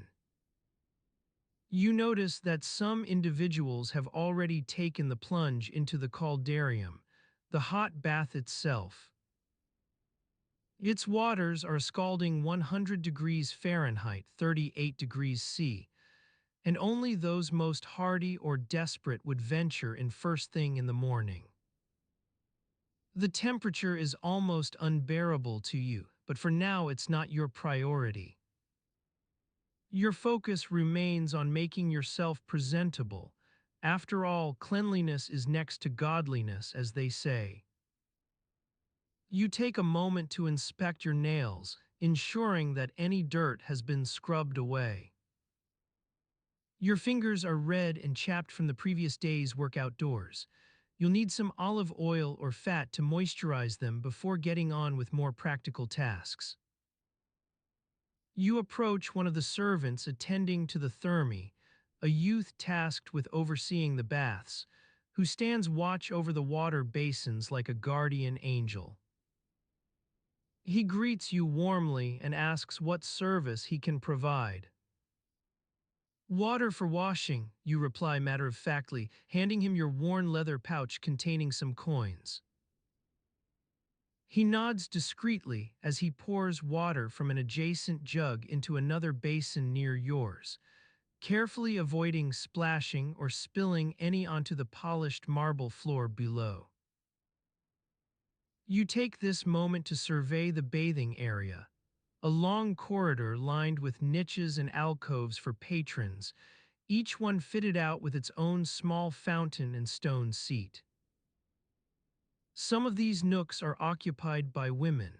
You nod respectfully as their eyes meet yours in passing, though they may be more interested in exchanging gossip or sharing recipes than acknowledging your presence. It's all rather a blur at this stage of the morning. Your focus returns to the matter at hand, getting clean. You dip your hands into the water and begin scrubbing away at any stubborn stains on your skin, using an exfoliating paste made from crushed olive pits to remove dirt and grime accumulated over the past 24 hours. As you work on removing the layers of impurities built up throughout yesterday's activities, which included but were not limited to working outdoors in the heat, socializing with friends at a nearby taverna, eating dinner by candlelight, your thoughts start to drift towards more pressing concerns. Tasks for today that must be completed, meetings and appointments scheduled. Yet even these duties feel remote now, lost in the haze of steam rising from the hot bath. You're aware that it's mid-morning already. If you don't make an effort soon, work will pile up, as well it might, given your reputation for procrastination. But first things first, clean yourself thoroughly before facing whatever trials await outside these walls. As you continue scrubbing away at the stubborn dirt clinging to your skin, you become more aware of other patrons around you doing the same thing, all working towards being presentable in this world where appearances matter almost as much as one's social standing. Your thoughts return once again to those using the caldarium, brave souls who are either extremely hardy or have given up on life itself. You feel no envy toward them, only a quiet admiration for their fortitude. Perhaps someday you too will be among that select group willing and able to endure such scorching temperatures. With this pleasant daydream lingering in the back of your mind like a ghostly presence, you proceed with more vigor into your cleaning ritual, scrubbing, rinsing, and generally trying to scrub away at any remaining imperfections on your person.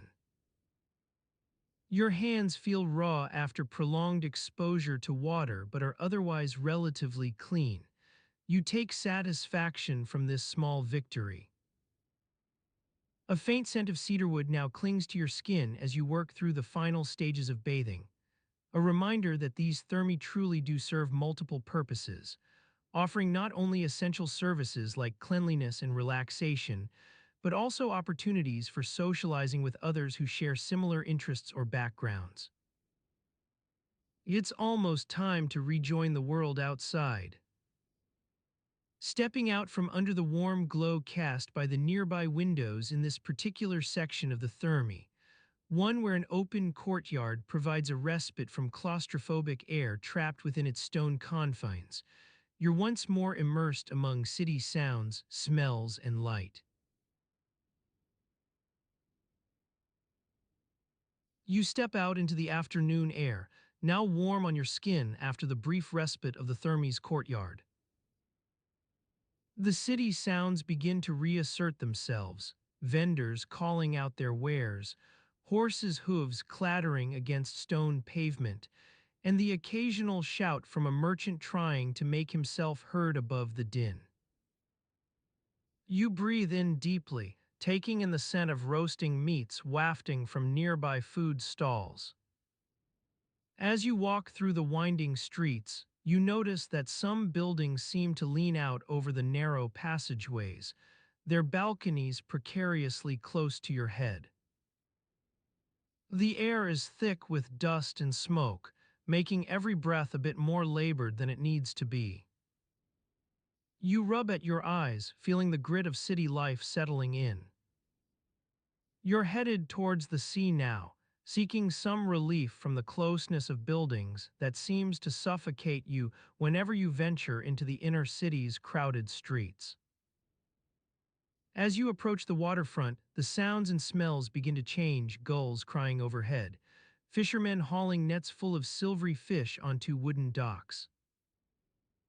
The sun beats down on your skin, warming it in a way that feels almost too much. You find yourself seeking shade beneath an awning or two as you make your way along the dockside. People are bustling about here, loading and unloading cargo from ships, sailors calling out to each other across narrow alleys between buildings. You notice how some of these sailors seem to have a certain rough charm about them. They're dressed in worn tunics with intricate embroidery at their hems, and their skin is tanned to the color of old leather. Some sport scars above their brows or on their cheeks, souvenirs from battles fought far away. You watch as they expertly navigate small boats into tight spaces between larger vessels moored alongside the docks.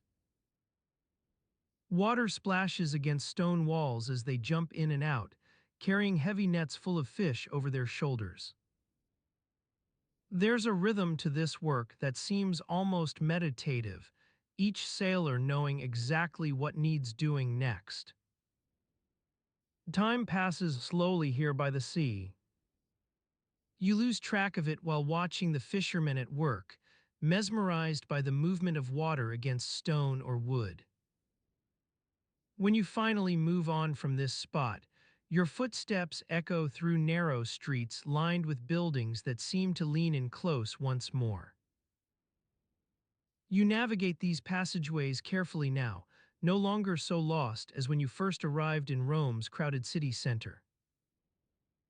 The sun beats down relentlessly overhead, warming the air until it seems almost thick enough to touch. Sweat prickles on your skin where dust and grime cling to damp pores. It feels good to move about during these days of heat and humidity, even when walking from one shaded spot to another is a chore in itself.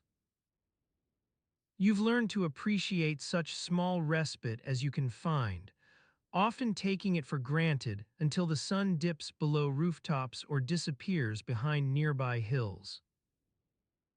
Eventually, your wanderings bring you back near the Thermi where you spent time earlier this morning.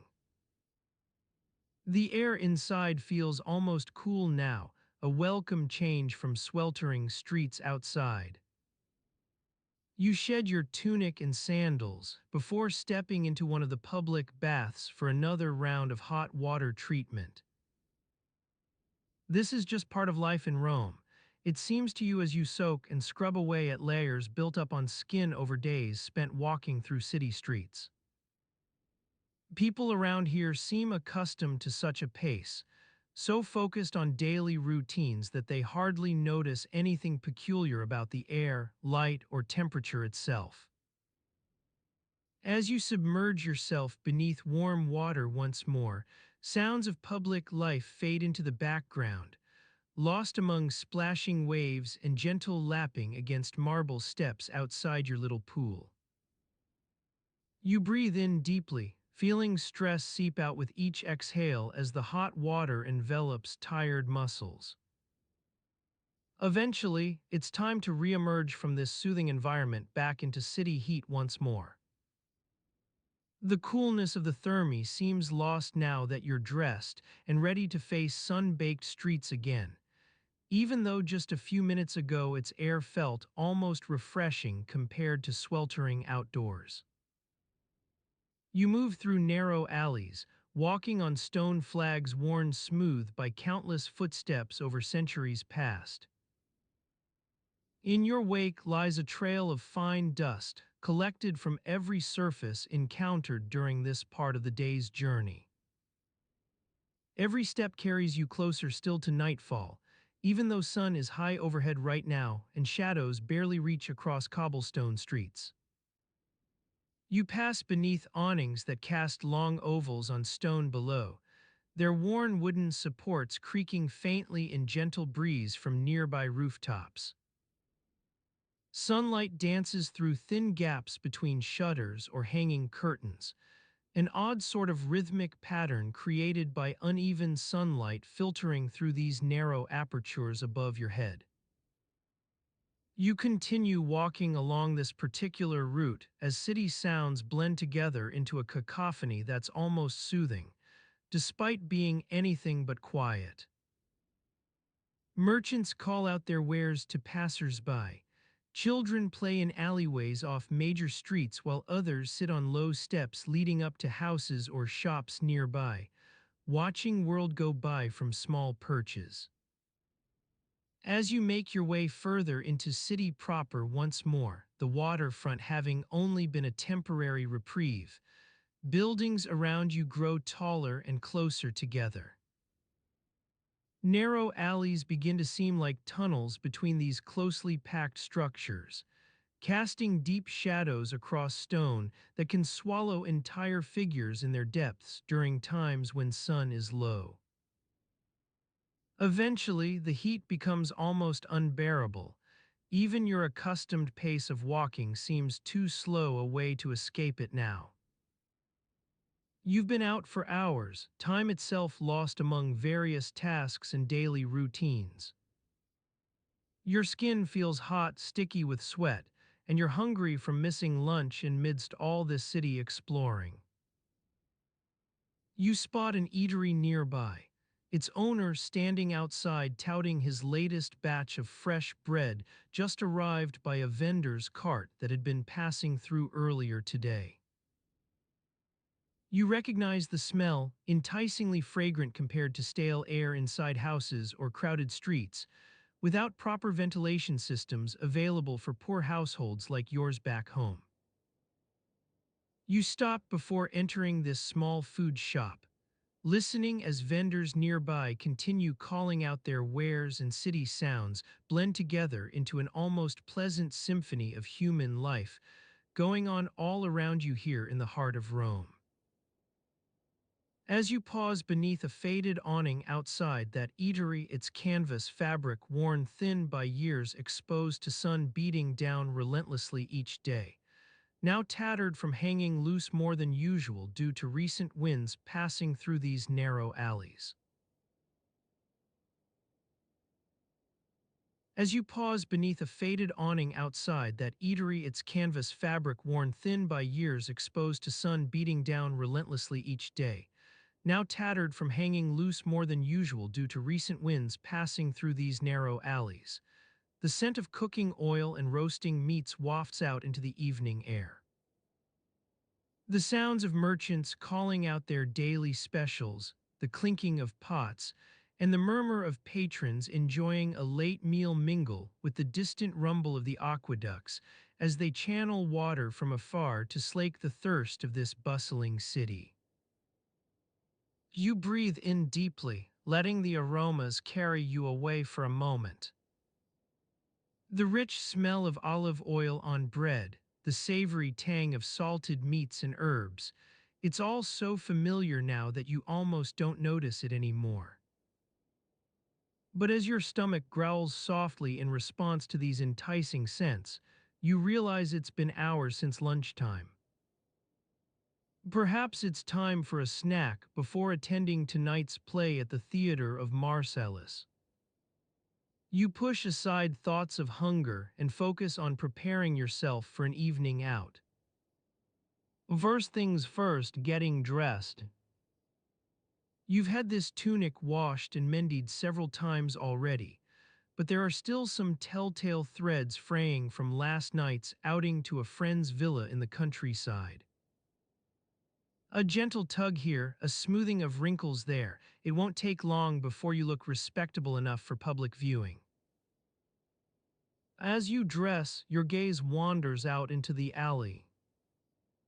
Passers-by hurry by with varying degrees of purpose, some nodding greetings to acquaintances, others exchanging goods and services in hushed tones, while a few just seem lost in their own thoughts. The sky above is that peculiar shade of indigo that signals sunset's arrival, but for now it remains warm enough for the evening breeze to carry the scent of nearby markets. You run your fingers through your hair coarse, unruly locks resistant to taming as always, and take a moment to apply some fresh oil to soothe those stray ends. A few strands still cling to your neck like wisps of dark smoke after a fire has died down. You try not to think about the last time it happened. Time for shoes now. Not that you need them, but you'd rather blend in with the crowd tonight than stick out like a sore thumb as usual. The soft padding on these sandals is starting to wear thin, nothing an extra layer of linen won't fix, and you recall how your feet felt after last month's trip to Pompeii, blistered from walking miles over rough stone, still feeling tender days later. Your hostess for the evening has warned that tonight will be a crowded performance. Everyone in town seems eager to catch a glimpse of the great actor playing Aeneas. Rumor is he'll be reprising his role with an even greater level of emotional depth this time around. You try not to feel too anxious about it, reminding yourself you've seen him before, or rather, heard him, as your view from the upper tiers usually gets obstructed by pillars and the occasional loose beam. The air outside cools slightly now that dusk has set in. You can almost see a faint chill creeping up the walls of nearby houses. Street lamps are yet to be lit for another hour, but there's something peaceful about this time of day. Everything seems bathed in an eerie quietude before night fully descends. Your thoughts turn back to food and drink. Have you eaten enough? Should you stop by that stall selling fresh fruit on the corner? You know it's within walking distance, just past the public baths where people are starting to congregate for evening ablutions. Maybe a quick purchase of some dates or grapes, something light after all that heavy fare at lunch. A slight breeze picks up now, rustling awnings and carrying with it snippets of gossip from farther away. Whispers about impending elections in Rome, rumors of fresh tax measures, murmurs over which local priest might be appointed to oversee the coming ceremonies for Jupiter. These are just background noises, a constant hum you've grown accustomed to living here. Your stomach growls softly again, reminding you that it's really time for something more substantial than snacks and gossip. Maybe a visit to that stall selling roasted chestnuts or hot bread. Your fingers itch at the thought of breaking off a warm crust, but first things first, get ready for the theater. You've made up your mind. Now all that remains is choosing how you'll present yourself in public tonight. Will it be one of those days where your carefully styled hair falls flat despite hours spent trying to tame it? Or perhaps this evening will mark a rare moment when everything comes together: tunic, shoes, and even an acceptable amount of confidence. The thought sends a shiver through your body as you continue preparing yourself for the night ahead. You're almost ready, just one final check in that mirror hanging from the wall nearby.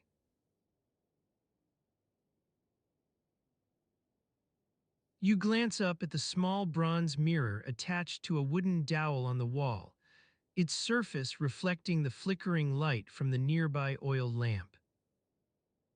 The image staring back is a bit disheveled from the day's activities, a smudge of dust under one eyebrow, a strand of hair escaping your attempt at taming it with a clip. You take a moment to tidy yourself up, running a hand over your hair and smoothing out the wrinkles on your tunic. As you step away from the mirror, the sounds of the day begin to seep back in: the murmur of conversation from the nearby forum, the clinking of pots and pans from the kitchen next door. The air is thick with the scent of cooking oil and fresh bread wafting from the bakery on the corner.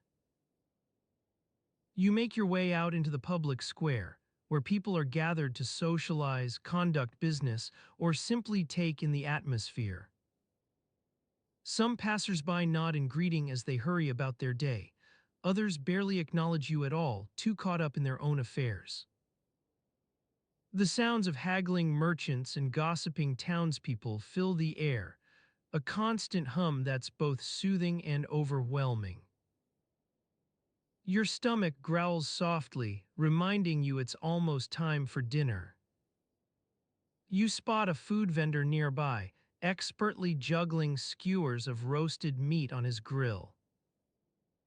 The smell of sizzling flesh makes your mouth water in anticipation. As you wait in line behind the others, the vendor catches your eye and flashes a warm smile. Welcome to my humble stall.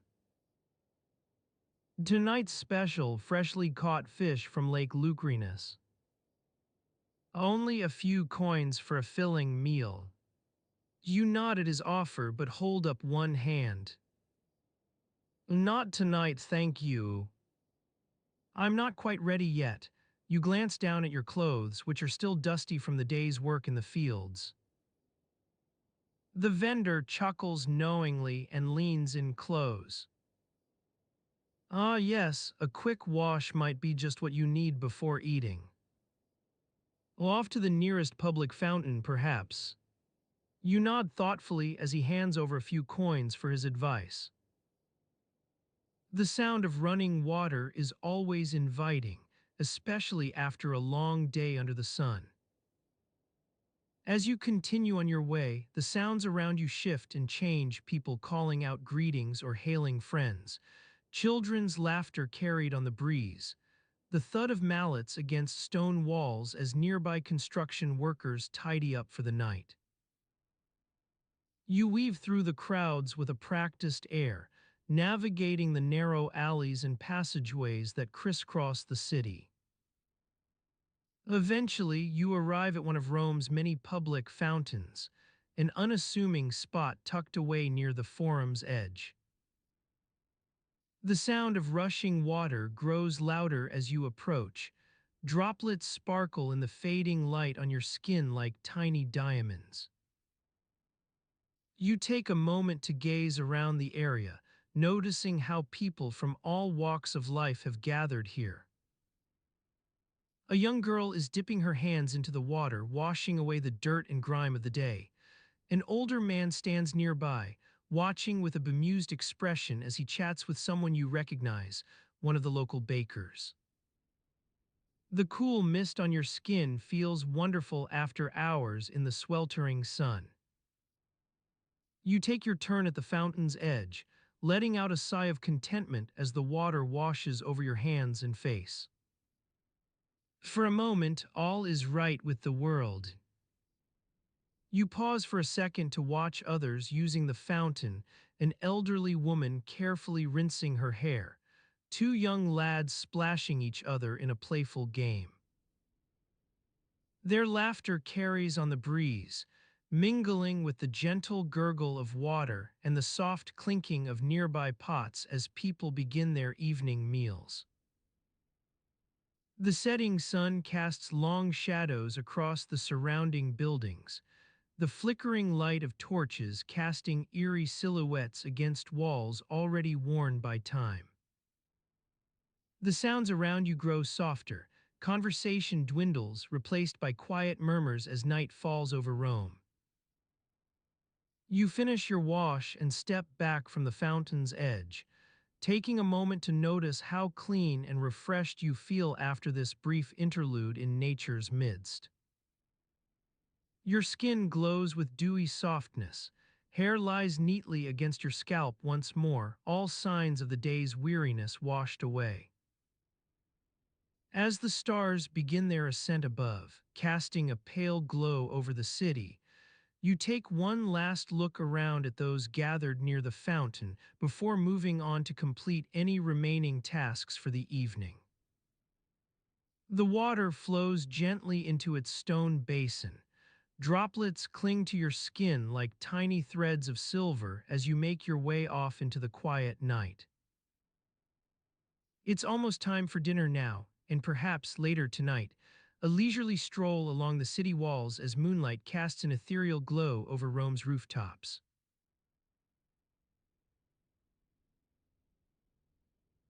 As you settle into your daily routine, the scent of roasting vegetables wafts through the air, mingling with the smell of fresh bread from the nearby bakery. The warm sunlight filters through the small windows, casting a gentle glow on the worn stone floors as you make your way to the kitchen.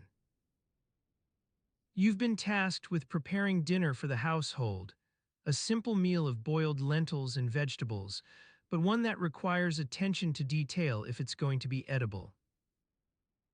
You begin by selecting a few fresh herbs from the garden outside, their leaves a vibrant green against the dusty earth. As you chop them finely, the aroma fills the air, mingling with the smell of yesterday's cooking oils still lingering on your hands. The kitchen is dimly lit, but a small oil lamp flickers on the counter, casting shadows on the walls as it casts its gentle light upon the task at hand. You carefully measure out the lentils and vegetables, trying not to let your mind wander to the impending visit from your mother-in-law later that evening. Her sharp tongue is notorious for cutting down even the most well-intentioned of cooks. As you begin to boil the water, the sound of sizzling meat drifts in from next door. A neighbor's barbecue has begun, filling the air with savory scents and muffled shouts of laughter. Your stomach growls softly at the prospect of something more substantial than lentils for dinner. The hours tick by slowly as you attend to your cooking duties, the soft clinking of pots and pans against each other providing a soothing background noise. The aroma of roasting vegetables fills the air, mingling with the scent of fresh bread wafting from the bakery outside. It's almost time to think about serving dinner. Just then, a commotion erupts at the door as your mother-in-law arrives, her voice rising in irritation as she complains about the latest batch of unripe olives sent by her brother. "What can one do with such bitter fruit?" she asks rhetorically, eyeing you disapprovingly for not being able to magic up some edible olive oil on short notice. You try your best to placate her, offering a weak excuse about the quality of this year's harvest and the difficulty in finding good olives at this time of year. She harumphs and mutters under her breath as she takes a seat at the table, not that you've prepared anything for her yet. The meal is served, with everyone taking their seats around the small table. The lentils are edible but unremarkable. Even your mother-in-law can't find fault in them.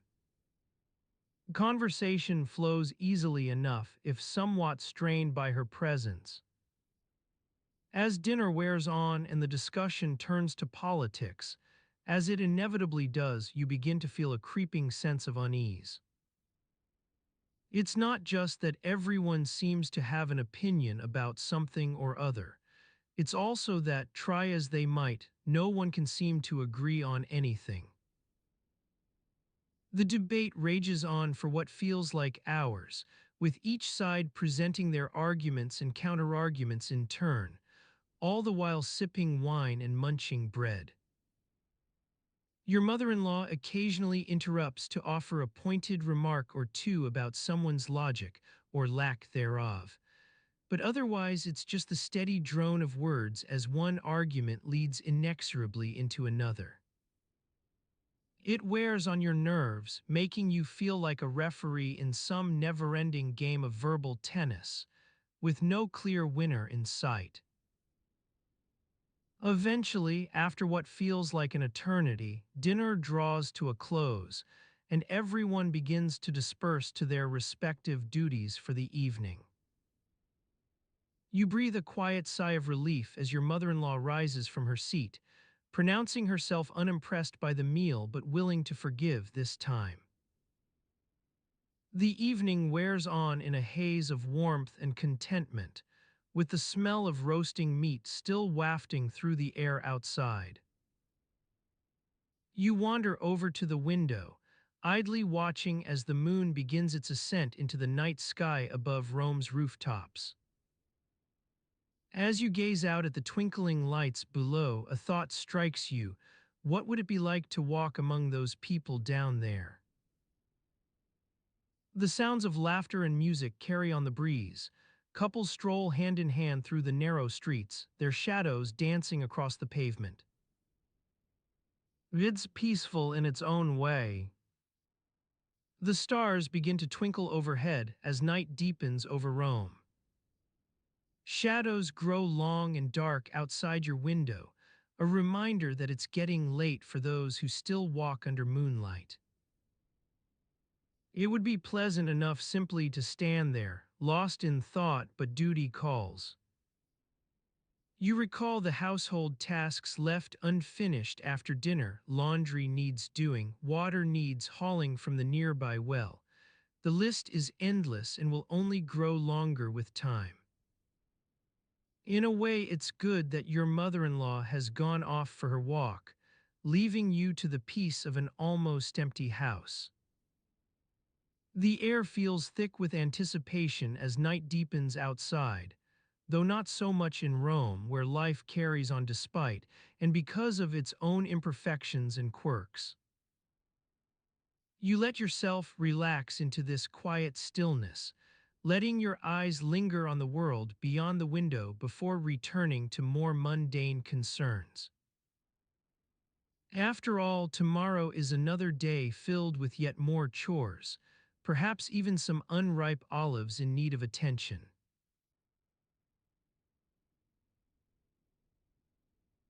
As you lay here in the soft darkness, your thoughts begin to drift towards the ancient world of Rome, where daily life was as mundane as it was essential. You find yourself standing in a small courtyard, surrounded by the sounds and smells of morning. The chirping of birds, the chatter of neighbors, and the acrid tang of wood smoke carried on the breeze. In this time before indoor plumbing, water had to be fetched from public fountains or private wells, often with buckets tied to yokes worn across one's shoulders. You feel the weight of that responsibility now as you imagine trudging through cobblestone streets, searching for a reliable source of fresh water. The thought of carrying heavy loads is almost too much to bear, but it's just another day in ancient Rome. As you make your way through the narrow alleys, the air thickens with the scent of olives and fresh bread wafting from nearby bakeries. Your stomach growls at the prospect of meager rations, perhaps a few handfuls of dried beans or scraps of stale bread to sustain you throughout the day.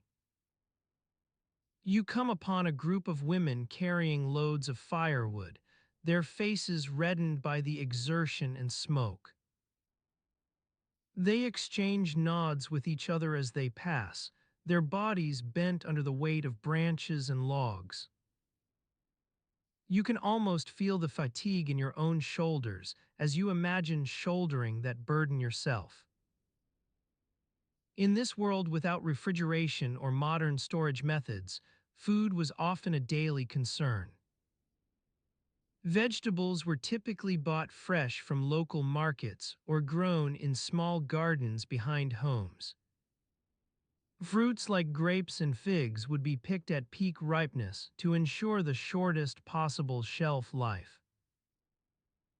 Meats, when available, would be salted or preserved through smoking to extend their longevity. You find yourself standing amidst a bustling market scene, vendors calling out prices for fresh produce, baskets overflowing with juicy fruits and leafy greens. You wander past a stall offering an assortment of pickled vegetables, artfully arranged to show off the vendor's handiwork. The scent of vinegar and spices wafts through the air as you pause to inspect their wares. As a resident of ancient Rome, it was crucial to prioritize food preservation techniques. Many families relied on storing fruits and vegetables in clay pots or terracotta jars, often using a combination of salt, vinegar, or honey to preserve them for longer periods. The effort required would be substantial, monitoring the ripening process, ensuring proper storage conditions, and replenishing stocks regularly. You continue through the market, taking note of the sounds that fill your ears, merchants hawking their wares, the clatter of pots being unloaded from carts, and the soft chatter of passers-by exchanging gossip. Every so often, a group of children would dart past you, laughing as they chase one another through the crowded stalls.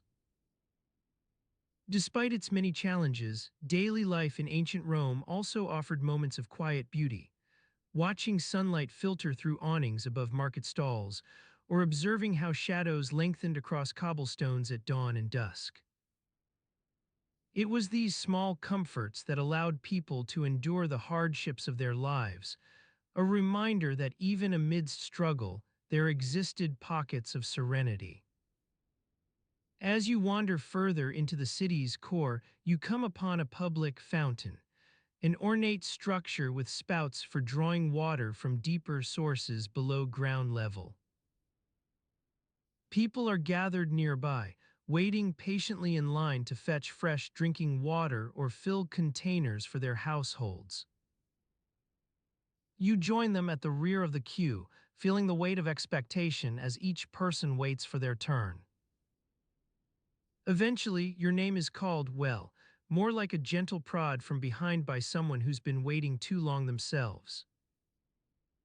You move forward in line, eyes fixed on the spout where water flows gently into awaiting vessels. For now, at least, you can forget about unripe olives and other household tasks. As you're handed your own container to fill, you take a moment to glance around, noticing how sunlight catches dust motes dancing above the fountain's surface, or how nearby vendors watch with interest as people draw water from their spouts.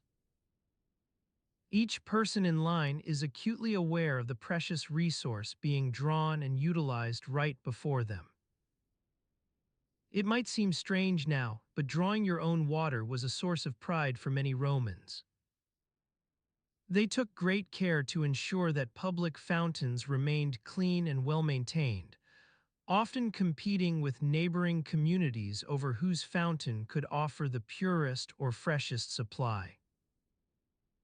You finish filling your container and move back into line, exchanging nods and smiles with others as you wait once more. Your thoughts drift towards all those unripe olives left to ripen in the sun for future consumption, a constant reminder that life in ancient Rome is never truly still, even at times like these when routine tasks fill our waking hours. As you lay here now, enveloped by darkness and quiet, your mind remains suspended within this world of yore.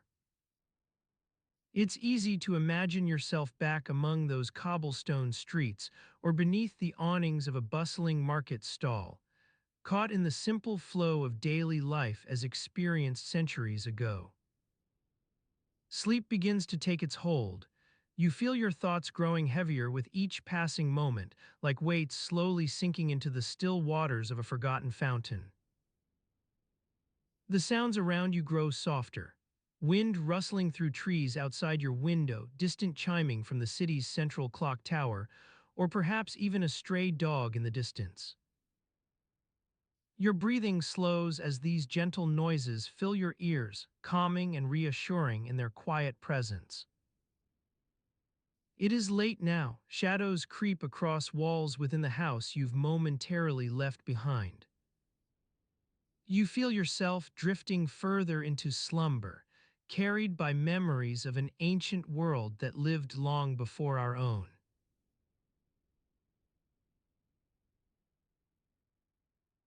As you continue to drift off to sleep, the memories of ancient Rome linger on your eyelids like a gentle mist on a summer morning. The sounds of the bustling streets have grown fainter, replaced by an unsettling stillness that whispers through the darkness. In this quiet moment, imagine yourself back in a Roman insula, one of those dense apartment buildings where you live with neighbors so close they can hear each other's every snore and sigh. Your bedroom is small, lit only by a single oil lamp perched on a rickety table beside your bed. The flame casts flickering shadows across the walls as it burns with a soft hiss. You lie there, feeling the weight of another long day behind you. Another day spent navigating the narrow streets, dodging merchants and priests, and occasionally stopping to buy some fresh bread or olives from a street vendor. Your stomach is still rumbling softly in your chest, protesting the meager meal you shared with your family earlier that evening. As you settle into bed, the scent of worn wool and cooking oil wafts up from the fabric surrounding you, your tunic, your blanket, even the cushions on the stool beside the lamp. It's a smell both familiar and comforting, like coming home to a place that has been yours for as long as you can remember. The room is warm, but not too warm, just enough to make you feel cozy without making you sweat in this stifling heat.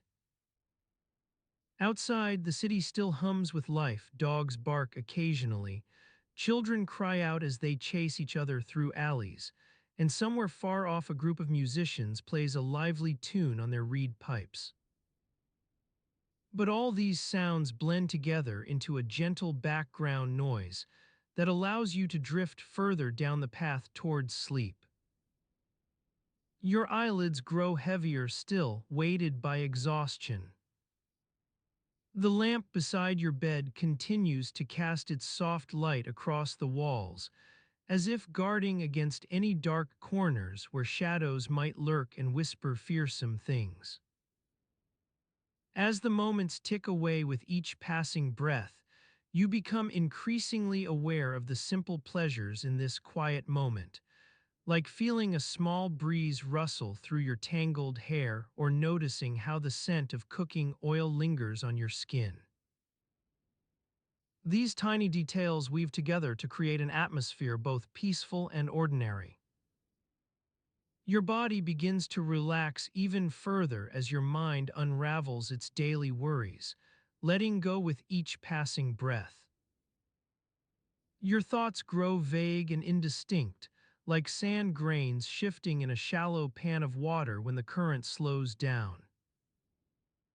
They don't quite disappear. Instead, they fade into the gentle background noise that surrounds you. As sleep claims you more firmly, your vision begins to blur and distort. You start seeing the shadows on your walls as shapes from ancient myths. There's Pan lurking behind his flute in one corner, while Cupid is perched above a nearby alcove, watching over you with an amused expression. In another spot, a shadowy figure of a long-forgotten ancestor seems to lean against the wall, smiling down at you. You feel your eyelids heavy and unresponsive, as if they've grown roots into the bed itself. The room remains in darkness except for that single oil lamp's gentle glow, which sends soft shadows dancing across every surface like tiny courtiers attending some mystical ceremony. Your breathing slows to a gentle pace, almost imperceptible when measured against the distant sounds from outside. Your thoughts grow indistinct and hazy. Your attention drifts away from them as they wander off towards some forgotten corner of your mind, leaving behind an empty space that's both soothing and peaceful. As you slip further into slumber, memories begin to surface, brief images from a day long past, running through the forum with friends during festival celebrations, tasting fresh bread straight from the oven at a street stall in the Subura district, sitting on the banks of the Tiber watching as fishermen launch their boats onto its calm waters. Each recollection brings forth new sensations that mingle and blend scents, sounds, textures. Your mind becomes a patchwork quilt stitched together by threads of recollections, memories from childhood days spent playing near the imperial palace, afternoons lost exploring hidden corners within the city walls, summer evenings when you strolled along the Appian Way under star-filled skies. In these soft moments, your thoughts lose all sense of direction like boats drifting on a quiet lake. Your mind continues to wander and roam, but finds itself back in that same patchwork quilt, rewoven with new memories as they arise from some forgotten corner of your heart. As you drift deeper into the realm of dreams, images continue to emerge, glinting sunlight reflecting off the marble floor within a grand villa, sounds of clinking glasses at an evening dinner party hosted by a wealthy merchant family, or perhaps the gentle feel of sand beneath bare feet on a sun-drenched beach along the Mediterranean coast. Yet even as these recollections unfold like intricate tapestries, your awareness remains present, observing from a distance with a detached curiosity. Your mind doesn't quite disengage itself, but stands back and watches its own wanderings, allowing you to appreciate their gentle beauty without getting caught up in their flow. Your breathing becomes almost imperceptible now, so quiet it blends into the general background hum that fills your room. As sleep claims you more firmly than ever before, memories from ancient Rome dissolve like morning fog on a warm day. They fade away, but leave behind an indelible mark upon your heart and soul. You feel yourself becoming one with this forgotten world where time itself had a different texture, slow-moving, almost palpable in its languid pace. In this hushed environment where sounds blend into each other like shades of color in watercolors, you begin to merge with the city's ancient heartbeat, sharing its secrets and stories as they slowly unfold across your mind. The world outside has slowed down too. Night falls gently over Rome, bringing an end to another day filled with small pleasures and ordinary lives.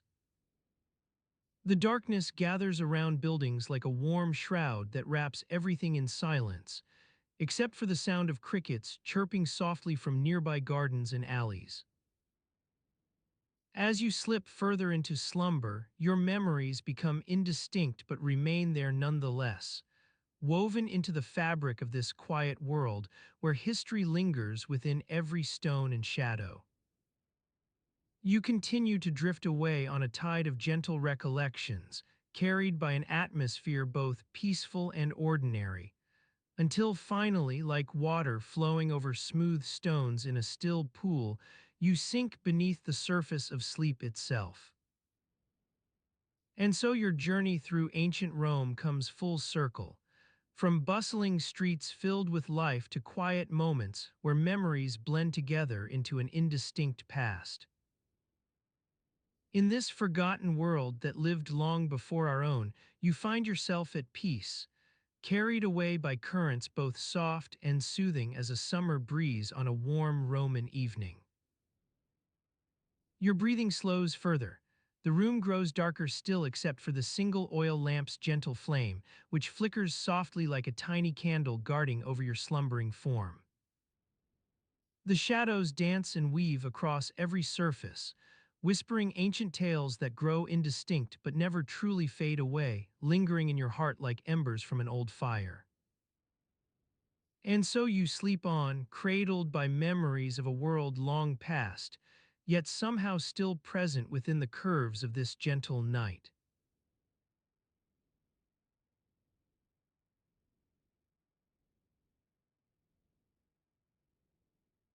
And so the ancient world rests beneath the stars.